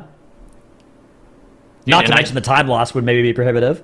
Identity kind of building up a pretty big lead over where Interrupt are, just due to the fact that they were able to two-chest that 19 Priory of the Sacred Flame, something that we were initially critical of, but really starting to yield pretty big results in terms of overall time advantage on the day. The good news for Interrupt is they've played more keys with off-meta specs, so they might be able to afford doing more runs. They might be able to get to the end of the day and actually do an extra key run, and so they might end up at the same points as Identity, even if Identity do it in one fewer dungeon run, but it's possible that Identity won't have the flexibility in the spec variety rule to actually do an extra run as a result of that. Yeah, we're still a little bit of ways away from the end of the day, of course. It's we're about 2 hours and 15 minutes from keys closing for the day, yeah. So that'll be... We'll cross that bridge when we come to it. Yeah.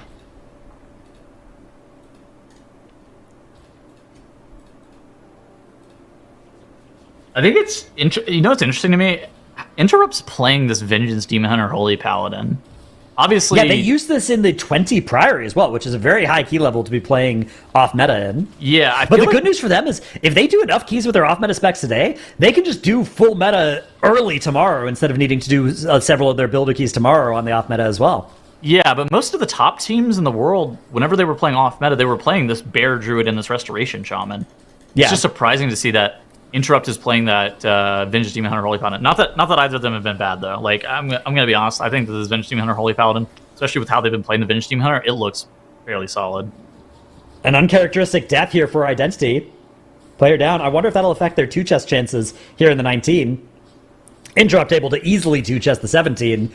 But yeah, once we move up to that 19 key level, the timer does get a little bit more tight. Just one death, just one battle res. But it's not a great sign for Identity. It was a death on their hunter, right? So he lost the damage buff? Yeah, when a hunter dies, it's one of the most hidden time loss things that can happen, because your hunter's going to lose Nether Prism, they're going to lose this velocity on their Black Arrow situation as well, playing that Dark Ranger hero talent tree. So it is, their damage is going to be lower for the next few minutes as a result.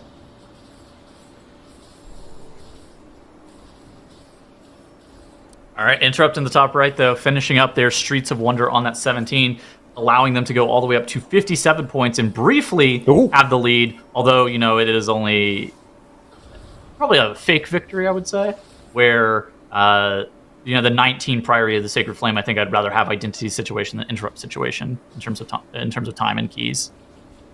Yeah, I mean, the two teams are basically at the same total points when you add an extra point for Identity's extra two chest, and then Identity are most of the way through a dungeon run. So I do prefer Identity's position as well. We did have a couple of deaths in the bottom right, some Shaman deaths, though, for Go Big or Go Home, so those kind of don't count, but something that is going to count is this boss is immuning at 2% health. Ooh. Their timer's okay. Like, I will say, while the boss immuning right here isn't fantastic, their timer is all right. I'm really interested in seeing what route Go Big or Go Home plays towards the end of this dungeon, given their count situation. We've seen two different routes in Ecodome Aldani. Most of the teams that qualified for global finals played a very similar route to what we saw from Holy Method. Liquid, anti-clockwise, all of them ended up playing a very similar route. And then Mandatory last weekend played a different route where they skipped a bunch of trash in the second area, which allowed them to have a faster run, but as we saw over and over again, it was very unstable, where the end of the dungeon just felt like it was always in constant turmoil. Yeah, exactly. The safety at the end of the dungeon is... I hate routes that have dangerous ends of dungeons, because it costs you so much time per attempt there. I much prefer a dungeon that just has a diabolical pull 3 minutes in, and then if you succeed at that, you're home free. Yeah, the thing with the Mandatory route, though, is that it is so quick that, like, what does that look like for a 23? What does that potentially even look? Does it open up a 24, right? Like, there's that kind of question, too, that might be looming over these teams' heads moving into global finals. Is a 24 of the Ecodome Aldani doable? Yeah, I mean, it would be a huge trump card if one team can do it and the other teams can't. I mean, in most MDI seasons, we see the dungeons that ends up winning the MDI is a dungeon that a lot of teams did not think that was doable, that one team figured out how to do. I feel like this MDI, nobody is going to give a dungeon credit for being impossible because the teams are so good. Like, Yes. there have been some previous MDI seasons where there's been like a team that's dominant. This time around, depending on how Identity and Interrupt do, we might have 5 or 6 dominant teams in the global finals, each of which has a valid claim for being a tournament favorite, right? Like, right now you can make an argument for Miscount, Mandatory, Holy Method, and potentially even Liquid, all having looked incredible in their group weekends. Even though Liquid didn't end up winning that group, they were better than Mandatory in 5 of the 6 dungeons, right? Like, they did incredibly well across that weekend, just couldn't put the 24 on the board that Mandatory could. If Identity and Interrupt join that tier as well, I mean, that is going to be a very scary global finals. I think every team will look at the dungeons they can do and worry about a +1 being possible, because it's not like every other team has to be able to do a +1. It just takes one other team able to do it for them to be able to turn that into an MDI winning, result. Yeah, and I mean that it was the Cinder Bremetery and the Theater of Pain last season, which Mandatory and Wunderbar both were able to put up. But it's been things like the other side of it versus Plaguefall in previous seasons. There's always a team that comes up with some random +1. Like, there's a Gambit one season that was crazy for Echo as well. It's just, there's always some nonsense that happens. Yeah, exactly. You are never safe in the global finals against any team. Like, with the teams being as strong as they have been in the previous seasons, you've already not been safe. But I feel like this season in particular, it's gotten even closer between our top teams. Yep. And I think it's no surprise to me that those 4 teams that you ended up listing were all 4 of the teams that ended up putting up 45 points during time trials, at least from the Western region, right? Where it's that Liquid, it's that Miscount, Mandatory, and Holy Method. And so, I mean, that's kind of the expectation, is that those are going to be the teams that we're really going to push to be able to win. But yeah, I mean, if Identity and Interrupt end up entering into that tier, or, Anti-Clockwise and Scaffolding kind of, with the additional practice that they've had, kind of turn it on, and there's always room for upsets to happen. And I think that's what makes this MDI format so unique, is that practice and preparation beforehand really can cause some unexpected results. Yeah, 100%. It is going to be anybody's game this weekend at the global finals, but can't get too far ahead of ourselves, because of course we have to see which of our 2 teams we're trying to even make it to the global finals. Right now, I would say Identity and Interrupt look like very strong favorites based off of how well the day has started for them. But the other teams have also looked really good. Like, that's the thing. Is I've been impressed by Identity and Interrupt's performance. It's been world class. But the other teams are keeping it close enough that they can't feel safe at the top of the leaderboard. I feel like Identity and Interrupt, just from watching them, they feel like all the other teams that have qualified for global finals thus far. And I think that that's kind of the thing to me that's been really important. I mean, look at this pull from Identity right here. They have Commander Zofar. They have one of those mobs, the Enforcers, that are enraging the entire pack. And this is a very dangerous pull, even on the 19 Keystone level. But Identity is going for it because they're looking at their timer, and they see that 2 chest is something that's available to be done. And so they know that being able to make very calculated decisions, like in the streets and like in that Priory that we saw earlier, it's like, okay, what is exactly our timer going to be looking at? Ooh, the Peacekeeper ends up taking out the Hunter for Identity. One of the largest sources of damage that can be lost is that Hunter going down. Now, he is fortunately marksmanship, so losing maybe a little bit of damage, a little bit less damage compared to the marksmanship Hunter, or compared to the Beastmaster Hunter, but he still loses Black Arrow 4-step, and he still loses Nether Prism stack, so that's a huge loss. Yeah, I mean, both, and let me see. It looks like it at least wasn't a death early into a true shot, so that is good news at least, but it's still not great for Identity. How much time do we need for the last boss? Because the RP takes 20 seconds. Yeah, I think 3 minutes for the fight, maybe? Okay. That's if we get good RNG, right? Yeah, maybe 3...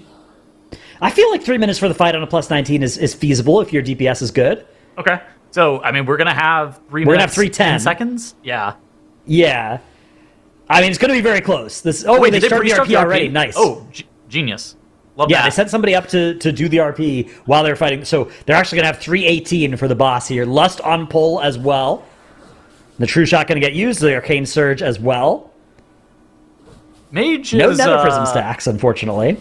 I think Mage is one of the most consistent DPS on this fight, right? Say if you were playing with an Elemental Shaman or Havoc Demon Hunter, they are very susceptible to Shuri movement, whereas a specialization like the Mage, look at this, he's just going to be able to blink over this Altering line. over even, it looks like, yeah. Yeah, he's going to just blink over the line, not even going to have to take one of the teleporters. And that's going to be a huge damage gain because then he's able to maintain 100% uptime on his casting while he's in that Arcane Surge. Whereas other classes like the DK are actually losing potential uptime. Yeah, exactly. It's being able to blink over or alter back, and you can also set up an altar in one quadrant and then move to another, and you're just ready for wherever the boss might teleport for this double technique. This is an unfortunate position, though, and actually we can see, as we were hyping them up, though, unfortunately the mage is going to get hit by this Shuri. Ice Cold going to get used here, but it's a long dot. Almost killed through. Clutch heals, though, from Tianzu. No access to Pain Suppression, which Identity actually got stacks of that Shuri on their group last time as well in the plus 17, but Pain Suppression kind of bailed them out. This time around, I guess we have a Spirit Link for it if it happens again.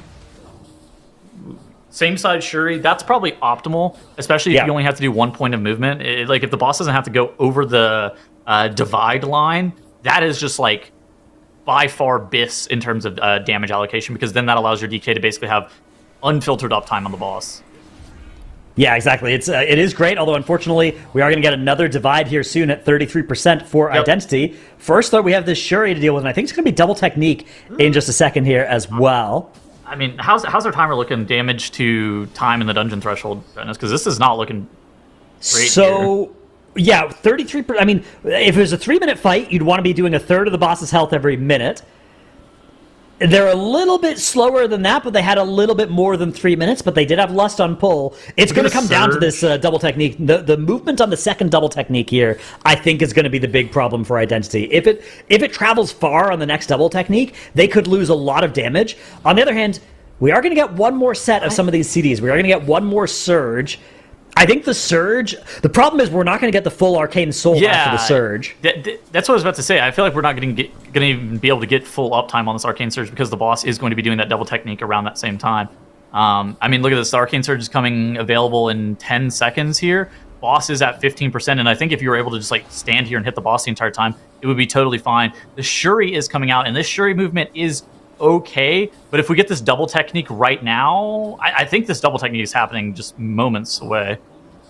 Yeah, I think it's bad. Indeed, it does. Okay, it goes pretty far as well. So they have to take circle and then square. It's a 2-jumper, but the good news is they didn't have to wait for the Shuri to do this. 18 seconds now on the clock. 5% boss health for them to chew through here. So they do have to land that kick as well at the end. 10 seconds left before this 2 chest would go away, and Identity are able to accelerate over the finish line. Done with this dungeon. Well played by them. But another thing that's done is my caster shift. So I'm out of here. Welcome, Makes, though. Welcome back. Thank you. Very nicely done by Identity indeed. And honestly, I agree with what you said earlier, Tels. I think we're getting a really impressive run out of day one, and we're kind of getting ahead of ourselves already, kind of cheering on these teams as they go into globals, but we're not there yet. They need to actually make it into globals first. So we are nearing the hours in which elimination looms over our teams, and I think that's kind of what we need to put more focus on. Yeah, I mean, Dennis and I were talking about it earlier. It seems like there is separation a little bit between Identity and Interrupt and the rest of the field.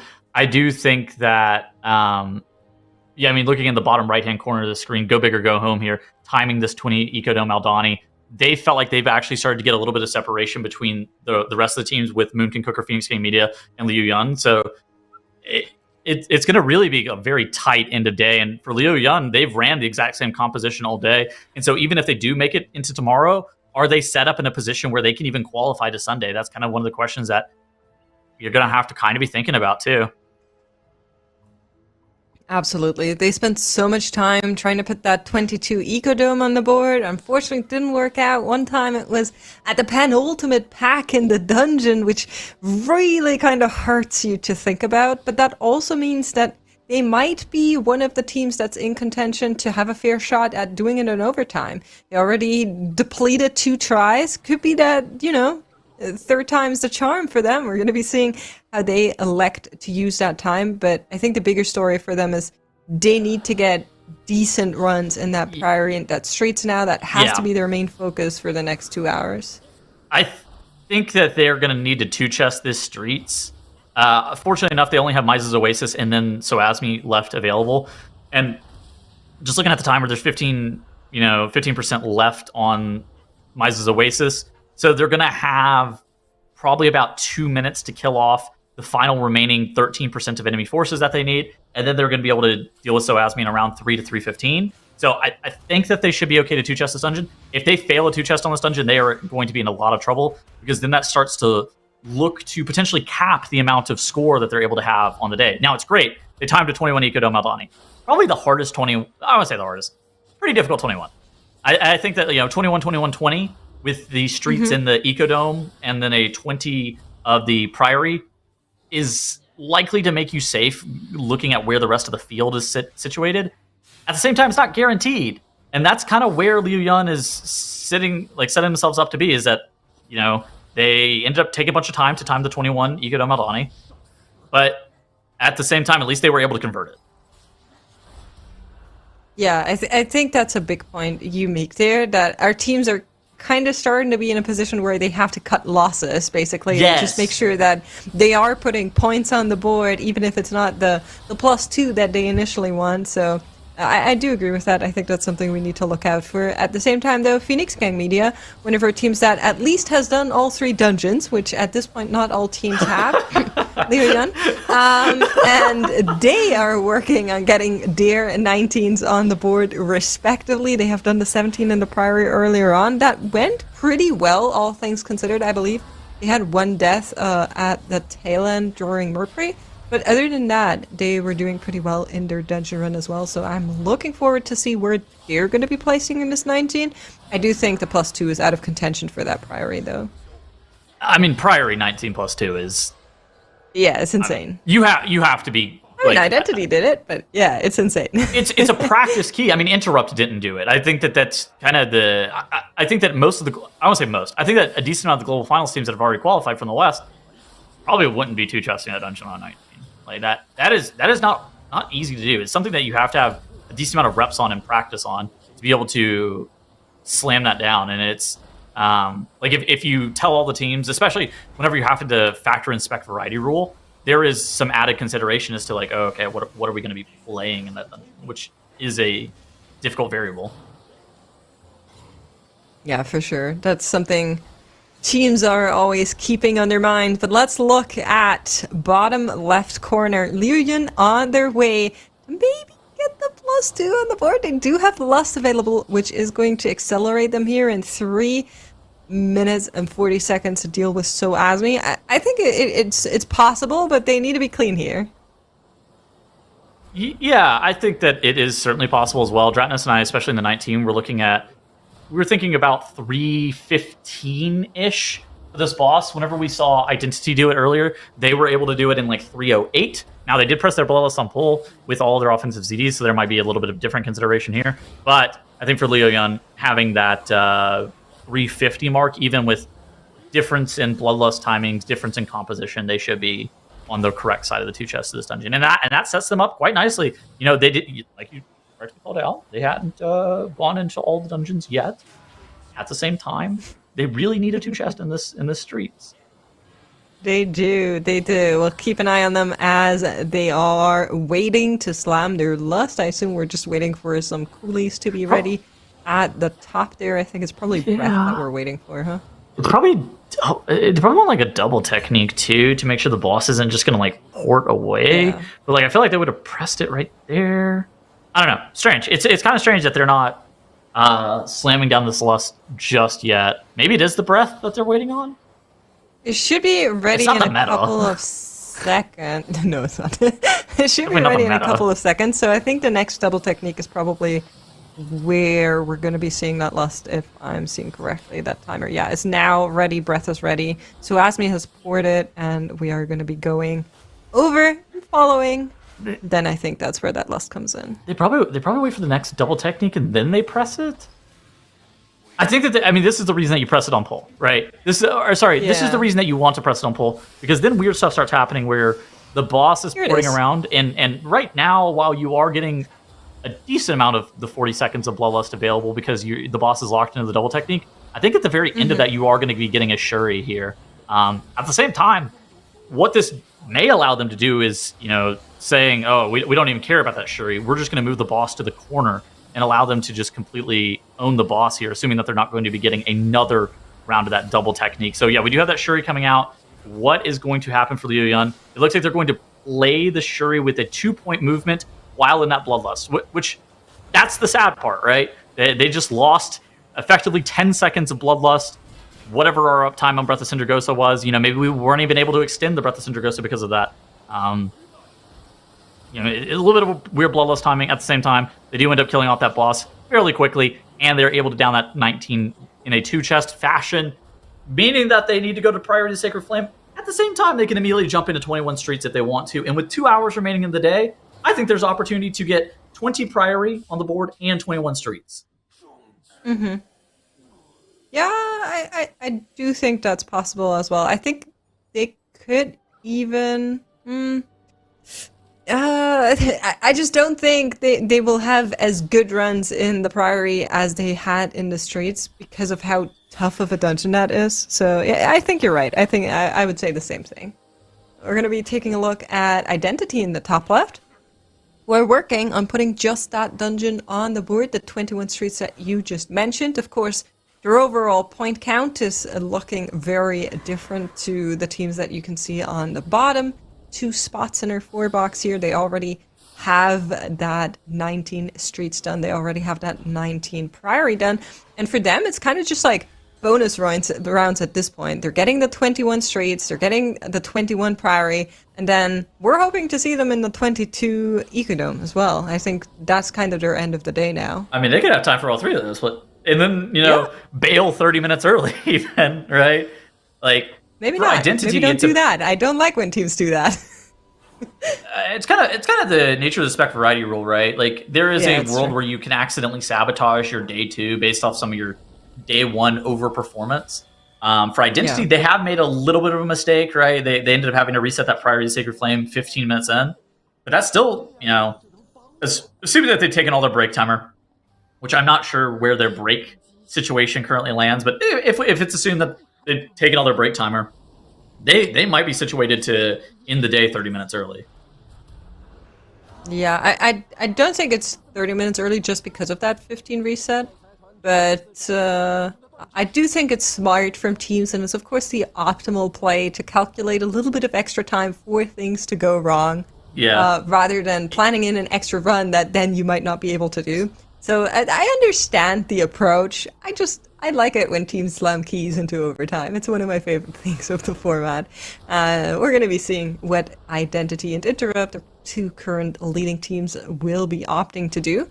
In the meantime, that allows us to check in with Moonkin Cooker, and honestly, I said earlier, this is like my fan favorite, my personal wildcard favorite, and they've been doing pretty decently thus far. Of course, not being able to get that 19+2 on the board hurt them a little bit, and they also still need to do that Priory, so sitting quite far behind in points right now, but didn't have too many big issues, right? It was just I think they're currently in 6th place, a death there, 1 reset in that 21, that kind of stuff. I think they're currently in 6th place because Liu Yu ended up putting up that 19-2 chest in the yeah, I think Streets. That's the difference maker. And both of them have the 21 Ecodome Aldani put up. I mean, for Moonkin Cooker, this is starting to get pretty dire for them. Obviously, the best thing that you can do is just play out the next hour, 40 minutes as well as you can. Try to minimize as many mistakes as possible. But, I mean, there's a world where... your enemy's downfall. Exactly. Light some incense in your house. Call up a witch, buy some rocks from that lady at the mall who sells enchanted stones or whatever. Some crystals. Yeah, exactly. That's what they are. They're crystals. They're not rocks, of course. My bad. Buy some crystals from the lady at the booth at the mall. Yeah, maybe don't do that. I don't think they have time to do all that. But yeah, I'm sure at this point they're kind of hoping a little bit on the other team's downfall, notably the teams like Go Big or Go Home or like Linua that are sitting, of course, on the lower end of points as well. But at the same time, I do think there's already a little bit of a competition between Identity and Interrupt, right? Because, of course, we've been saying both of their teams are looking a little bit more ahead than what we're seeing on the other 4 teams. But between the 2 of them, I'm not as decided just yet on who I think is stronger. I think Identity definitely got a a lot of bonus points with their reset that ended up being really good. But it could have been really foolish too, so I'm kind of torn. Yeah. You want to know something pretty funny that I've seen over the last couple of seasons? Some of the teams that believe that they're going to make it to global finals pre-anglicize their names and their team because they Really? believe that they're going to be making it to global finals. So that's why Identity and that. Interrupt are already anglicized. That is so funny. I think that's great. I'm of course always trying to also read the names that I cannot read with our handy dandy sheet that gives us some pronunciations, but they're not always as easy to pronounce. And sometimes they're just straight up really funny because, for example, the name of the DK Mage Rogue Warrior on Team Moonkin Cooker, so I assume that's your mage player right now, is just called Cat. And their other DPS player that is not a warlock, which I don't know, there's no warlock, but their other DPS player is just called Hehe. So some pretty good names in here that I'm always a little bit sad we can't read as much. Yeah, you know what the Chinese word for cat is? No? Mao. Is it? Oh, Yeah. that's great. Yeah. I love that. Sheshe. No, you're welcome. That's all I know. I have not learned Chinese in a very long time, so I will not be busting it out on the broadcast here. That's okay. We'll work on it, Heddles. You'll get there. I believe in you. I know cat in French is chat. That's right. And in German, it's Katze. And in Spanish, it's Gato. Yep. I'm learning Infinite. There, I think in Polish it's kot. I'm not sure. I don't know. But yeah, that's the limit. I don't know more. Don't ask me anything else.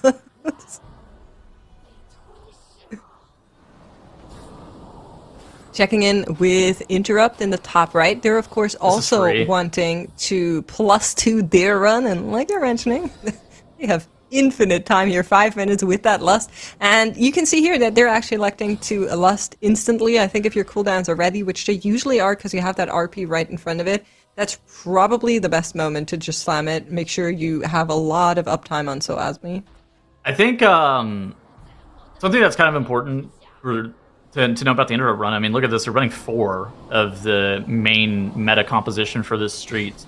Obviously, you know, we see a lot more Elemental Shaman and Havoc Demon Hunter as that third DPS slot, but the Mage is the preferred third DPS for Street specifically because of the first boss. And so with the Protection Warrior, I mean, they are running mostly the meta composition in this 19, which I'm not shocked that they are just slam dunking this 2 chest. It's like not even particularly close. Where for Identity, the 2 chest was a lot more, I would say difficult, maybe complicated to be able to obtain, mostly due to the fact that they were playing off-meta specializations, but now, you know, look at Identity. They're still setting themselves up to be situated quite nicely for the Spec Variety rule, still playing those off-meta specializations, even as high as the 21 in the streets. Yeah, that is pretty cool, and that's kind of the point I was making between the two teams. It's hard to figure out who's actually ahead, because on sheer numbers, it looks like Interrupt is maybe leading, but then you look at Identity and you're realizing, oh, they aren't actually playing full best in slot comp just yet. And so you might be tricked into rating them lower than you would initially. But I'm very curious how these two teams are going to develop as we move on throughout this weekend. Of course, for today, both of these teams, I think it's 100%, right? I'm not Dratnos, so I'm always scared to say these things, but I'd say both of these teams are 100% safe. We That's are a money back guarantee right there. At Phoenix Gang Media in the bottom right, though, because they are currently working on that Priory, and we were talking about how tight of a dungeon it is, how very, very hard it is to get the +2 in here. Matter of fact, Identity porting out earlier to make it happen, and honestly, Phoenix Gang Media are not going to be able to put it on the board here, but they're going to come darn close. Yeah, they were very close. I actually think if they 2-chest this 19 Priory, the Sacred Flame, that sets them up in a position where they... Again, it's not guaranteed that they're safe, but it's starting to put pressure on Liu Yun and Moonkin Cooker to be the teams that are the only candidates of being eliminated. Now, I think it being on the wrong side of the 2 chest, you know, still kind of has this possibility for Phoenix Gang Media to get eliminated. At the same time, I mean, this is an impressive run by them. It's not something that you should ever scoff at or ever be upset about your performance in here. Absolutely, I agree. I think the big pain point is just we were so close to maybe making it a +2, and that +2 would have been so massive for reasons that you lined out. But I agree, you should still be pretty happy with getting a run as good as this one. And are they not two chesting this? I mean, we kind of wrote them off. I mean, the boss is at 10% HP. Hold on. You might be right. They are mage just finishes his this surge right boss's now. HP. Yeah, I think you're right. This actually... Whoa. Let him cook. Okay. I was unfamiliar with your game, but I mean, this time, Phoenix Gang Media with the 2 chest on the 19 Priority of the Sacred Flame here, going all the way up to 57 points. And it's not guaranteed that they're safe, but with that triple 19 here, and a lot of 2 chest potential still on the board, whether it be the Ecodome Aldani and that Priority of the Sacred Flame, it puts them in a really good position compared to the rest of the competition. Incredible. I did not think they would have the damage. There was no lust available. It was just cooldowns natty. That is crazy damage they just channeled there. Yeah. Well. Unfamiliar with your game. I agree. I was not expecting that out of them. Very, very impressive run from Phoenix Gang Media. I assume we are getting closer to the last hour of the day. So around about 40 minutes still to go until that last hour commences. That is the only time where teams are allowed to take their breaks. So after that first hour, before that last hour, which means you are going to be seeing a lot more break screens come up as we are moving through the hours now, just to inform you, chat, in case you're wondering about what exactly is going on and why the logos are up there. That does mean, though, that we can focus a little bit more on our 221 streets there that we're seeing, well, not side by side, but how would you call this? Top above? I'm not sure. It's not the sides. I'm sorry, what?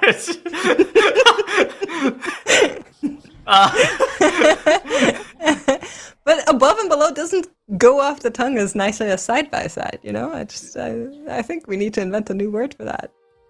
Invent? I think you're working on inventing, I think, right now. Yeah, you understand what I'm saying, no? Yeah, the top and bottom, yeah, above and below, I think is how I would say that, but... Yeah, but it doesn't carry the same connotation as side by side. Chat, is she cooked? Be honest. I think my co-commentator might be cooked. It's been a long day, okay? All right. Interrupt is back, and so is Go Big or Go Home. We're talking about, like, Liu Yun, we were talking about Moonkin Cooker. Go Big or Go Home had a pretty tragic early day, I would say. That Priory definitely hurt them a little bit, but they were able to accelerate quite a bunch with being able to also lock in that 19 plus 2 in the straights and now working on that 21. Yeah, I mean, I think that these 21s, I think triple 21, we were talking about it earlier, triple 21 should be safe. I actually think that just seeing how the day has been playing out so far, even if you get 2 21s and a 20 on your board, those teams are likely to be safe. Any team that ends up having like a 19 or a 20 on their board, I'm starting to be a little bit more concerned about them. But right now, it seems like the only teams that are going to be positioned to be able to have a triple 21 or higher, like that 63 score or higher, is Identity and Interrupt, because those teams have had just spectacular days. Identity, they gave up 15 minutes earlier to be able to save 30 minutes on the Priority of the Sacred Flame 19. For Interrupt, they ended up having to rerun that Priority of the Sacred Flame on the 20, so they ended up losing a little bit of time there, but neither of them have made actual mistakes outside of, maybe we missed a 2 chest that was possible here, which is always a good position to be in. Yeah, absolutely. That's I think that's something we'll see, of course, not only tomorrow and on Sunday as well, but also in the global finals, which I'm pretty excited for. In the case you guys at home are not aware just yet, although you probably are, you deserve cookies for watching the MDI on a Monday, but Friday, Saturday, Sunday is where the global finals go down. So just make sure you mark your calendars. Just make sure you're ready. You got some snacks, banked up, ready to watch all the action. And 2 of the CN teams that you're watching right now are actually going to be moving there. Of course, right now our inclination is a little bit that it will be Identity and Interrupt, but I we are getting a little bit ahead of ourselves. A lot can happen in 2 days, and that Saturday and Sunday are still waiting. Bottom left corner, Liu Yun, though, they did have one death, I believe, on their Demon Hunter, was rest back up, but they need to be careful now. I think that's just kind of the nature of what this dungeon looks like on a 21. For Liu Yun, though, we were talking about it earlier, since they haven't gone on the Priory of the Sacred Flame, it's a bit of a dangerous proposition for them. But if they time this dungeon first try on the 21, that should allow them a little bit over an hour to be able to go and put points on the board for that Priory of the Sacred Flame. You know, with maybe a little bit of generous overtime, they could maybe get up all the way up to like a 20 done in that Priory of the Sacred Flame. Maybe a 21 if they 2-chest 19, but I wouldn't really want to go for that. But they need to really have like a perfect end-of-day sequencing here. Yeah, I think that's something that's basically true for all of our teams, and that's how the cookie is going to crumble for sure, and who won't be able to achieve that perfect end-of-day ending. And Yeah. truth of the matter is, it could be no one, could be everybody has some hiccups, could be everybody has a perfect end of day. We're going to be seeing how that develops. Something that's been interesting for Limbs is I feel like it's very rarely going to time tiebreaker for eliminations. More often than not, one team does end up having that, end of day kind of mistake happen where they end up accidentally depleting a key that they otherwise were really trying to time, and that was kind of their safety situation, or they miss a couple points from potentially even trying to convert a 2-chest. That I feel like that's really common, is like a miss on a conversion of a 2-chest, and it just ends up setting you so far behind. And those are the kind of things that you have to look out for. On the top of the screen, though, we both see Identity and Interrupt still in that Streets of Wonder, that 21 Keystone level. And for me, Identity still not converting to that full meta composition has been very interesting. And I wonder if Interrupt can actually 2-chest this dungeon on a 21. Because that, I think, could even be on the table. Like a 2... We've seen teams time this dungeon on 23. 2-chest to the 21 could be possible. Yeah. You're squinting like you don't believe it. I don't rat me out to the viewers. I am squinting because it's very hard to do, but like you're mentioning, they are on they're on Unholy DK. They're on Unholy so DK and Marks, actually, now that I'm... they're not on meta comp either. Right classes. It looks like it, because you can see the bear tank on Identity, and it just kind of stands out, but neither of these teams on the top 2 boxes are actually running the best in slot comps, and I think that's why you won't see the 21 Streets +2, but listen, I've been wrong before. I was just proven wrong in that Priory there by PGM, so I'm not gonna lock it in. Simple as that. I'll give the chat a spoiler. Identity is not 2-chesting this dungeon.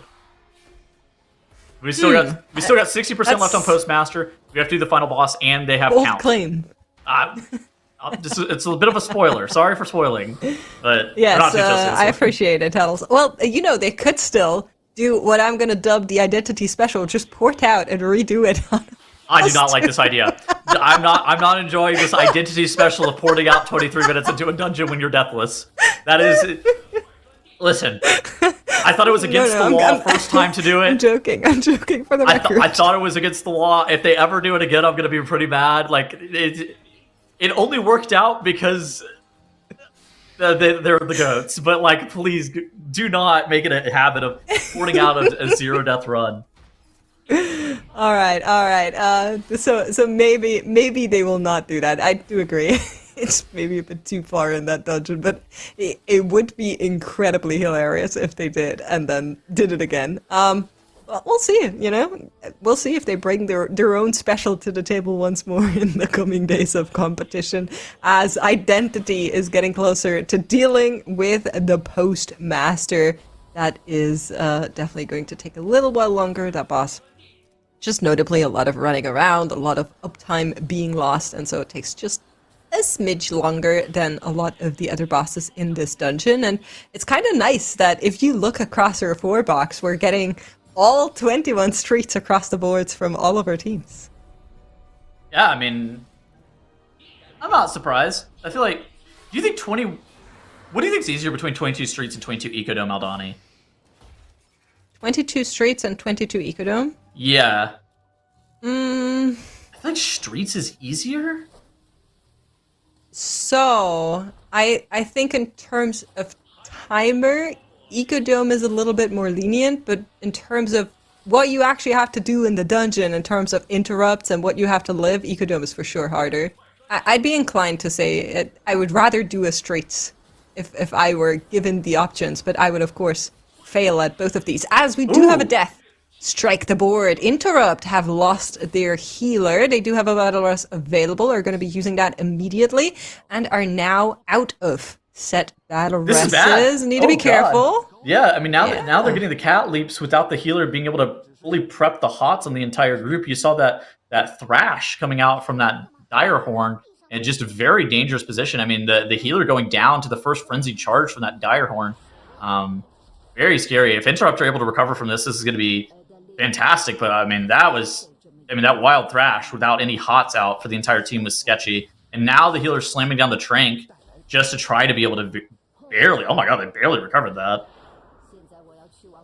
Yeah, that was very, very close. And there's one more charge that they will need to. Oh well, it's evading. It's okay. We got it figured out. Everything is good. We did have a death there for Go Big or Go Home at the bottom right, so they, I believe, lost their tank there for a second, but were able to recover it as well.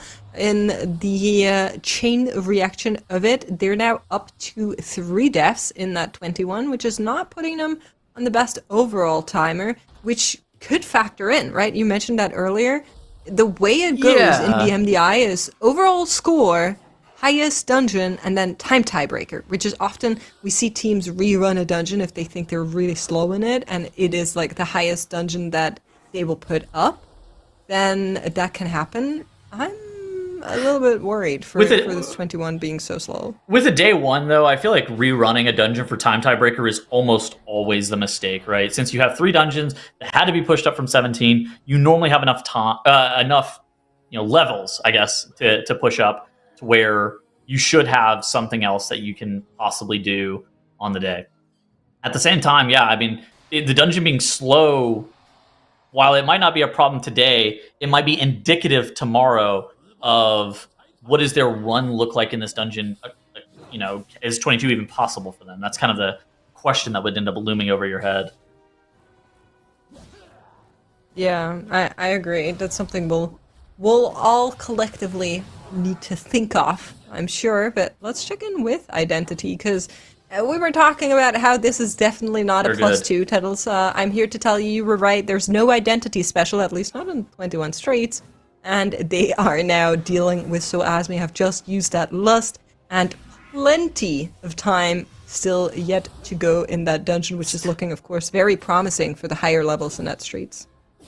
I mean, projecting this forward, if they ever have to do this dungeon on a 21 in the global finals where there's no spec variety rule, I think there's a world where they actually 2-chest this dungeon. Like, obviously they're going to be 2 minutes on the wrong side of the 2-chest here. But, I mean, again, like, if you have, like, your full... They have 4 specs that they wouldn't play in this dungeon on, the actual, highest level push keys. That could actually be a large differentiator. I do wonder when they are going to make that switch, though, because I would think that you kind of want to make the switch for the 21 Priory, but hey, maybe Identity are just saying, nope, actually, we don't care. So they've ran off meta for everything except for 20 Ecodome. So that's, 6 dungeons or something? So, yeah. I mean... So 21, 22... 1 was already run on the 20, that would put them at 4. So I think they can switch right now, like after this dungeon. They might end up running some off-meta stuff in the Priory. Like, not a full... That actually doesn't make any sense. It's a 21. The more I thought about it, that doesn't make any sense. I think they're going to end up swapping to meta compositions for the end of the day, though, for the final... I don't think they actually come back to the Streets on a 22, although possible. I think the Ecodome and the Priory, the Sacred Flame on the 21 and the 22 are probably going to be the end-of-day results. For me, what I'm actually looking forward to seeing for both Identity and Interrupt, if they venture into that 22 Ecodome Mount Donnie, what does their consistency look like? Because that's something that has kind of separated the good teams and the great teams, right? Anti-clockwise, scaffolding, mandatory, all struggled bunches in 22 Ecodome Aldani, even teams like Los Golfos, which were pretty good, all struggled mightily in 22 Ecodome Aldani. And then the best teams, they one-shot the 22 Ecodome Aldani. You know, the Liquids, the missed counts, they were like, all right, automatic, we're going to first try this dungeon. Maybe we'll have to reset it once or twice. But, like, realistically, we're spending 45 minutes in here total. 22 Ecodome Aldani, very challenging. And so I think that for Identity and Interrupt, what does the texture of that dungeon really look like for them? I think is kind of one of the main takeaways that I might end up having for day one. Depending on whether or not they go into that dungeon. They might not end up doing that until tomorrow, but I think there's enough time in the day that it's likely that we will at least see that dungeon attempted. Yeah, I'm agreeing with that. I think we are for sure seeing that. Maybe not tomorrow, but for sure Sunday, I think. I'd be very sad if that's not the case. We're going to be at least looking... Yeah? Both of the teams timed 23 eco and time trials. Like, I think that 22 should be done. Like, if 23 isn't done during group weekend, I would be shocked. Same. But maybe they don't feel pressure too. Well, we're going to be seeing, of course, Identity are putting on the 21 streets right now. So that is the chance where they could lock over to what we deem the main classes, the main specs, the best in slot. We're going to be seeing whether or not that is the case for them, as Interrupts are looking to also put that 21 on the board in the top right corner. On the bottom two boxes, you're seeing two more teams working on that 21, and I'm starting to be a little bit worried, Tettles, because the timer on Liu Yun is looking a little bit tight. I mean, yeah, I mean, 36% on Postmaster. I mean, they need to do one more trash pull, right? With Zofar. Yeah. So 30% on Postmaster. 34-minute dungeon. You do have one lust left for this dungeon. It doesn't feel and great. And they need to do one bigger pull as well as Soasmi. And there's an RP in between, which I tend to forget when I do the math for this dungeon, but it also takes a couple of seconds. Yeah, I think that they're going to be... I'm going to guess a minute and a half under. I think that's what my wager is for Liu Yun in terms of this dungeon. But like you kind of pointed out earlier, that doesn't set them up nicely for a 22, which is, while, you know, they might qualify to tomorrow, what does that look like for future days? Because a 22 and potentially even a 23 is likely to be done by some of our top teams. I think that 22 is like almost guaranteed. And then the 23 is likely, I guess not guaranteed. Yeah, I don't know. For Liu Yun, they have a long battle back right now because they still haven't zoned into that priority Sacred Flame. I mean, look at this, they're at 40 points. And it's going to be great that they have double 21s. 0 priority on the board, very sketchy. Yeah, I mean, clock's ticking, right? We have less than 1 hour 30 left in the day before overtime starts. That is not a whole lot to do. A priority on a 17, on a 19... And then ideally, you would like to do it on a level after that as well, which Liu Yun are not setting themselves up in a position where all of that might be possible. We'll have to keep watching as they are now working on at least getting that 21 streets on the board. Postmaster has been finished. Yeah. They still need trash. Yes. Okay, I think we got one person going up just to start the RP, which was our mage. And in the meantime, we're doing so far. I think they're going to grab this Enforcer. So Zofar is only 8% enemy forces here. So, okay, it looks like it's Peacekeepers. But we're going to need a lot of these. Okay, now I see what's going on. Sparkcaster and 3 Peacekeepers with Zofar.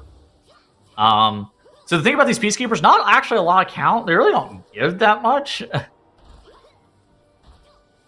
I don't know. But Zofar does. Yeah, Zofar does. I actually don't know if this is count. Give me 1 second. I gotta look. If this is not count, I'm saying it's not good. The it's dungeon 12.78% enemy forces. If that's not good enough. 12.8? 12.78. Yeah, or 12.8, yeah. Should be enough. Yeah. So, this is it. We're good. This Peacekeeper, I've been in many runs that has miscounted in this dungeon because those Peacekeepers actually give a surprisingly low amount of forces. Yeah, I usually let the tank do the math, and then if it's not right, I just laugh. Yeah, I but, had a tanking escapade this season where I was then responsible, and then I kept missing count personally. it really puts into perspective how much they do, doesn't it? Every single time I'm forced to tank, I want to cry. So respect to the Yeah. tanks out there. Thank you for your service. Yeah, whenever I'm a DPS, I have this mindset of, not every dungeon's meant to be timed, but then whenever I'm on a tank, anytime a DPS griefs my run, it's, how could you have done this to me? You have ruined my hard work. That's really funny. Bit of a mentality shift. So I'm seeing a lot of questions in chat, and I just want to answer because it's a little bit of a different overlay that we're using for the CN broadcast. If you cannot see a star underneath a dungeon run, then it's not completed. If it's timed, just regularly timed, and we'll have 1 star, and then the stars go up for +2, +3. That's how this layout works. So Lyrian have not gone into the Priory at all yet. They still need to do that 17 that you're seeing on the board there, and for now, they need to get through this 21 streets, and timer is good, I think. 5 minutes 40 here to go. They do have a lust as well, so Asmi should hopefully be defeated, given that we don't have any oopsie daisies with her colors and shapes. That's a tough toddler puzzle. Leon just dropped so incredibly low from the bleed. Their healer having to use that Lumithar's Living Silk trinket to be able to keep them up, and I think they're going to be on the right side of the timer in this 21, being able to go all the way up to that 42 point threshold, and then they have to be able to jump into the Priory of the Sacred Flame. For Identity in the top left, they are the team that we have been most closely tracking, as they have been the front runners on this weekend. They are currently on a break. In Interrupt in the top right, their main competitor, you see them finishing up their Streets of Wonder on this 21. If they're able to complete this dungeon on a 21 with a one-shot as well, they are in a very similar position to Identity here. So across our board, of course, the 21s are going to be finished, but what's our next step? So Legion has to go into the Priory. There's no way around that. Yes. I'm locked in on that. Where does go big or go home go? Because I would be inclined to say also Priory just to convert the +2 points. But of course, the highest key tiebreaker might matter, and so the 21 could be a consideration if you want to try and put that on the board first, and then maybe go into the Priory later on to let your overtime key be there. I think they're going to need both, right? Like I think that they need to go into. I think that the best thing that you can do is go and convert that 2-chested 17 Priory of the Sacred Flame into a 19 of some capacity. Ideally a 2-chest, but like realistically, it's probably only a 1-chest in terms of like looking forward towards end of day. So I think you have to go to the Priory, and then the best thing that you can do is fish a 21 out of the Ecodome Aldani. Like, I think it's like, all right, we're going to go 19 Priory, then we're going to go 21 when Eco. you say they go into the Priory, you just mean the 19, or do you think they will push it up higher? So the safe thing to do is Yeah. go 19 Priory, and then assess, like, figure out where you're at, right? So if they 2-chest the 19 Priory, converting that 19 into a 2-chest, like, into a 21 would probably be your next best result. But in terms of tiebreakers, we're looking at highest key done tiebreaker. You already have other teams that have put up the 21 Ecodome Aldani, and they're also going to have the 21 Streets of Wonder. So you know that you are going to need both if you want to be safe in terms of tiebreaker consideration. So I think that once you time that dungeon on a 19, you're then going to want to go do Ecodome Aldani. And then if you have more time at the end of the day, then you're going to want to go do 20 Priory of the Sacred Flame. I like it. I think that's a good route. I think that would be my preferred route. I think 62 points is safe if teams are able to make it there. The problem is with the amount of time that's left in the day, 62 points is a hard ask for all of these teams just because of how many runs that they can get. And it also requires utilization of the overtime rule that we have where you're able to continue a run after the end of day mark concludes. Yeah, we're going to be seeing Lyrian load into that Priory. Question is, where does Identity go? Because they, of course, have two 2-point conversions, either having that 21 Priory as well, which we were talking about for the other teams, but they also could go into that 22 Ecodome, and matter of fact, they could do both. Question is just, where do they want to go first? What do they think is easier to convert for them? as we're going to be hopping over to Moon King Cooker, who are working on getting their priory on the board. They also haven't been in this dungeon yet today, but they are making great headway as they're already on Brawn Pike. Yeah, I think for Moonkin Cooker, they're currently slated to be the team that, in my mind, is the most likely to get eliminated because, one, like you said, have not timed the Priority of the Sacred Flame at all, and two, they actually didn't get a 21 Streets of Wonder put up. So you see them currently slated on those 40 points. It's a very dangerous game that Moonkin Cooker have been playing, and I think that they maybe just lost too much time in trying to put up that 21 Icodome Adani. They ended up spending around 2.5 hours trying to convert that dungeon into points, which... it makes sense. It's not an easy dungeon. At the same time, they are in a really bad position. I'm just going to be completely honest with the chat here. It's like they're in a tough position, and I would not be shocked if they're the team that ends up getting eliminated today. But a lot can happen in an hour and 15 minutes, so we're not going to count them out just yet. Everything is possible at the MDI. Well, not everything, but a lot of things are possible at the MDI. Everything, including us hexing teams at the very end of the day and saying things like, there's no way they could wipe from here. Is that how you're going to introduce Dratnos back on the broadcast? That's just messed up. Well, Dratnos known for the curse of Ra. We're still a little ways away from the appointed time, but... things are getting dangerous for our teams. Yeah, I've got to be careful with what we say now. Yeah, especially you, Dratnos. You've been known to curse teams. Although, I will say, I did claim 2 earlier today in that Ecodome. I was very worried about that. Could you take your powers back, please? That was pretty nasty. That was spiteful, I would say, out of you, but... no, that's gone. We don't have those. Oh, right, I'm okay, a love watcher. Yeah, I've been playing too much Legion Remix, so... Actually, I don't even think it's in Legion Remix. Spiteful's in Remix. Yeah, Spiteful came out after Legion. Okay, right. So moving into the end of the day, the question is, what's the point total that the teams are going to need to avoid elimination, right? And I think the answer, I kind of think it might just be like 58, even 59. Really? So how much can Moonkin Cooker get to is the question, right? If they put this on the board, they move to 57. So I guess... Yeah, so the problem is they'll be at 57, and they'll have 1-2 chests that they can get to 59, and then they could do another key or two, so maybe 61 is what we need. Something like that might be the elimination cutoff. So Tails was saying 62. I'm going to say 61, just because I believe in the power of Moonkin Cooker in the overtime. So... it's one of those things where, to be perfectly safe, you probably do need 62, but I wouldn't be surprised if, even 60 ends up being safe, because the end of the day is tough, and a mistake here or there from one of the teams will lower that total point threshold that everybody needs to get to. Yeah, we'll get a bit of a better idea, though, in the next, 30 minutes. We'll get to see just what the possibilities are, because right now we still have an hour and 20 minutes left in the day, right? There's still plenty of time for teams to get multiple runs in, but once we start getting to 30 minutes left in the day, we'll have a really good idea of just what is possible.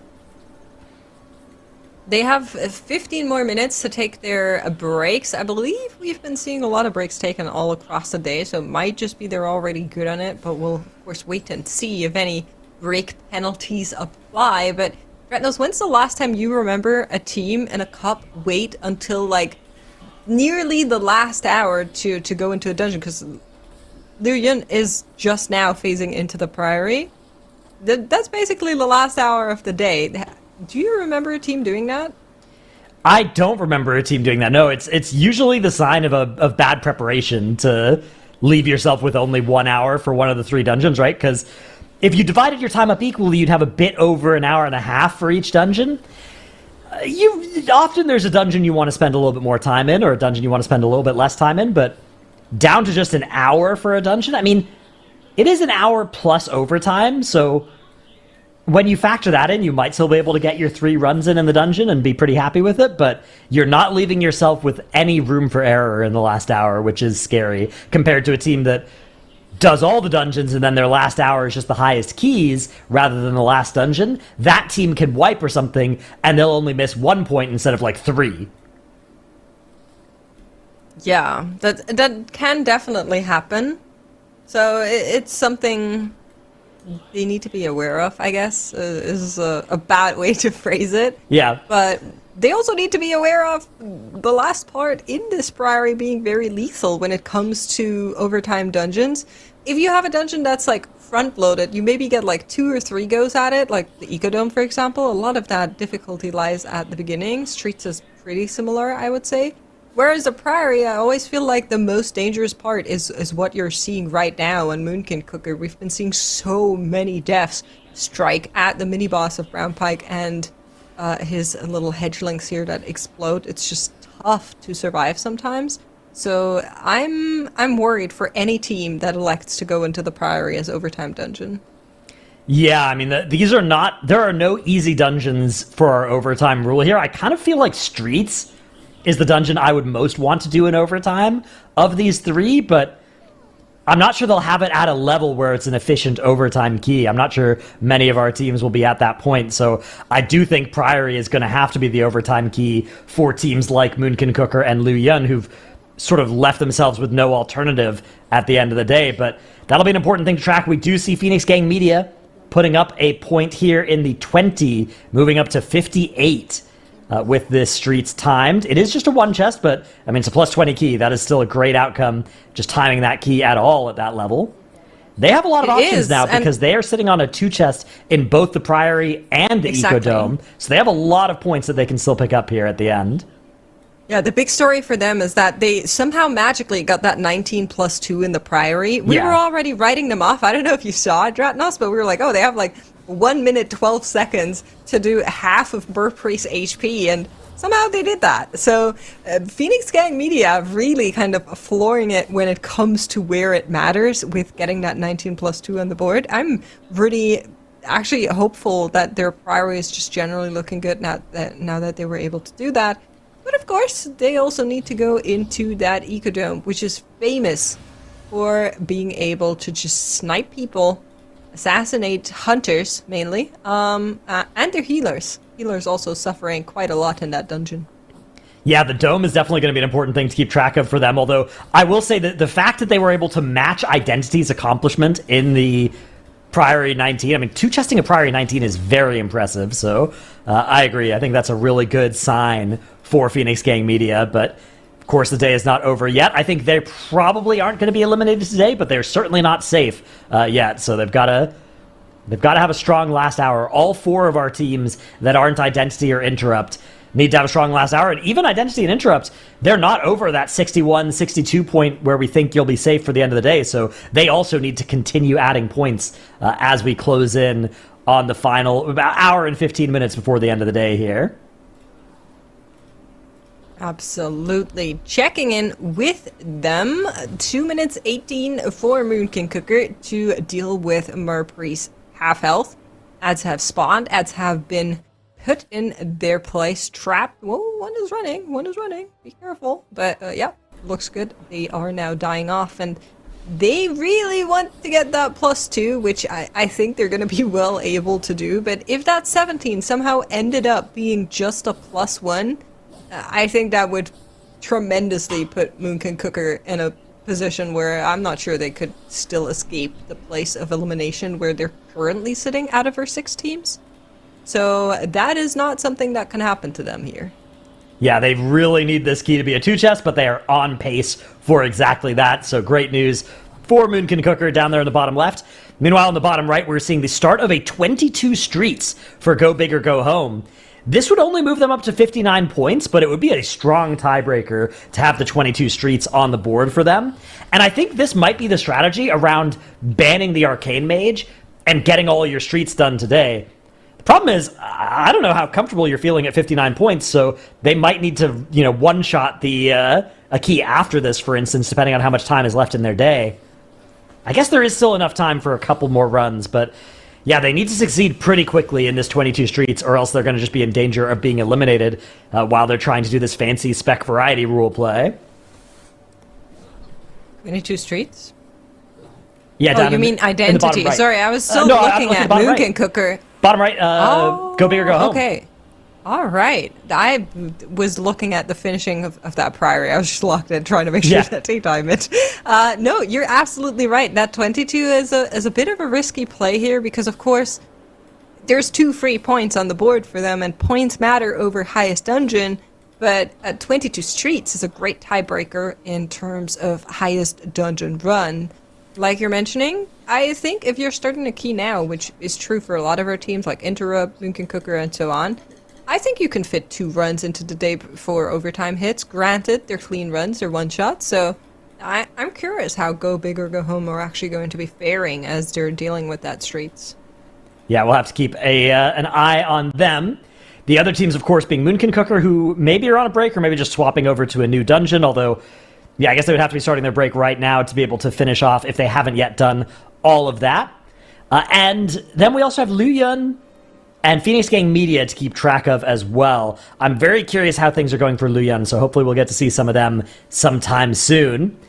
But in the meantime, we do have Identity and Go Big or Go Home, the only 2 teams currently that we have watching a dungeon, although actually we're going to swap over to Lu Yun now. They are in that Priory 17 that they have left till the end of the day. So yeah, they're at 42 points right now, but this Priory would move them straight up into 59, so they have a lot of points that they can still pick up at the end of the day here.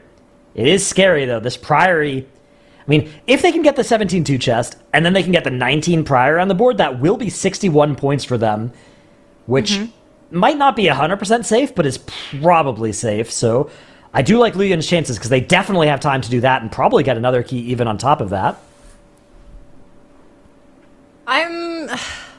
I want to be a believer, but also the Priory is a scary place. It is. There's a lot that has gone wrong in the Priory. I feel like especially today for our teams with random deaths to javelins and weird other stuff that has happened. So maybe today is just not the best day to run a Priory in the MDI. We're going to be seeing if Lu Yun can get through this unscathed. If they can, I'm with you. I think they still have a good ticket out of elimination for today, which is what they're going to be needing to really make it further into this competition. Of course, with Identity and Interrupt looming at the top, you are kind of fighting a David versus Goliath battle, but the teams kind of knew that looking at the time trials. I think they're ready for it, and like we learned from Teddles, any team that has an anglicized name in their team group believes they're going to make it to global finals, and Lu Yun did so I'm eager to see them go all the way.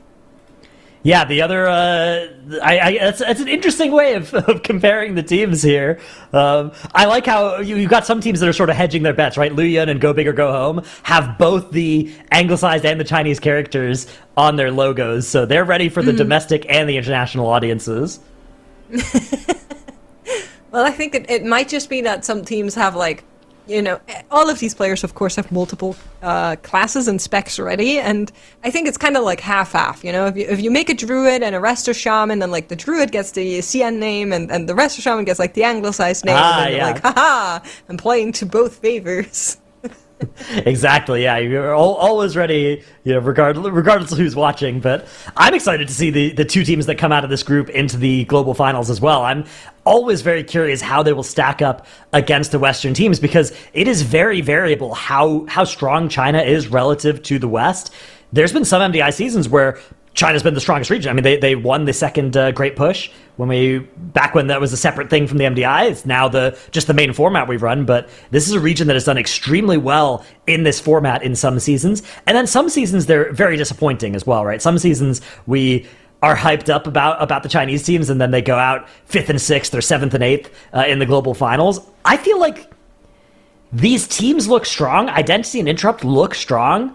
But wow, the global competition has also jumped up a level where there's not just one dominant team anymore in the Western region, but there's 4 arguably incredibly strong teams that are maybe as strong as, you know, the echo of the past used to be. Absolutely. And of course, we haven't seen them go up against each other. That's just happening this weekend. They're going to be joined by 2 of these CN teams that you're watching right now. Who that is? Cannot say yet. We have some inclinations, but a lot can happen in 2 days of competition for our teams, as we've seen time and time again. Like you mentioned, a lot lays in the hands of our competitors right now in making it there and getting one more day without elimination, which basically any team you're seeing on the bottom half of the screen is trying to do here. A big jump for Go Big or Go Home would be this 22, but their mage has just died here as they're trying to deal with that Triceratops pack that is once again taking people out here. Unfortunately, 2 deaths now on the board. Yeah, scary enemy, scary pack here. We'll see whether they decide to continue. Looks like they will. Not going to call the reset just yet. A little bit over an hour left in the day, so there is time for basically all the runs we're watching right now. Teams will be able to finish these runs, finish one more run, and then start an overtime key. So 3 more total runs is sort of the ceiling for how many more points can get added to the board for these teams. So for teams like Lu Yun and Go Big or Go Home, they need at least probably 2 of those 3 runs to go well for them to avoid being in serious danger of elimination. As Identity up in the top left, they've actually got a little maneuver going on from their mage, actually their whole team, using this portal network to traverse the central square here, avoiding those peacekeepers, not having to skip around. They're using the portals instead to get over towards the mailroom area. Yeah, they've been doing that all day long. It's been really cool to see. Of course, something we saw from other teams as well, trying to make the most out of that portal. It always adds a little bit of difficulty in setting that up and moving through things. But here's that replay of how all things went wrong on that mage where the deaths did come in. Oh, hold on. Yeah, there we go. So this is Go Big or Go Home. We've got a dot on our DK from the claw, now one on the mage, ice cold off cooldown or on cooldown, so unavailable there. So it looked like a couple of the cats were uncontrolled there. They weren't staying upstairs, so ended up causing a couple of deaths for Go Big or Go Home, but not going to end their dungeon run. It is a level 22 key for Go Big or Go Home, so they are living up to their name. They are going big, but they are in danger of going home if this key doesn't work out at this level. Get out of our house. I'm just saying, look, it's an appropriate name. They picked well. Yep, it's in their name. That's right. It is. Liu Yun on their way to get this 17 plus 2 in. That's bottom left corner for everybody that's still looking. I kind of want to put your attention here just because of how many random deaths we've been seeing on Emberlands. So I am keeping my eyes open for any of the javelin markers, as these have killed many people, especially today, and that's something that Liu Yun does not want to happen here. Of course, in the 17, I think even with a death, he should be fine to get that +2 on the board, but in the 19 that hopefully, likely will follow, things aren't as lenient anymore, so something they will need to be aware of. Yeah, exactly. The dungeon timers, not especially friendly, even in, when you're in some of these dungeons, even at those 19, 20 levels where, some of the dungeons, that's 2 or 3 chest territory. In other dungeons, it is 1 wipe and you are in danger of depletion.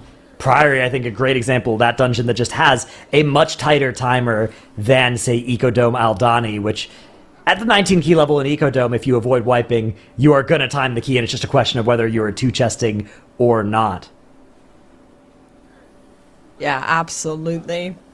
We'll see how that goes for our teams. In the meantime, Go Big or Go Home are living up to their name as of right now. They are continuing their 22 run after some issues that they had earlier with those claws. We were watching them and are now on to the second boss room. They are stealing with Gold Fuse, so not too much to go through yet, but of course we'll have to keep an eye on them once the timer comes closer in this dungeon, as on that 22 it can get a little bit dicey.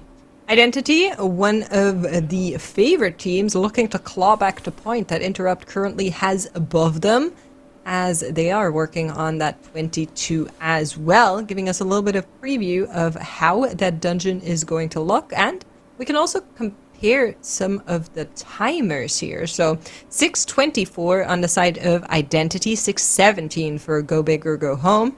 And Identity did kill that second boss on 14 minutes, which Go Big or Go Home are going to be a little bit over, mostly, I would assume, due to the deaths.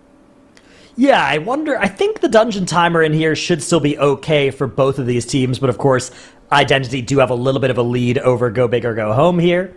Identity will move to 61 points if they can time this. They will have the tiebreaker over Interrupt by virtue of having a higher level key. And they'll also be sitting on an extra 2 chest across their lower keys, so they'll kind of be, I don't know, half a point or a point ahead of Interrupt, depending on how you look at that, and depending on whether they're able to convert that 2 chest quickly into a bonus point. But of course, Interrupt are going to be able to start another key probably before Identity finish this one. So, yeah, very close at the top of our leaderboard between these two teams, and the gap is not wide between them and the field either. This is not going to be one of those groups where there are two teams just gapping everybody else. At least it doesn't seem that way. Right now, Identity and Interrupt have opened up a small lead over the other 4 teams, but it is only a small lead. They are only 2 points ahead of Go Big or Go Home in the bottom right, who are working on a very high key. There are a lot of points ahead of Luyun, but Luyun are going to move to 59 if they time this priority, which they are on pace to do by a lot here, so they'll also only be a point behind. This is actually a really close group that we're looking at here. It's not just Identity and Interrupt, it is everybody else also looking extremely strong, and this is so scary because one of these 6 teams will be eliminated at the end of the day, and it's not going to be a team that had huge problems. It's going to be a team that did well, just not quite well enough. Well, a team that definitely wants to do well and close that gap to the other teams is Interrupt, because, yeah, you're right, they're currently 2 points ahead, but if they were to time the 22 that they just ventured into the Eco Dome, it would be 4 points ahead. So that is a pretty massive gap that they are working on right now. We'll see how they're actually going to be faring. I like going into a dungeon as scary as the Eco Dome before overtime hits, not only because a lot can happen here, and you might need another rerun, but also, I like using the overtime for runs that are maybe a teeny tiny bit safer, and I think between the 22 streets and 22 Ecodome, the streets is just not as random in terms of incoming damage as the Ecodome is sometimes, so I approve of the choices being made by Interrupt here, and of course, Identity. Once you're done with this 22, they're also gonna have the chance to put 4 more points on their board, which is pretty crazy if they were to one-shot both of their runs. So definitely building out a lead that they would love to have over the rest of the competition, but let's see if the competition agrees with that as they're clawing back themselves. Phoenix Gang Media in the bottom right also have the chance to put 4 points on the board, as they are currently working on getting 2 of them right now from this 21 priority.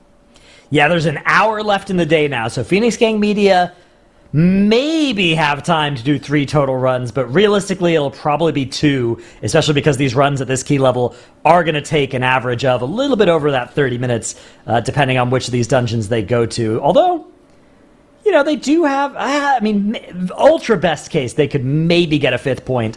I do think 4 points would be a great outcome for Phoenix Gang Media, though. I think they'd be very happy to end the day at 62. They'll probably be safe to get through to tomorrow if they can, but it's not a sure thing. The ceiling is still very high for all of the other teams as well. I mean, if everything goes perfectly for Identity, they'll end at 65 points today, which will be incredibly impressive. Absolutely. Not many a times that teams have ended a day 1 on as many points as this. Now, I'll also say that maybe the Ecodome and the streets are both dungeons that go a little bit higher, so they do. We'll factor that in just a tiny bit there as well. It's not like we gave them 3 priories and they locked in 62 points, but as of right now, nobody has locked in 62 points, so let's not get ahead of ourselves here as teams are working on making that dream happen. We're getting a lot of massive keys in front of us. For me, I think the biggest one is actually the one from Liu Yun, as well as Phoenix Gang Media, just because that catch-up, right? They want to get out of the position where they're with the back against the wall, where they are facing the potential of elimination. And so reaching closer to that 60 points will, I think, do wonders for the mental, and of course for Liu Yun. Just getting the priority on the board finally will be really massive. Yeah, both of these teams are in a lot of danger. If any of our teams, except for Identity or Interrupt, but even them really, if any of our teams have a hiccup here, they have a misstep, they have to reset one of these keys, it is going to be such a disaster because the day is so close moving into the end. Whichever team does that will probably be a team that goes home today, so super tense moments here, super clutch gameplay will need to come out from all 6 of our teams to avoid elimination today, because nobody has made that huge mistake yet. So all of the opportunity is still on the table for these teams. And yeah, we will have to track that Luyan end of the Priory that they're down in that bottom left, making their way towards that Braunpike mini-boss section. We saw that cause a lot of problems last weekend for Group C. Have to hope for Luyan's sake that that does not happen to them. That's right. That is exactly what we're not hoping will... No, wait. What we're hoping will not happen to them. That's too many negatives for me. I'm just hoping that they make it love watching as per usual, as they are on their way into that final boss room there. Phoenix Gang Media, they have a really interesting route in this Priory. I know you and Tettles talked a little bit about this earlier on, but basically what they're doing is routing from the right-hand side into Emberlands, which just... They're not dealing with what's his guy, Chainmail or whatever. Like, they're not dealing with him at all. Yeah, they're just chilling. They're like, yep, we actually don't want to do this mini boss guy.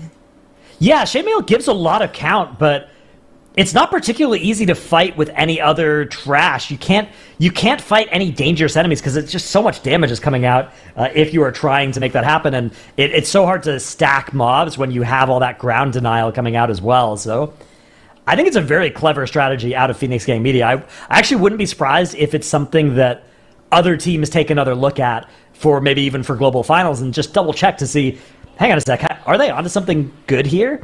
The thing that I'm a little bit worried about is that the pull that it allows them to do is a lot of lynxes and sharpshooters. And lynxes and sharpshooters do not scale particularly well into really high keys because they deal a lot of random damage to your group. Now, the sharpshooters are a little bit controllable in that their biggest danger on a random player, being the pot shot ability, will only target enemies in front of them. So you can tank them in clever ways where your tank is the only person in front of them, or your tank and your DK are the only people in front of them, and that can mitigate a little bit of that danger, but it's still something where I'd be very worried about trying to fight that many lynxes and sharpshooters on a 23, and just fighting Chainmail by itself might instead be the best way to handle it, but still, I think it's a really cool play out of Phoenix Gang Media. And when I say 23 as well, like 23 would be crazy for this dungeon. Even a 22, I don't think has ever been done in this dungeon. It's a dungeon that scales to a very scary amount of damage at a very low key level compared to these other dungeons. Yeah, it's interesting how different they are sometimes in that regard, and some of that incredible damage scaling is what we'll be seeing on the bottom left corner there for Leoyon. Now entered the final gauntlet of the Priory on their way to deal with the mini-boss Braunpike. Still need to get through a couple more of these guys first, and then they can go into that big pull. Now, timer is looking pretty good. Of course, just a quick reminder, they do need that +2. Otherwise, everything would be pretty tragic here, but they are looking well on track for that. And then right above them in the top left corner, you're seeing Identity round out their last couple of trash percentages before they're actually going to be able to go to Soazmi to maybe lock in our first 22 streets of today. Yeah, this will be a good outcome for Identity if they can make this one happen. Right now they're just posturing in front of this mailroom, but I've already killed the boss in there, so they are just getting this last trash pull. This is their lust as well on Zofar. And so far, nobody has died on this pull. Better than they did last time they were in here, where they did have a hunter go down. Or I think it was, yeah, they've lost hunters and healers on this trash pull before, so a scary one. Those shock mines, pretty dangerous. So far, so good, as they have finished him out and are now on, well, nearly, just one more of these little guardians, but then they will be on their way to Soazmi. Timer is looking good, like I mentioned. Interrupt, though, have arrived in the boss room of the second boss of the Ecodome in their 22, and there is, of course, one very gnarly mob waiting, and it is that sentinel that's just standing right in the middle of the room. I assume we're going to be pulling after this pack.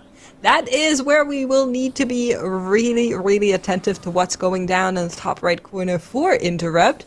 Bottom left corner, though, Luyunar through. They have finished out Braunpike and his additions and are now on to Merpri. Looking really good on Deer Timer as well. So lots of success across the screen. Yeah, all of our teams on pace to win currently, although still a lot of the dungeon for our right-hand side teams of Phoenix Game Media and Interrupt. But yeah, Luyan are going to move up to 59 if they can avoid any disaster on the last boss here. And 59 with a 2-chest in this Priory, which means 61 or 62 points will still be their ceiling today. Identity up in the top left, though. Still 6 minutes on the board. 6 minutes, 20 seconds, as they do need to get this last bit of count. Oh, no. So it looks like our display there is maybe... It has a green timer, even though it doesn't say full count, so I think they do have count. I think that's just a little display issue with the timer there, but I think they're good on count, so they just need to finish this boss. And yeah, it's only going to take them another 3 minutes to do this. They're going to have so much under the timer here. I wonder if they'll come back in here on the 23, or if they'll just go to the Priory and maybe pick up that +2, or the Ecodome, pick up the +2 there for a bunch of extra points. Oh, for sure you're going to be going into either the Ecodome or the Priory. I don't think they go straight back into the 23. I'd be really, really surprised if that's the case for them. Just because it's so many free points, right?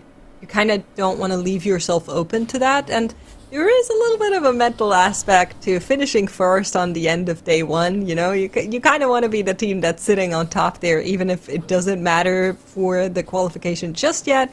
Just between them and Interrupt, I think there's a little bit of bragging rights of like, oh, our day one was better than your day one. This is definitely something teams like to do. So we'll see who wins that race in particular, as Identity is finishing out that 22 that you called to. Where would you go if you were them? Which dungeon would you go to? If I was Identity, I think I would head to the 22 Ecodome next. I do think it's sort of the most points that they can gain.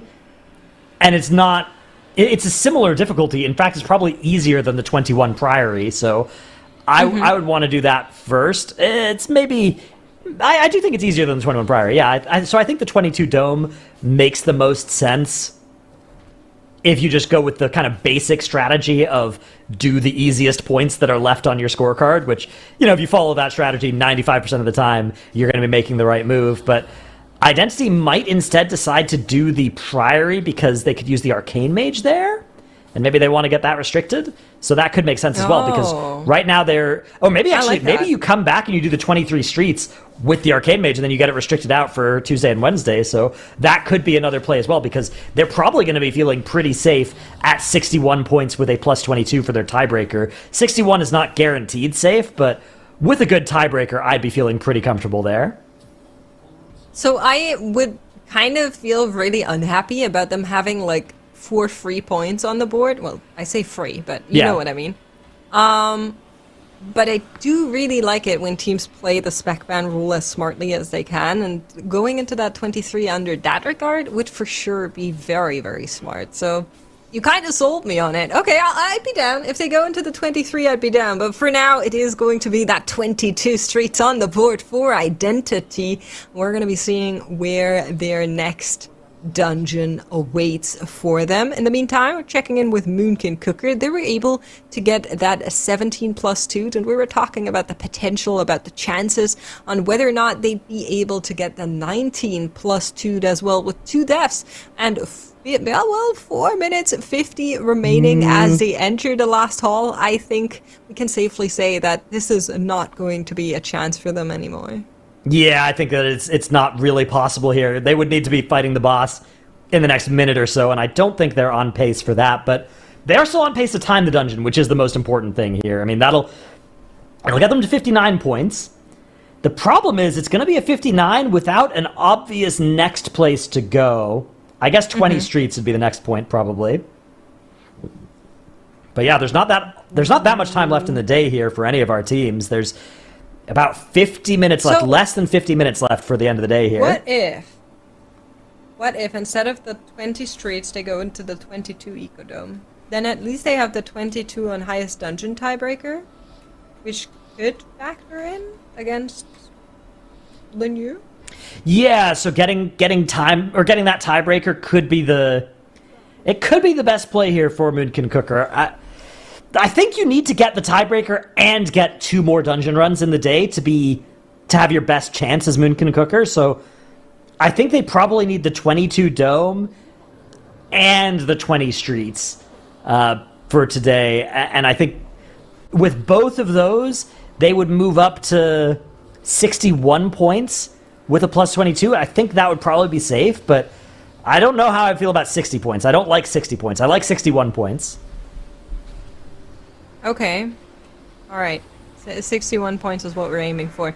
We'll see. We'll see if our teams are going to be able to put that on the board. For now, definitely not going to be able to get that 19 plus 2 for Moon King Cooker, but Interrupt have managed to get through that Sentinel on the 22 Ecodome and are into this boss fight. Now, I always talk about the Sentinel because it's such a scary mob, but there is more lethality that waits in the Ecodome, and one is actually the combination of those javelins with additional damage. And you can see it here on the Hunter already, how hard it is ticking. That's some individual attention from their Residue, just making sure he's consistently topped until that javelin is killed off, just because of how insane of a dot it is. And that continues. They will need to continue to live that, especially in the face. There's a lot of extra damage that goes out onto the team as well in a level like that 22. I love using the ping system here, making sure that nobody actually accidentally stands in that javelin either, as they are working their way through this boss.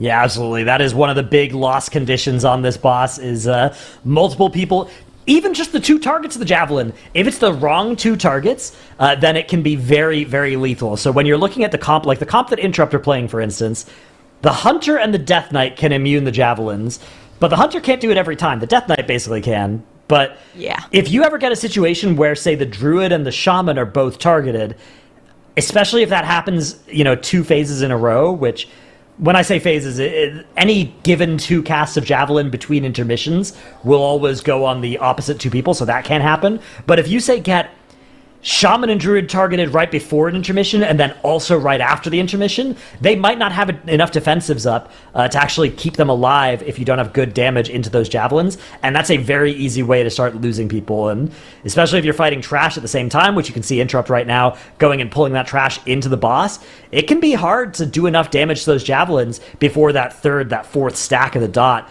does start ticking on people. And once it's at 4 stacks, it's basically one-shotting you at this key level. It absolutely is a very dangerous mechanic. Thank you very much for explaining it. And we are going to be watching Interrupt as they continue to make way, as we do get an update on where Identity have decided to go. It was not the 23 streets, it was not the 21 Priory. Instead, they're seeing Interrupt in this 22 Ecodome, and they're saying, yes, we will raise you the same dungeon. And that is exactly where we're seeing them right now. It gives us a little bit of an idea on where their timers are sitting now that both of the teams are sitting on their best in slot compositions. On the right hand side for Interrupt, we're seeing 5 minutes 52. We'll see where Identity is going to finish out this boss. Yeah, timer looking pretty solid for them if they can keep the damage high on the boss. Of course, it's one of those things where depending on how things work out with the comp, the Ascendants, things are going to decelerate a little bit for Identity on the second half of this fight, but still looking solid on the timer. And I think Identity are one of those teams where I feel like the 22 Ecodome is under their potential in this dungeon. Like, I think 23 is very possible, obviously given the time trials in this dungeon, but I think that this is a team that is strong enough that 22 should be consistent for them. It shouldn't just be doable, it should be consistently doable. Whereas for a lot of our teams, I feel like 22 is inconsistently doable, right? It's something where it's like, yeah, we can do it, but it's going to take us a couple of tries. Yeah.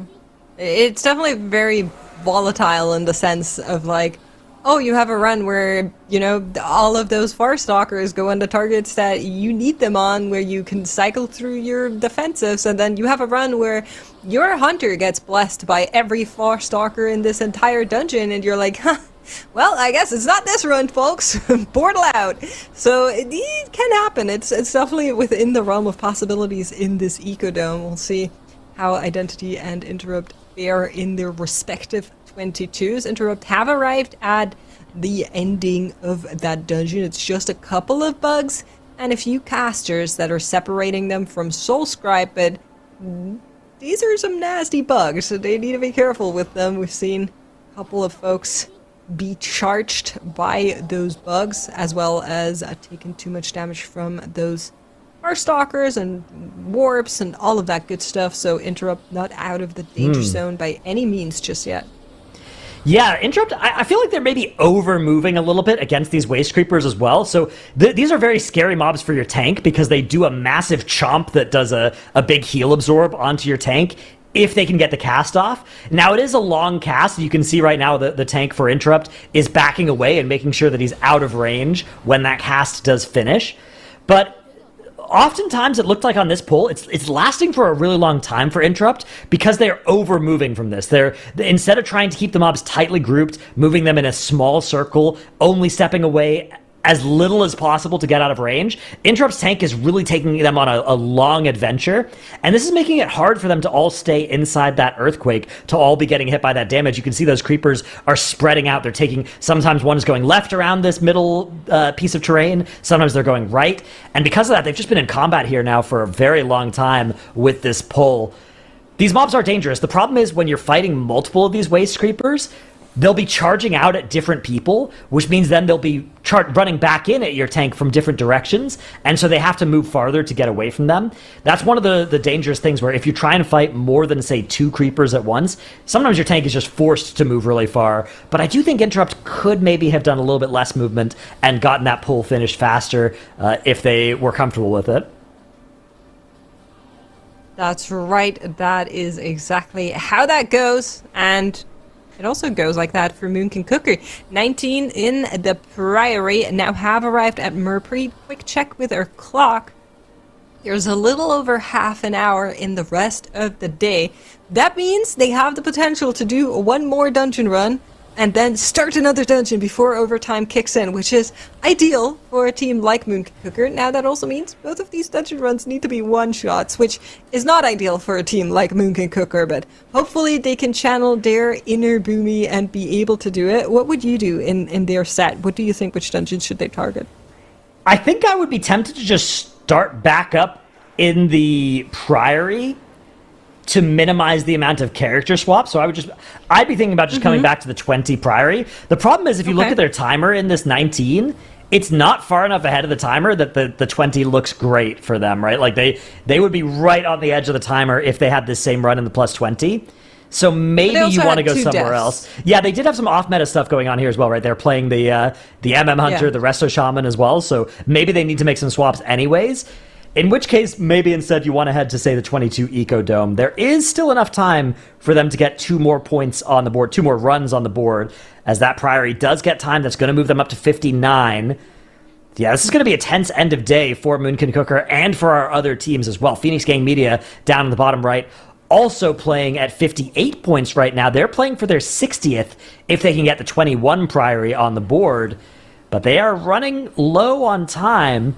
This is their Lust pull as well, so they're not going to have Lust for that boss. Lust has just run out. Tank is in a lot of danger here for Phoenix Gang Media as well. That Battlescar Veteran's already procced. 1 more shield wall charge is all we're going to have to get through the end of Baron Braunpike.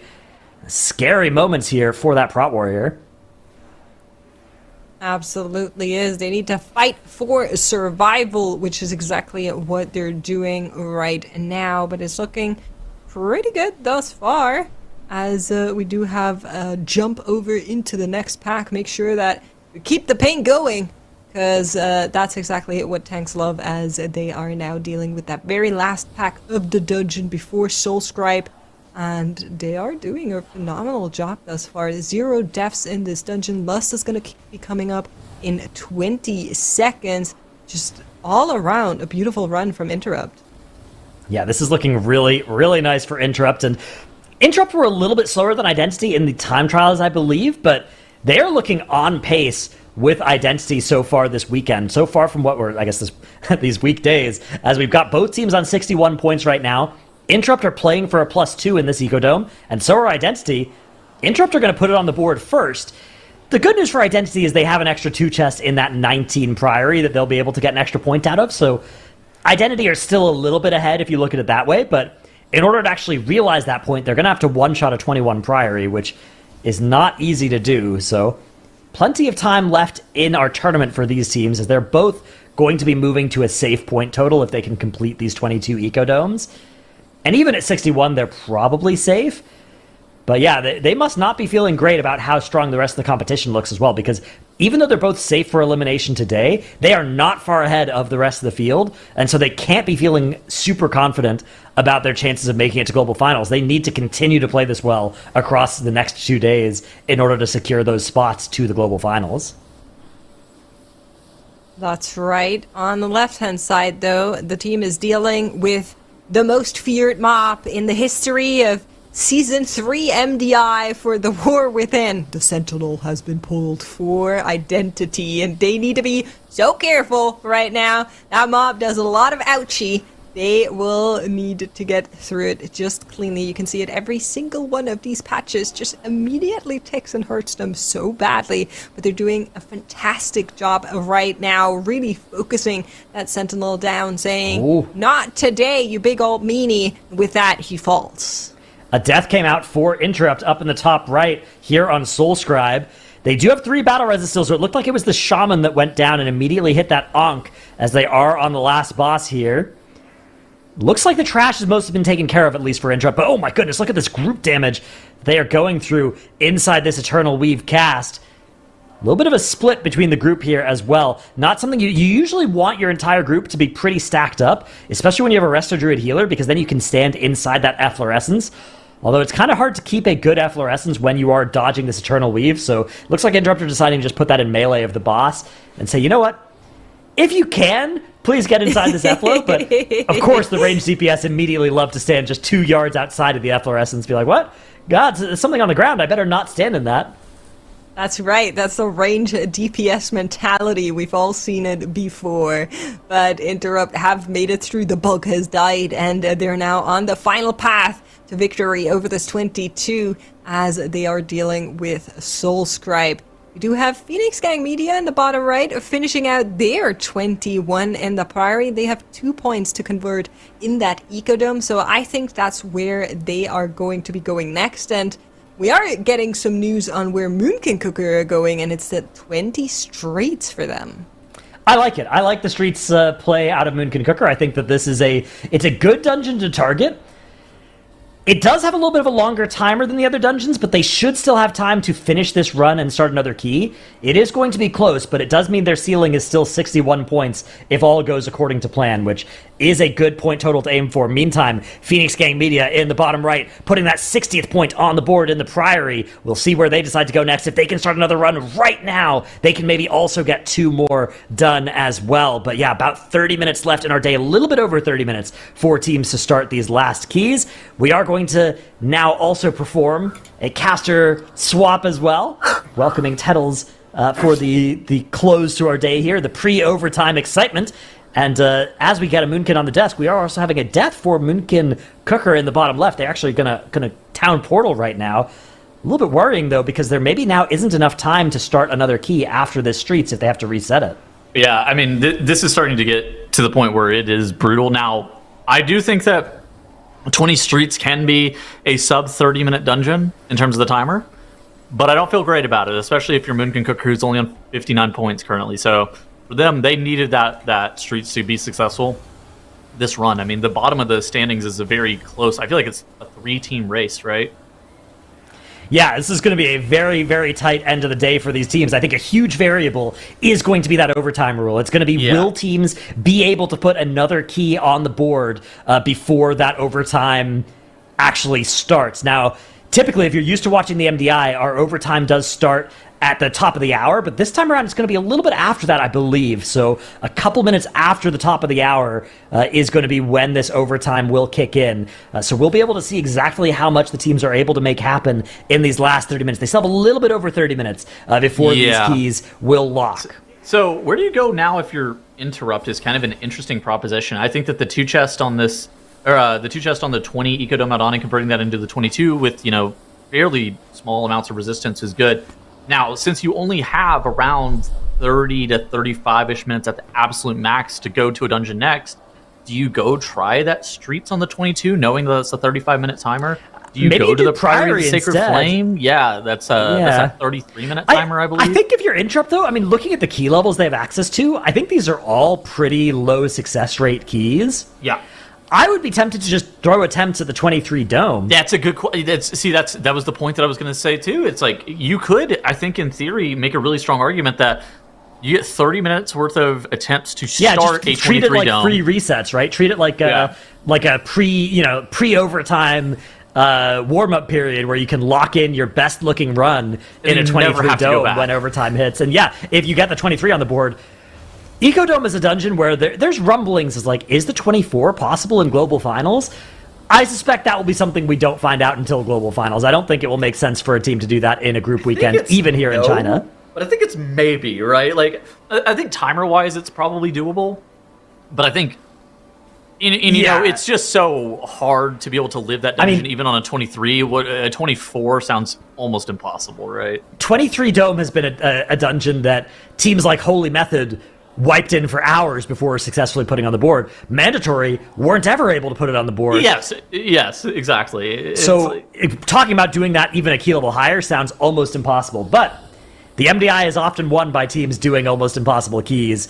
We'll have to see how that shakes out in the Global Finals. Again, if you are interested, you got to mark your calendar. It is this weekend. So actually, maybe you don't have to mark your calendar because it's close enough in the future that you can just remember. But it is this weekend, Friday, Saturday, Sunday, Global Finals. Definitely check that out. It'll be here on the same channel at the same time with 2 of the same teams and 6 of our Western teams all doing battle for the glory for that championship.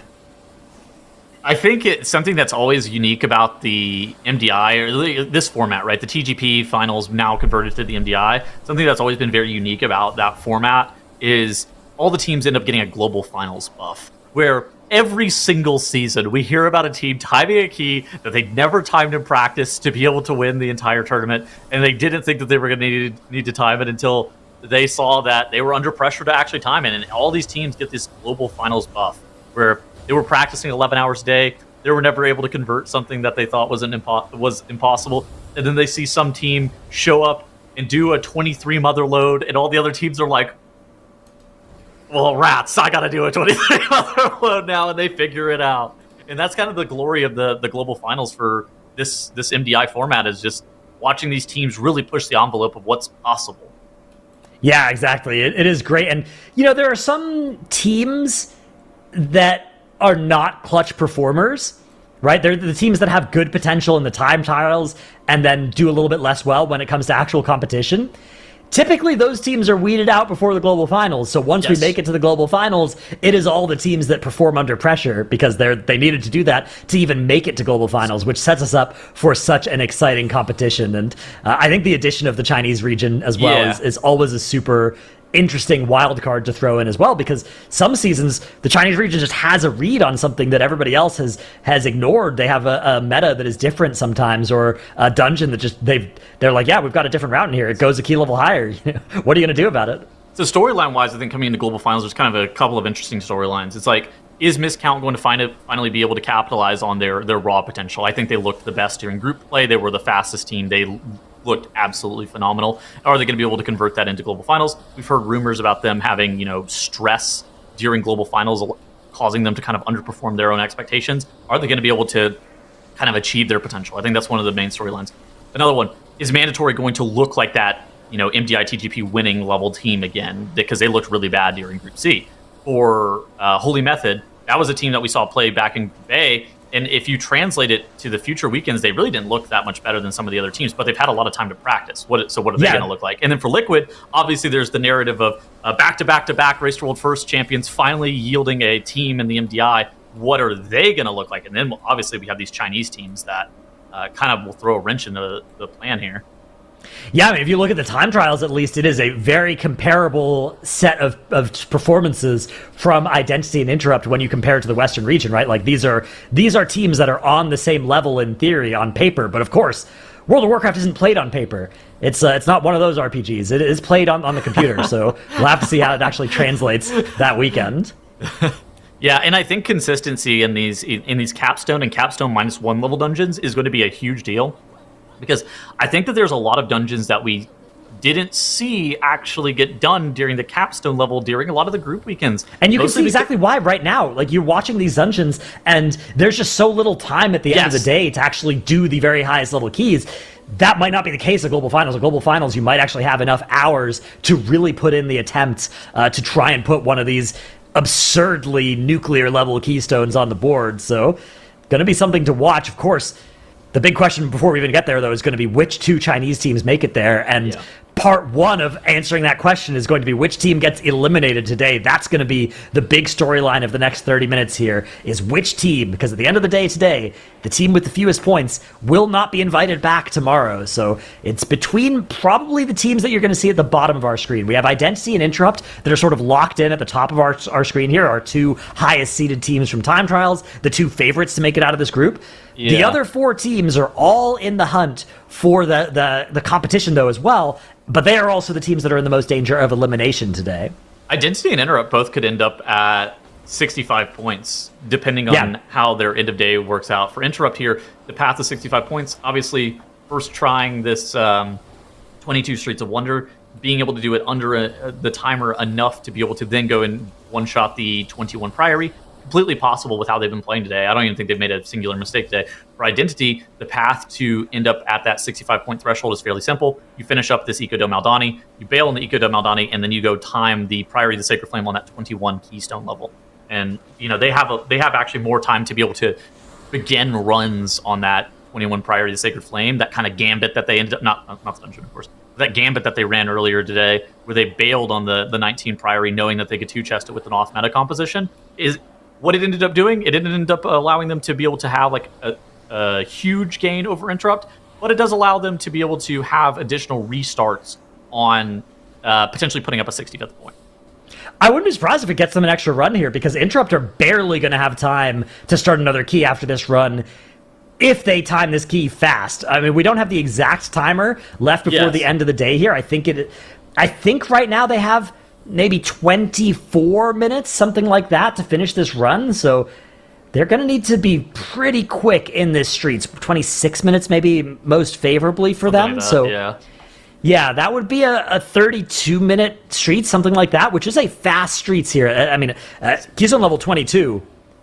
This dungeon is not one that you're going to time by a huge margin of bonus time. So, yeah, it's going to be a question is, will Interrupt be allowed to start another key after this one? Will they have enough time to do that? Because if so, 65 is on the table for them. Otherwise, it's only on the table for Identity. But for Identity to do it, they're going to have to also succeed at two pretty high-level keys first try. Of course, they are nearly done with this Dome already. The Dome is looking really solid for them here at level 22. Yeah, I mean, this could be a pretty difficult part of the Ecodome, depending on how many of these creepers they end up grabbing. There's kind of difference in routing decisions as to what actually this in-sequencing ends up looking like, depending on how many burrowing creepers you get into this boss. Obviously, these phase blades aren't the end of the world. The difference between 2 burrowing creepers and 3 burrowing creepers is a huge deal, to the point where we saw Skylark. I mean, the only time that Mandatory made it to this boss, Skylark ended up going down to the Gloom Bites behind those triple burrowing creeper, just because they actually do so much damage to the tank. And the tank ends up having to move the boss around a lot, which ends up forcing you to lose a bunch of damage. Whereas with double burrowing creeper, you're able to kind of walk circles around the boss in a more methodical manner, I would say, to make sure that your DPS actually have 100% uptime on being able to cleave both those creepers and the boss at the same time. So Identity going for a slightly safer, but I would say slightly slower approach to getting count here at the end of this dungeon. Yeah, I'm definitely not a fan of fighting 3 creepers at once on the last boss, so I'm glad to see this. It was so sketchy whenever we saw Mandatory running their route last weekend, to the point where we were like, oh yeah, so they played the second boss room a little bit safer, but now they're going to have to play the end of the dungeon in a much more difficult fashion. And I remember it was like me, you, and Zyro on at the end of the desk, and at the end of the day, and I was like, I don't know if I like this. And then immediately Skylar dies, and I go, this is why I don't like this. Yeah, it was a very prescient end of day, as Identity nearly done now with those 2 creepers. So once those 2 go down, there's not an awful lot of ways that you can wipe to this boss once the two creepers are dead. Yeah. It's not zero. People have found ways in my groups many times to wipe to this boss without any trash on top of it, but teams like this probably are pretty safe at this point, and they have 6 minutes on the clock as well, and 2 battle reses, so no way they could wipe from here. Exactly. There's absolutely no way that they could wipe from here, as that Bloodlust does fade from them. And they're going to be, I'm going to be honest, they're going to be pretty close to the timer.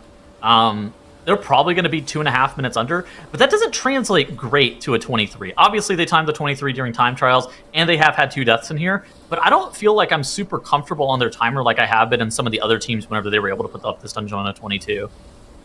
Yeah, I'm a little worried about the 23, but I still like their chances in it. It's just a question of how consistent it'll be. But of course, with 2 deaths on the board here for this run for Identity, you extrapolate this to a 0-death run. They're probably ahead by a solid 4 minutes here. That's probably enough. The fastest 22 looks like it was a liquid run at 27:02. Yeah, okay, so Identity are going to be slower than that, but they're not going to be orders of magnitude slower. Yeah, Mandatory put up a 28:50. Yeah, and then we're on pace to be able to do the 23, although they never actually succeeded at it. Yeah, which, that's how it goes. At the same time, Identity, even with the 2 deaths, and we know, we've seen their time trial runs. They have timed this dungeon on a 23. It's certainly possible. They're just going to have a clean 23 run. All right, in the meantime, down in the bottom left, we have another dungeon nearing the end here. It's Blue Yun about to put the 19 Priory of the Sacred Flame on the board. This will be their 61st point, which I actually think is maybe enough for them. It's not enough for them to be safe, but I think they're going to be very happy with that on the board, because then they can come back into the 20 Priory or the 22 in either of the other dungeons, get that 62nd point, and I think at that point, they'll be feeling really good. Yeah, here this goes on the board. I mean, they're well ahead of the timer in here as well. This dungeon is definitely timeable for them on Keystone level 20. So we'll have to see whether they decide to go back there. They have a bit of time to decide which dungeon they want to be their last of the day, but there is certainly only time for one more dungeon in the day for them. In the bottom right, on the other hand, it's Phoenix Gang Media. Now, Phoenix Gang Media do have time to finish this dungeon run and start another. Okay. This is actually huge as well, because Phoenix Gang Media, if they put this 21 dome on the board, that's 62 points for them. That's so many points, and they'd have the opportunity to get even one more. So their ceiling is 63. That's a very high ceiling still. I feel like I am a bit off on where I thought Identity was going to be finishing this dungeon, by the way. They ended up killing this boss off very, very quickly. I thought we were going to be on like a 450 mark with like a DPS dying on this boss, but instead they're going to be on the 410 mark, finishing up in 27:45, and that would have been much faster than where Mandatory were in the 22 last weekend. And honestly, if they didn't have those deaths, they would have actually been in a similar position to where Liquid were in this Eco Dome Aldani, timer-wise. Yeah, exactly. That's always the tough thing to compare about the deaths, because on the one hand, you can look at deaths and be like, oh, if they just don't have those deaths, they would be this fast. But on the other hand, it's like, well, hang on a sec. The teams that have the deaths, usually that's a bad thing, right? Usually you want to be a team that doesn't have deaths in the run. So yes. Sometimes you're looking at these runs and you kind of trick yourself into making the argument that like, oh, this team is actually stronger than this because there were deaths in this run. But, you want to be a team that never has deaths in your run. I remember, like, Holy Method ended up killing that boss on a 22 during Group A weekend at, like, 445 or something like that. And so the fact that Identity just killed that boss, even with the death on the boss at the 420 marker, I feel like is quite good. Yeah, I do think that's good as well. And, the death costs you the 15 seconds. It doesn't show up on the boss split, though. Yeah, so it doesn't necessarily affect that. I mean, but you lose so many resources whenever you end up having a death and stuff like that. Yeah, deaths are costly in other ways that aren't exactly, deaths are more costly than the 15 seconds that you lose to the timer, is kind of the important takeaway. Yeah, that's, and it depends on the death, right? Sometimes a death can literally just cost you, it can just cost you a little bit of time, right? Like, it can just cost you the 15 seconds and then somebody gets rezzed and it's fine. Sometimes it costs you cooldown. Sometimes landing the res takes time. Of course, sometimes it can cascade into more deaths and stuff, but if it causes you to then miss a phase on a boss, right? Like, say, the second boss of Ecodome, we've seen go immune at 2%, and if you have a death, that might happen, whereas if you don't, it's maybe safe. So it can cost you a minute, and it can cost you 15 seconds, and everything in between. This might sound insane. I wouldn't have hated if Identity actually threw attempts at the 23 Ecodome with the free 15 minutes. Yes, I would like overtime. That. At the same time, going 21 Priory of the Sacred Flame, it's the safe strategy. They were already safe, though, to not be eliminated by the end of the day. They're going for the 65th point here in this Priory of the Sacred Flame on that 21. And if they put up this dungeon on a 21, good news is they probably don't have to revisit this dungeon over the course of the rest of the weekend. Now, we did see that teams put up this. It basically never got put up past the 21 during group play, but it was always fast enough that kind of left us questioning what if and if 22 is possible. I don't think it would be necessary, though. Oh my goodness! Interrupt had a little incident there. Their hunter, just as the consume was expiring, it looked like ran into a ball and ended up actually getting chunked down to 10% health, getting the damage down instead of damage up that you get if you run into them while you have that debuff. So a little bit of a time loss for them. Not a huge deal though. Yeah. Something that is nice about Hunter on this fight is you can actually put on the Freedom Pet as well to be able to break out of every other route that ends up getting put onto players. And you can help you can freedom other people as well, right? And you can, so yourself, you already have the disengage freedom. Yeah, exactly. But I'm talking about the pet even, which is that one is very, very nice utility for a hunter to bring. Yeah. As you can see now, the hunter playing a little bit of goalie here, making sure that none of these orbs are flying through the rest of the group, letting them keep the uptime a little bit higher. The room, not exactly the most clean thing ever, which ends up yielding a pretty long boss split here. If they ended up having like a more clean room that would allow the mage to be able to plant and cast a bit more frequently, I think that actually comes down to the fact that they ended up killing that golem a little bit off the wall. If they were maybe 2 yards closer to the wall, that would have had better geometry on the room to get the balls like kind of locked into the corner. But at the same time, for Interrupt here, a 14-17 second boss split is not something to scoff at. Now there's the interesting question of where are they going to be pressing their bloodlust, because I think that's something that was kind of debated between our teams across all MDI weekends, where some teams, I think like Scaffolding, would end up pressing their bloodlust right here on Commander Zophar plus this trash. You see Interrupt going with a very similar situation. I think 07 was also pressing their bloodlust right here as well. I think it's hard to kind of know what the correct timing of the second bloodlust is. Some teams were just eating that second bloodlust and going for a more optimal press on male boss and Soasmi on pull, where Interrupt, it looks like they're going for the maximum number of lusts. Yeah, this is a dungeon where you can get, you can get the 4. It's like 4 lusts or 3 good lusts, right? That's kind of the. Yeah. So or is it 5 lusts and 4 good lusts? It's 4 lusts or 3 good lusts. And I think that even for Interrupt here, since they were 14-17 on a 35-minute timer, they were already not going to be able to get that bonus lust at the very end, but they are going to be able to press a bloodlust at 25 I will say there's minutes, some routes I've seen in this dungeon. It's like you're given the choice between 4 lusts and 3 good lusts, and they pick 3 bad lusts somehow. I've seen happen for some teams. So the question is like, what happens at 25 minutes that you need to press that bloodlust right there? Because to me, intuitively, you're gonna be holding anyways. To me, intuitively, this pull that's about to happen with the mail room and the mini boss that you're grabbing from the Mises Oasis area seems to be like it would be a more profitable lust, right? Just in terms of danger, we see the mail elementals, junk mail cast, always very dangerous. On top of that, you kind of want to press your offensive CDs on this pull. And I mean, looking at the CDs for Interrupt, they have Call, they have the Arcane Surge, and they have the DK CDs. So it's like, it would never be a bad thing to press it here. It's more just like, did we really gain much more from that lust? And what happens at the 25-minute mark where we think that we want that lust for? Yeah, lust is inherently usually a little bit better on single target rather than an AoE situation as well. You're absolutely right, yes. If you want to get the best value out of lust, using it on say, a mini-boss versus just using it to blow up a pack of ads is typically better. It depends a little bit on your specs, but when you think about a spec like Arcane Mage, for instance, the rotation is just... It's pretty full resources if you are in AoE and you're just barraging an AoE versus on single target. It can be a little bit more helped by having that haste, and that can be true as well for the DK for the BM Hunter as well. Although these are specs that don't really scale as much of the haste. There are a lot of specs where the haste really helps on single target and doesn't matter in AoE. These specs do benefit in both cases, though. Interrupt does not grab the Barrage Overseer with that trash pack, so I assumed that they were going to. Because I saw their Druid was running over here, obviously to start the RP. More often than not, we've seen teams grab that Overseer in the same pull, because you already have to LOS the junk mail casts from those mail elementals, and you can also LOS the circles from these Overseers.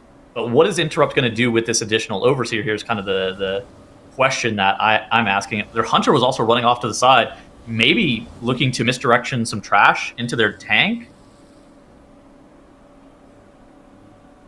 Yeah, look at that. Some strong arms coming in. Nice. Okay, yeah, this is trash that is often snapped onto the Mises Oasis section. We've seen some of our teams in the Western regions do that, but man, fighting all this with the Overseer is pretty sketchy, especially low on cooldowns here. I feel like this is like half a pull slow. Like from like what is optimal in double circle on our healer there. It's sketchy. At the same time, he's totally able to survive that going into that. Okay, yeah, and even though cooldowns were expiring as the trash coupled, we did have that Arcane Soul actually coming up as the trash was kind of finishing getting added, so that worked out really nicely, actually.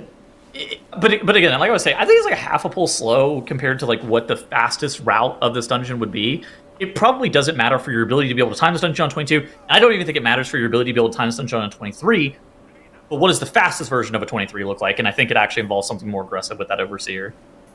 Yeah, it's one of the really important things as well to consider is that there are some keystones where it's like, yeah, we could time this either way, but if you're a minute faster, that tiebreaker, it might not matter today, it might not even matter in this group, it'll matter in the global finals in all likelihood. Those time tiebreakers might be the difference between first and second, or even between, third and fourth and fifth at the global finals. Yeah. So, I mean, for Interrupt here, I think just for them being able to one-shot this 22 and do it with, we're projecting, Dragon's Now, we're kind of speculating on it. If they're under by like 4-ish minutes, we're able to start another dungeon on top of this street. So potentially going and getting that 21 Priory of the Sacred Flame done today, that would be a huge deal because then it locks them up at 65 points, which would be the exact same as Identity.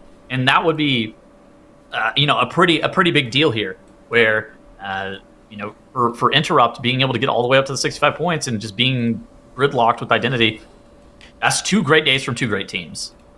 Exactly, yeah. So I'm a little skeptical that they'll be able to get this dungeon done, though, in time to be able to do that for Interrupt. I think they have about 11 minutes left in the day here, so they would need a 31, call it 32 most favorably for this run. Is this the end of their trash? Yeah, so after they get this done... so far? No, there's no way. No. It's the Overseer, right? They bloodlusted so far. Yeah, they bloodlusted so far, so this is just the Overseer that lives here. Yeah, okay. Or that spawns in on that last set of RP trash. So this is count for them. Mize's Oasis is probably 4-minute encounter. Mailroom is probably 3:45. Oh, maybe 4 minutes on a 22. I think it's 22. These bosses take quite a while at this level. Yeah. Mize's Oasis, a lot of RP to deal with here as well. Is Interrupt going to be snapping trash into this boss? Is also they don't need the count anymore. The trash that they would snap is the trash that they misdirected into that pull before as well. What are they missing then? Oh, the Mail Elemental in the Postmaster room. That's yeah. That makes sense. Which they'll fight that with Postmaster. Yeah, I was gonna say, where are we missing 12 count from then? Because like they've already done pretty much every trash pull that they want to do. It's gonna be tight. I think that there's a chance that they can actually start a run, but we're gonna be. I think they're gonna be toast on that, but we'll have to see. They've got about 10 minutes left now to start another Keystone run. You know what? So Now that you say 10 minutes, it gets a little bit more real for me. I don't know if we're at 10 minutes. It's 3 bosses they still have to deal with. That is a long travel time. Plus travel time, plus RP time on this boss.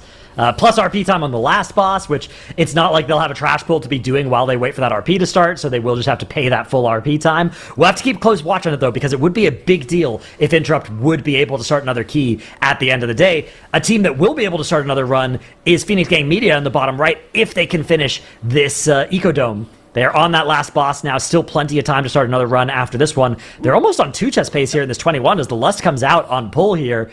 Really great run from Phoenix Game Media. Not one of our 2 favorites out of this group, but their ceiling here is 63 points. That's a lot of points, Settles. They're the 6th seed coming into this group. Like, you would expect them to get eliminated on day 1, but I mean, if they're able to actually put up that 63rd point, I feel like that Streets 21 is, I would argue, easier than the 21 of the Ecodome. Even though, they cap at the same level at that 23, I feel like the Ecodome Aldani, a lot more volatile of a dungeon, just generally speaking, to the point where you can get punished really hard with just a couple of mistakes, like accidentally body pulling a Sentinel. Just for example, hypotheticals, of course. Yeah, purely hypothetically. I feel like Streets, it's a lot lower mob density, it's a lot smaller pull count. This season kind of runs into this thing where every boss, insanely easy, every trash pack insanely hard, but Streets kind of runs into this thing where the trash is a lot less difficult in Streets than it can be in other dungeon. Now the downside of Streets is that the first boss is pretty challenging, and the dungeon is make or break based off the first boss split. And so those are the kind of things that you have to worry about. But on a 21, I think that for a team like Phoenix Gang Media, I feel like 63 here, yeah, pretty achievable. I like their chances as well, but we'll have to, of course, see that it's going to require them to one-shot the next key they do, which, yeah, even though they're looking great in this Ecodome, is by no means a sure thing, and they also still have to survive Soulscribe here, which is a fairly difficult boss fight, so it's not the hardest of the bosses in this dungeon. In fact, I'd say it's a lot easier than the second boss in this dungeon. It's a lot easier than the second boss. The second boss pulling trash on top of that boss is terrible. Yeah, and this boss, once you're done with the trash, it usually does feel pretty stable, but you have to make sure that it doesn't lull you into a false sense of security, because it is very, very possible to still wipe to this one. Yeah, I think Azakar tends to be the easiest, mostly because you can't play trash with them. Azakar is also just low stress, because you just know if you wipe, you just can reset, whereas Soulscribe, sometimes there can be a little bit of that kind of stress, that pressure of like, okay, we've made it through the hard parts, we just have to not wipe here. Soulscribe has a pretty real heal check on it too. True. Azakar's like, don't get devoured by the boss. Don't let the boss eat the mites. That's kind of the situation that's going on there. But yeah, I mean, I think with 35%, they should be able to get another run started. Now the kind of question is, are they going to be able to one-shot the 21 Streets of Wonder? And we're starting to turn the pressure up a little bit. For Identity in the top left, we knew they had a couple of attempts at starting a run in Priory of the Sacred Flame 21, and they are fortunately enough going to be able to see one of, I would not say the hardest part, but one of the hardest parts of Priory of the Sacred Flame 21 with this Paladin pull prior to the end of day timer.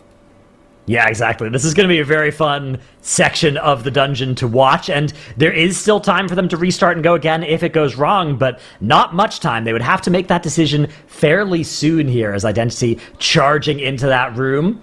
Meanwhile, up in the top right, it's Interrupt having finished Mises Oasis, heading now towards the mail room. And down in the bottom left, we have Go Big or Go Home. They are nearing the end of this Priory of the Sacred Flame. This one will be their 60th and 61st points if they can get this on the board. So their ceiling here is still 62. That's also fairly high. All of our teams actually have very high ceilings still moving into the end of our day. We'll have to keep very close watch on all of them as we do start approaching the overtime lock-off point for these keys. Phoenix Game Media are going to put this on the board. They're going to move to 62. They have time to start another key as well. Take Death for Go Big or Go Home. No! Oh my god! What? They're going to be fully wiping. Oh no, Tettles. So, I mean, look at their timer. They don't have enough time to come back and do this boss again. Now they have to reset and go again in this 19 Priory. The good news for them is there's still time in the day for them to do this, but it means that their ceiling is now 61 points. That is a huge opportunity for all of our other teams. I was talking earlier about how none of our teams had a huge choke that really opened the window for everybody else. That might have been it that we just watched there for Go Big or Go Home. This might be the what they look back on and see, yeah, this was what sent us home. I mean, I think that might end up being the nail in the coffin for them. And I mean, for them, they have the 22 streets on the board. So I assumed that their tiebreaker situation, if they ever ended up having to go to tiebreakers with some of these other teams, is going to be pretty good. Now I feel less confident in that. That is a terrible situation for Go Big or Go Home. They just went in a moment's notice from being able to start another dungeon at the end of the day, whether it be 21 Ecodome Maldani or 20 Priory of the Sacred Flame, to having to go back to 19 Priory of the Sacred Flame and being capped at 61 points. Yeah, exactly. It's a huge... I mean, the timeline has just split into two different futures, one of which where Go Big or Go Home we're going to be really happy, but the one that we live in, unfortunately for them, they are going to be very sad about how this one went, I think. From the priest? Are you kidding me? I don't know how that happened. He's a prop paladin. Like, what? Shield them up! Dude, I don't know. Consecration could have been missing as well, because I don't see how that could have happened either. But a lot of stuff. There's a lot of stuff to focus on, even on that pull. You know, it's one of the simpler pulls on paper, but you're low on cooldowns moving into it, as you've used a bunch of them on the end of that Baron Braunpike, Sir Braunpike reanimated pull. So, yes. Bad news indeed for Phoenix Game Media. I don't know. Kind of a weird play. Like I feel like as a prop paladin, you should be immune to that boss. It is your, kind of class fantasy to be immune to that boss. As long as you're in your Consecrate, you are taking huge reduced damage and also blocking all those spell damage that's coming at you. But if you're outside of your Consecrate there, especially if your Shield of the Righteous is somehow down, then you can fall over with alarming swiftness. So that looks like that's exactly what happened there. Bad news. They wiped and lost a bunch of time. Good news, I think Moonkin Cooker are locked to 60 points, not 61. We'll have to see if there's enough time left for them at the end of the day here. So we're a little bit over the hour, but we started the day a little bit over the hour as well. The question is, how much time is there left in the day? I feel like it's about 3 minutes, but that's not an official answer. We'll know whether or not they're allowed to start another key by watching to see whether or not they're allowed to start another key. But that's going to be the question here for Moonkin Cooker: is will they be able to finish this run and start another key? They've lost. What? I think the answer might be no as well, though. What have we lost? Postmaster maybe on pull. Perchance? I think it had to be. Yeah. I don't like it, but I think that is the answer. I'm not loving it, but I think their chances are, if they can start another key after this one, I mean, even if they can't, they at least will still be open to the possibility of a go big or go home double choke, and that could be their pathway to qualification through to tomorrow. Yes. So I mean, their path qualification would then require go big or go home, literally depleting the key for a second Right, time. which, that happened on their last attempt of it, so that just has to happen one more time. I think it should be against the law for Production Paladin to die there, by the way. I just want to reiterate like that. In a 19. Yeah, I mean, Prop Pally is one of those tanks where it's very durable when everything is set up properly, but it is very squishy. Of all the tanks, Prop Paladin is the one that will fall over the fastest if you don't have your defenses set up properly. Yes, for sure. And the reason I was the most astonished is because that pack is like 4 footmen, a priest, and then you have the boss. And it's just like, we got all the kicks. We have all the kicks covered. Yeah, I'm not sure how that happened either. I mean, one Divine Toll would basically solve that entire section, but maybe it was on cooldown, right? Because they just came off of that, a very scary pull right before then. And especially maybe they did it faster than usual, so maybe your cooldowns that you usually have aren't up there. Maybe the time pressure is getting to you. I'm not sure. I'm not sure how it happened. We got the Protection Paladin banished to the Shadow Realm. Now we are on a Thunder Fury wielding Protection Warrior.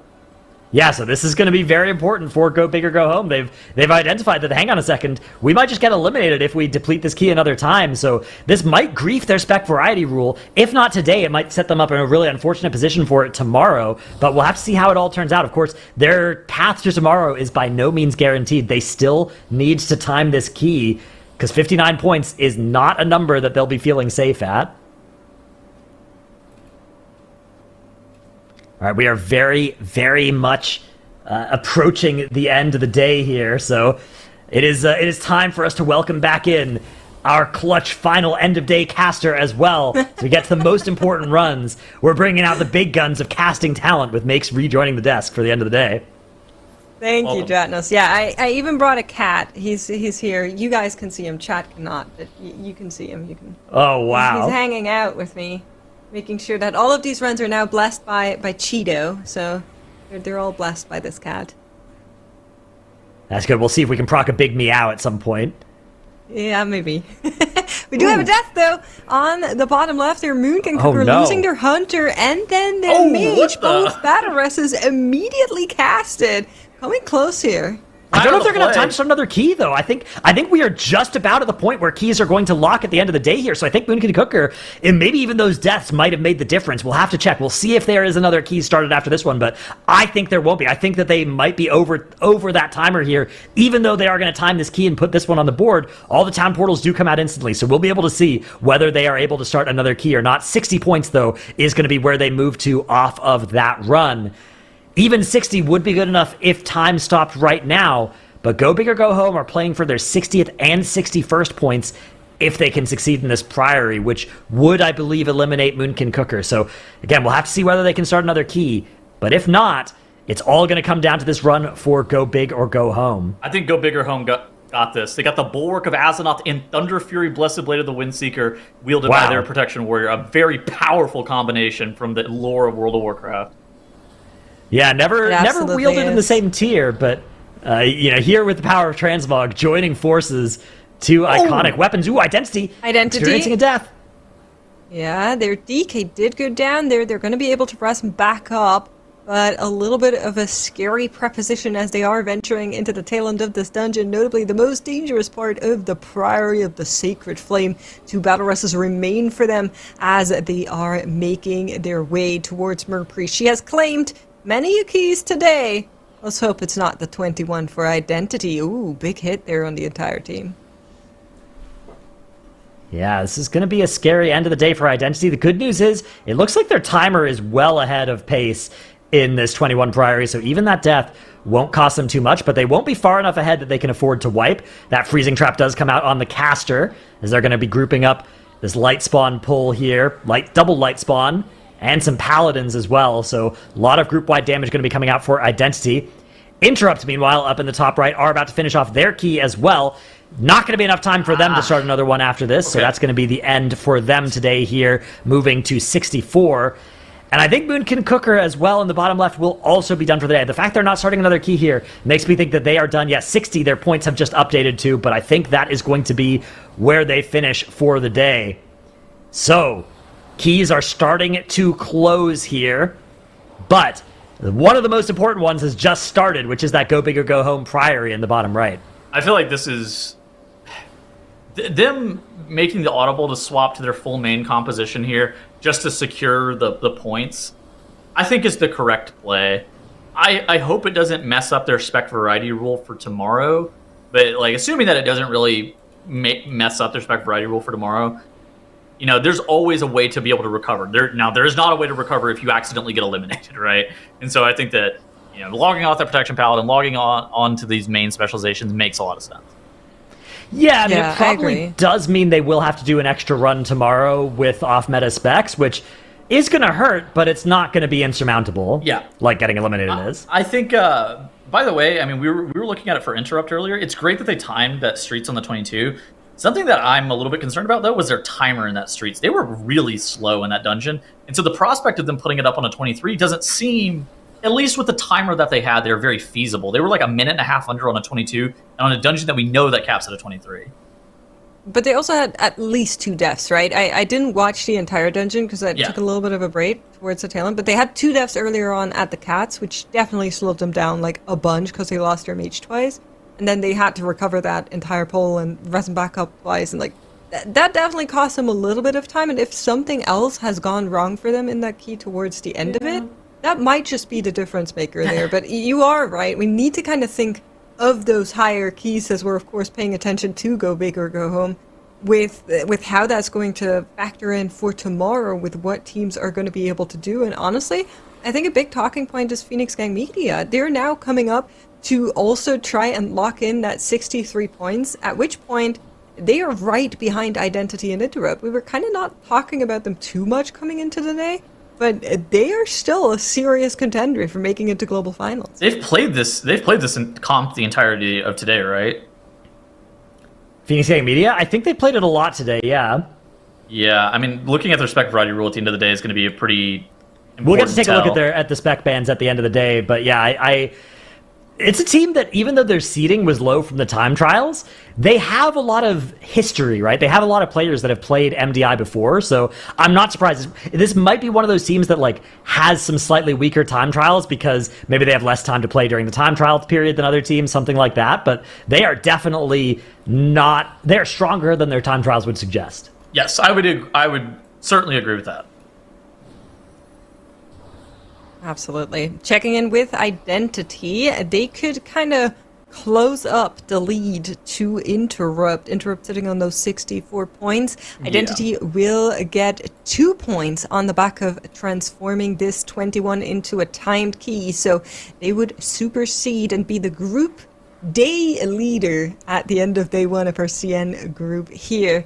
If they're able to do just that, but danger awaits as they are trying to path around Rompike here, making sure they don't have to go in there immediately, getting those casters under control, and everything together as Bloodlust is being used by them. So this is by far the hardest pull in this dungeon. Well, actually, these 2 pulls back-to-back that you do are triple caster, and it's really annoying. So basically, you go round of kicks, then you go 3 casts of CC. Typically, it's like incapacitating roar, then double shaman stops. Then you go round of kicks again on the triple priests, and then you press triple CC again with the Blinding Sleep, the Implosive Trap, and then the Shock Wave from the Protection Warrior. Now, you do have the Interrupting Shout that can be thrown in to be able to maybe alleviate that somewhat, but that's roughly the idea of what's going on. And that pack, it has to die within those priests, they need to die within like the 30 to 35 second window after that second round of kicks, plus a couple of other CCs, residual CCs such as Thunderstorm and Incapacitating Roar get pressed. And that's why just these two pulls with triple caster, where it's like double mage, one priest, and then triple priest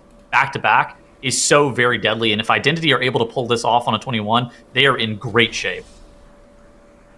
Yeah, 100%. This is such a dangerous section of the dungeon, and 21 in Priory is basically as high as this key goes, right? Yep. We haven't seen this dungeon go higher than this yet. I wouldn't be surprised if we do at the global finals, perhaps, but I think in a group weekend, putting up a 21 Priory is... You probably aren't going to have time to push that higher because there will be other dungeons that are higher priorities. Identity here is going to be... They're going to be so a fast. minute and a half under or something like that. With the death? I think there's a world where if you really just like, all right, we have to time this dungeon on a 22, just timer-wise, I think you can extrapolate how it gets timed on a 22. It probably, involves a more aggressive end-of-dungeon sequencing. But the end-of-dungeon is already very dead. Oh my gosh, MJT getting hit by a blinding light there while he's in Ascendance. That is brutal. Not as an elemental ideal. shaman expert, how does that affect the rotation? Is that good? Normally, getting incapacitated during your Ascendance involves a subsequent Alt F4 or /abandon immediately after. I see. That's when you say lag, right? I've seen that a lot. I believe that there is no lag allowed. We are logging off the game, I think, out of pure rage. Well, that's definitely not what is happening for Identity. They are pressing onwards like the challengers they are and dealing with phase 1 of Merprey. But I do want to check in with Go Big or Go Home. Bottom right corner. For them, it's about being the team that is not eliminated. If they can time this key, they are going to move ahead of Moonkin Cooker, and it is entirely in their own hands. However, they have wiped in this key before. They're pacing right now to be like 4 or 5 minutes under right now. Like they are in great position, assuming that they don't have like a major mistake. Like they would need like a full wipe here, even like minor mistakes. I think for them, like partial wipe at the end of the dungeon, hypothetically, they'd still be on track to time this dungeon just because how fast their Dale Cry split is and just how quickly they're currently pacing. With an 11:26 first boss split, that is unbelievably quick. Yeah, exactly. They just need to avoid exactly what happened last time happening to them again, right? Deaths into a wipe on a boss. Because anything other than that, you'll be able to recover it. Yep. And, you look at this in the top left, Identity here. They're at 50% on Merprey. They have made it into that intermission where the boss is pulsing AoE. All we need to do is drop down a binding shot on one side. Actually, we're going double Earth Grab Totem. We're Earth Grab Totem, Totemic Recall, Earth Grab Totem. So not even going to have to deal with those Neophytes. We only end up getting one round of Neophytes as well, which is optimal here. And for Identity, it really is just going to be a burn on this boss, and they are going to be so far under on this timer. I mean, calling into question whether or not 22 is possible or something that they're going to be willing to do this weekend, because they look really, really good right now.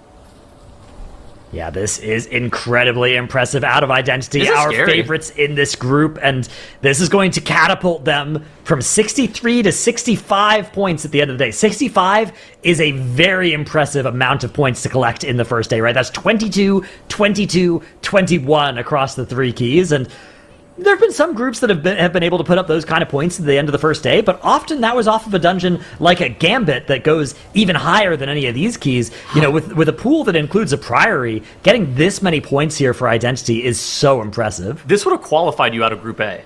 Like that's the kind of score that qualified Group A teams. So I think that Identity look fantastic.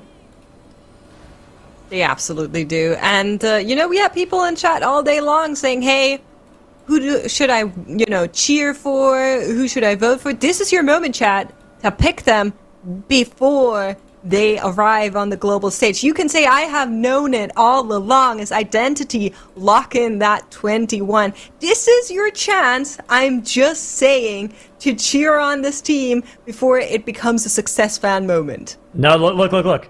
You can always change your mind last second and just say you've been rooting for them all along. So I would say wait and see. Wait and see how well they do in this group. Wait and see also how well they do in global finals. And if they win global finals, then say you've been rooting for them all along.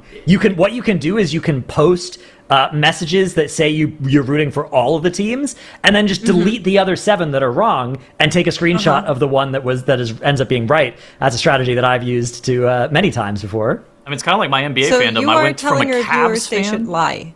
No, Yeah, no, he's not. He's not saying that they should lie. He's saying that they want to be on the right side of history. Of course, it's kind of like, again, my NBA fandom, where I was a Cavs fan, then I was a Heat fan, then I was a Cavs fan again, and now I'm a Lakers fan. Oh, I see. Yeah, that's very smart, very wise. Yeah. I don't think you guys know what fandom is, but hey, that's okay. That's not what we're here for. Let's take a look at Liu Yun. They're actually just running an extra dungeon here for flair, for vibes, and for, of course, the rest of the tournament day tomorrow and Sunday, because the more points, the merrier. And while there's still a good chunk behind Identity and Interrupt, moving on to the 62 would be pretty big for them, so that's what they are working on. And, of course, the main attention is with Go Big or Go Home, as they are currently dealing with the second boss. Yeah, and Yeah. I mean, go big or go home. It's just basically win and you're in. Correct, Ratnos? Yeah, exactly. If Go Big or Go Home time this key, they will be qualifying to tomorrow. Obviously, not all the way to global finals. Oh my goodness! What a curveball in the bottom left, though. We thought Moon King Cooker weren't going to be able to start another key, but they have been allowed to start another key. Oh my goodness! They've been in this key for 11 minutes now, in stealth mode as well. They must have had a rogue friend that cast Shroud of Concealment on this dungeon run. We didn't know it was going on, but it was indeed this entire time. They went right back into that streets, so they are playing for a 61st point as well. So, in the universe where both teams time their keys, they'll actually both be on 61 points, but Go Big or Go Home will have the tiebreaker by virtue of having a 22, while Moon Can Cooker have a 21. So this actually doesn't change anything for Go Big or Go Home. Their calculus is still exactly the same. If we time this key, we are in. If we deplete this key, we're eliminated. But what it does mean is that if Moon Can Cooker do survive to tomorrow, they might be able to do it with an extra point, which would be big. It's... I think there might be some collusion going on or something. Why haven't we seen them? Well, it is a mystery. They were hiding, you see? Sometimes you just gotta hide the big assets, and in this case, Moonkin Cooker, Hide they the were big cooking. assets. That's just how it is. Thank you, Max. Typically, welcome. we have a good idea because we're in communication with the admins. We know exactly when the day's starting and ending. We know exactly how much extra time is given to teams when there's like an admin time loss. But this time around, we don't know that, so we're just guessing. And it looks like Moonkin Cooker are going to have a death here in this 21. It's in Lust as well. In Lust and Arcane Surge, the mage is going down.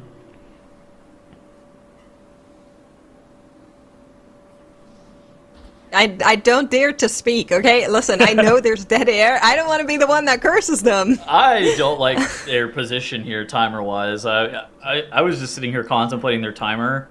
Like, Yeah, because it was close in the 20. Yeah, it was close in the 20, and you want this boss dead by, like, 14:30, 15:30, worst case scenario. They are not... I believe that we were about to see, like, somewhere north of 15:30. That's my worry here. Obviously, they do have a lot of you know what? Okay, maybe we're gonna be closer to 14:30. But pressing that Lust there is, and still not having like a great boss split is like incredibly concerning. Yeah, I'm deeply, deeply worried here for the future of Moonkin Cooker. Again, their fate also is no longer in their own hands. It's all going to come down to Go Big or Go Home, who are marching through this priory with... I mean, they just a little bit, right? If Moonkin Cooker time... No, because the tiebreaker situation is such that if both teams time, it's still Go Big or Go Home. Points. Okay. Yeah, because they have the 22. Yeah. If they both get to 61. So the only thing that will matter for Moonkin Cooker with this run is if they do survive to tomorrow, they'll have that extra point if they can get this one on the board. So somebody in chat asked, Drenus, does this run actually count for Moonkin Cooker? I don't know for sure. But I assume yes, otherwise Okay, surely it would I'm show going it, to right? say yes, because it's been ongoing for 14 minutes, and there's no way they would have allowed this shenanigans and put it on stream if that was the case. I think the end of day was just a minute later than we thought, and that's why it's been ongoing. I mean, you're European. You know about strikes. So, for anybody who's wondering, right, we started today a little bit over the 1 hour mark. So usually we just are ending the day right at the 1 hour mark. But there's also sometimes extra time given to teams by the admins if there's something that happens during the day that takes time because of something on our end, right, something on the admin's end. Sometimes the teams will get 3 extra minutes at the end of the day, 5 extra minutes at the end of the day because the admins needed that time earlier, right? So all of those could be happening right now. And unlike in the Western region, we don't have a direct line of communication to know exactly what's going on here. But looking at the timer, my suspicion is, because this has been going on for 15 minutes, I suspect this is a live run. But again, it doesn't actually matter for whether they get eliminated or not. Whether or not Moonkin Cooker get eliminated is all on Go Big or Go Home's run. If Go Big or Go Home time is key. It doesn't matter what happens in this 21 streets. They will be going home. I don't like their timer. Like, again, 15:05, we pressed our Bloodlust on CD here. Like, almost independent of whether or not this run counts or not, their timer is going to be unbelievably sketchy towards the end of this run, to the point where they're pacing like it's 23, except they're in a 21. Yeah, I'm so concerned about this run for Moonkin Cooker. Again, they're going to be playing the rest of this dungeon as well with no battle res for 5 minutes, no lust for 7. They're behind on the splits already. I'm extremely sketched out by this turn of events here as they're fighting so far without lust on the 21 as well. Okay. You don't need to look there. You don't. You can just look at the bottom right because that's the run that actually matters, right? Like you elaborated, it all comes down to Go Big or Go Home's run, which is reaching closer and closer to the finish line.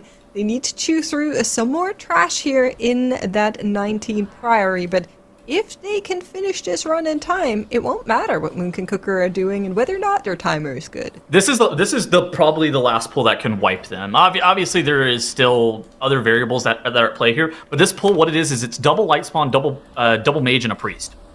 So you have to be able to calculate perfect CC chains and perfect interrupt rotation, while at the same time your healer is able to identify who's getting targeted by the light spawn purification beam at the perfect time to be able to make sure that they get healed through. The person that is most liable to die here is obviously your restoration shaman, although not restoration shaman, your elemental shaman, but your restoration druid is also able to go down if they're not careful. You see that shaman getting targeted by that purification beam. He ends up pressing his astral shift. He is going to get priority on the priest kick to be able to allow him to have some holy DR from season wins.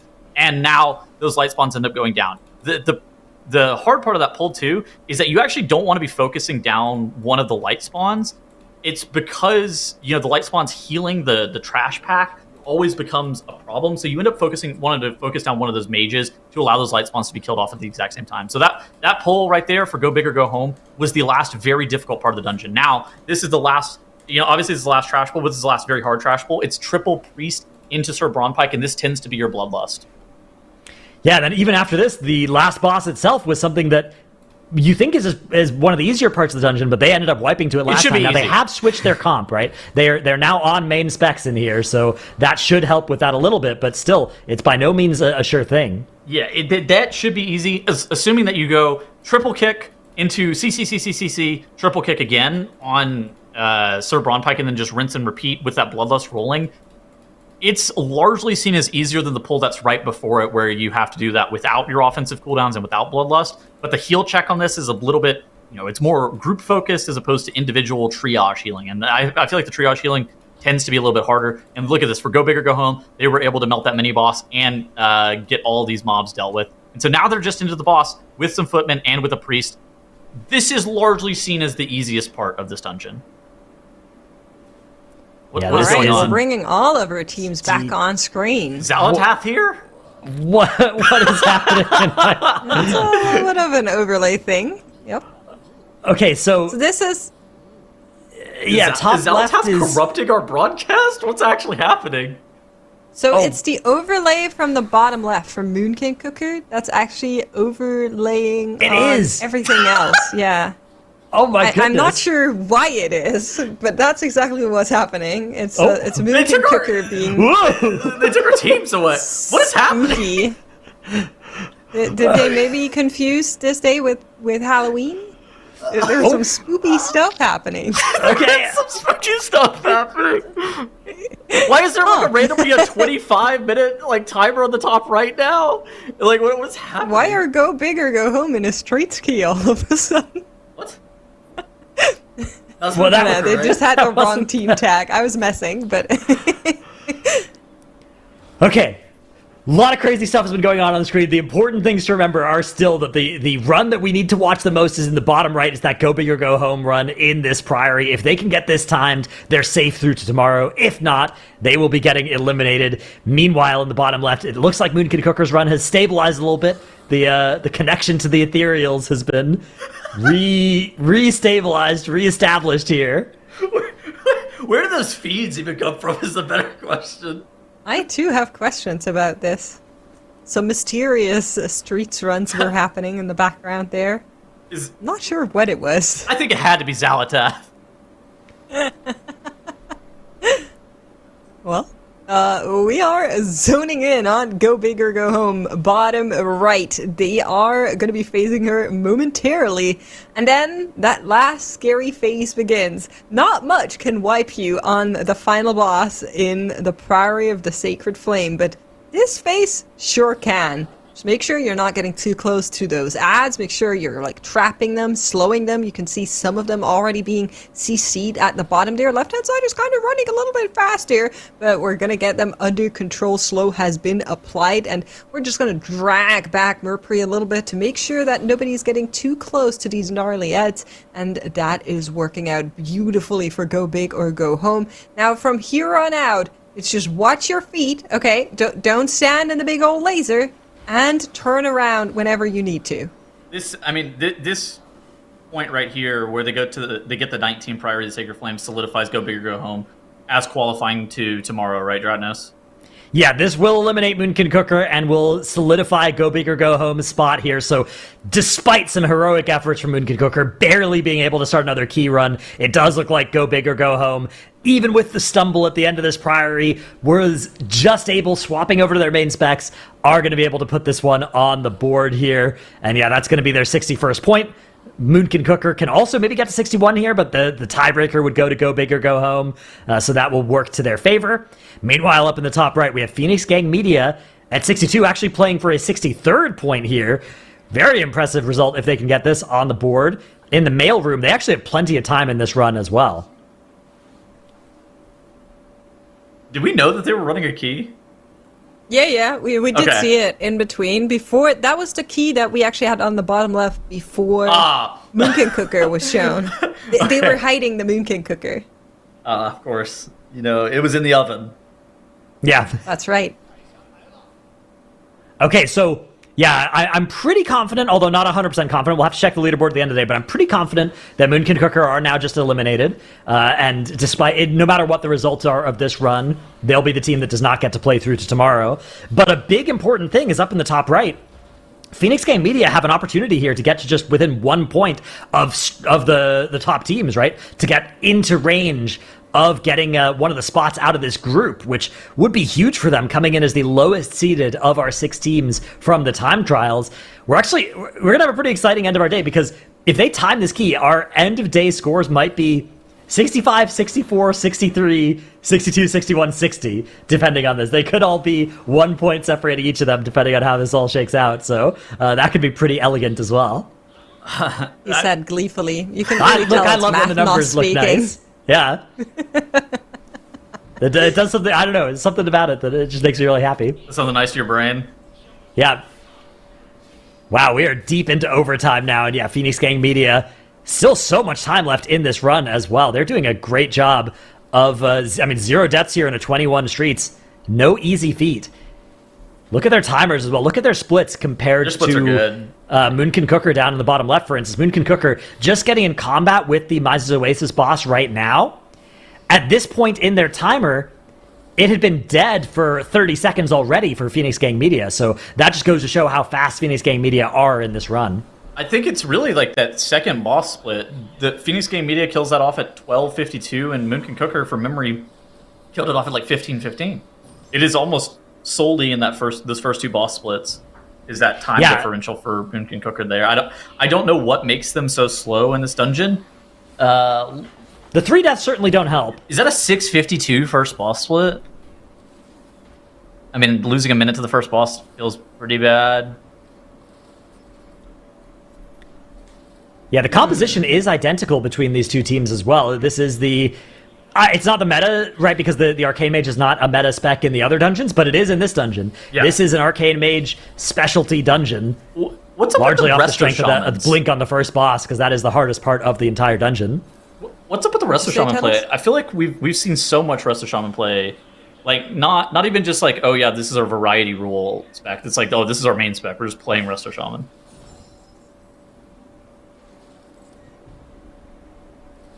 Yeah, I think it's a lot of it is in the mobility, and then you kind of want to save your main spec for day 3, right? Healers are, besides some outliers, I would say similarly to tanks in a good state, where like Resto Shaman just generally is pretty good.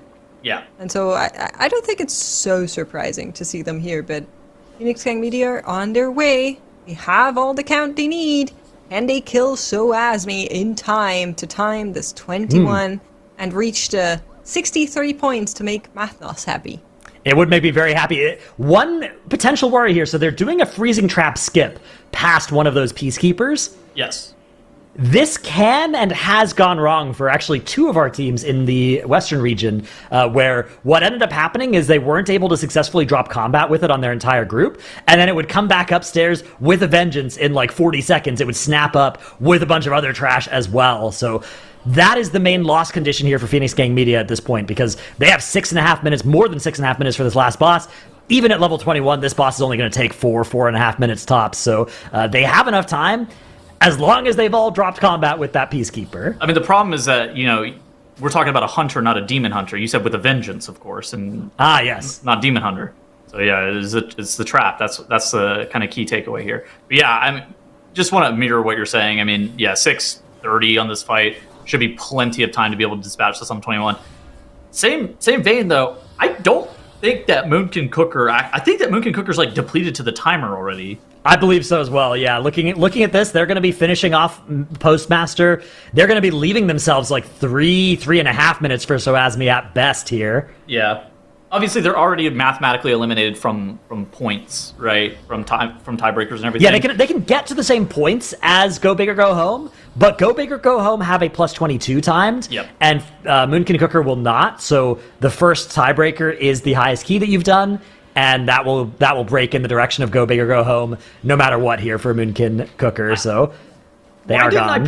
Why didn't I pick a mage or a death knight? Like, why, whenever I had to start this game 10 years ago, did I pick a druid? Meanwhile, I'm watching this hero class Death Knight press AMS, run through the ring, and this mage blink over the ring, just straight into the portal. Where did it all go wrong? Yeah, that's a mystery. I think it's when you picked up that Moonkin. But while we are watching Moonkin Cooker on their bonus round here that may or may not be depleted, I just want to read out a little bit of tidbits about this team, since we are probably saying goodbye to them today. So I introduced them by the introduction that they asked us to do, which is just a lot of meow, and their tank, who's called Snow, was actually saying in their personal characteristics, like things we should know as casters, that they're aiming to promote meow to greater heights. So I thought that was really cool. That was very profound. They also have their DK writing in that they love eating fast food, they like cats, and they have 4 pet cats of different breeds. That's a lot of cats. That's more cats than I have. I've independently been promoting meow to greater heights for a long time, so I think I'm already with them. Very good, very good. You're doing it would make sense as well, because I appreciate that. Every feral druid I know would be in favor of a team called Moonkin Cooker, right? All the feral druids I know hate the Moonkins, so makes sense. That's not a feral only thing. Yeah, true. In fact, 38 specs in the game I know hate Moonkins, so feral just being one of them. Although I will say, if you're a Moonkin player, they're getting a fun new Eclipse rework in Midnight, so. That's right. A new sort of a return to the kind of WoD-esque Eclipses, but a little bit more controlled, a little bit less uptime. It seems like it'll be pretty fun. I don't know, Tettles, have you gotten a chance to look at that? Yeah, I don't think it's like similar to the WoD ones. I mean, it's got the 2 Eclipses. do one than the other. It's an active ability now. Yeah.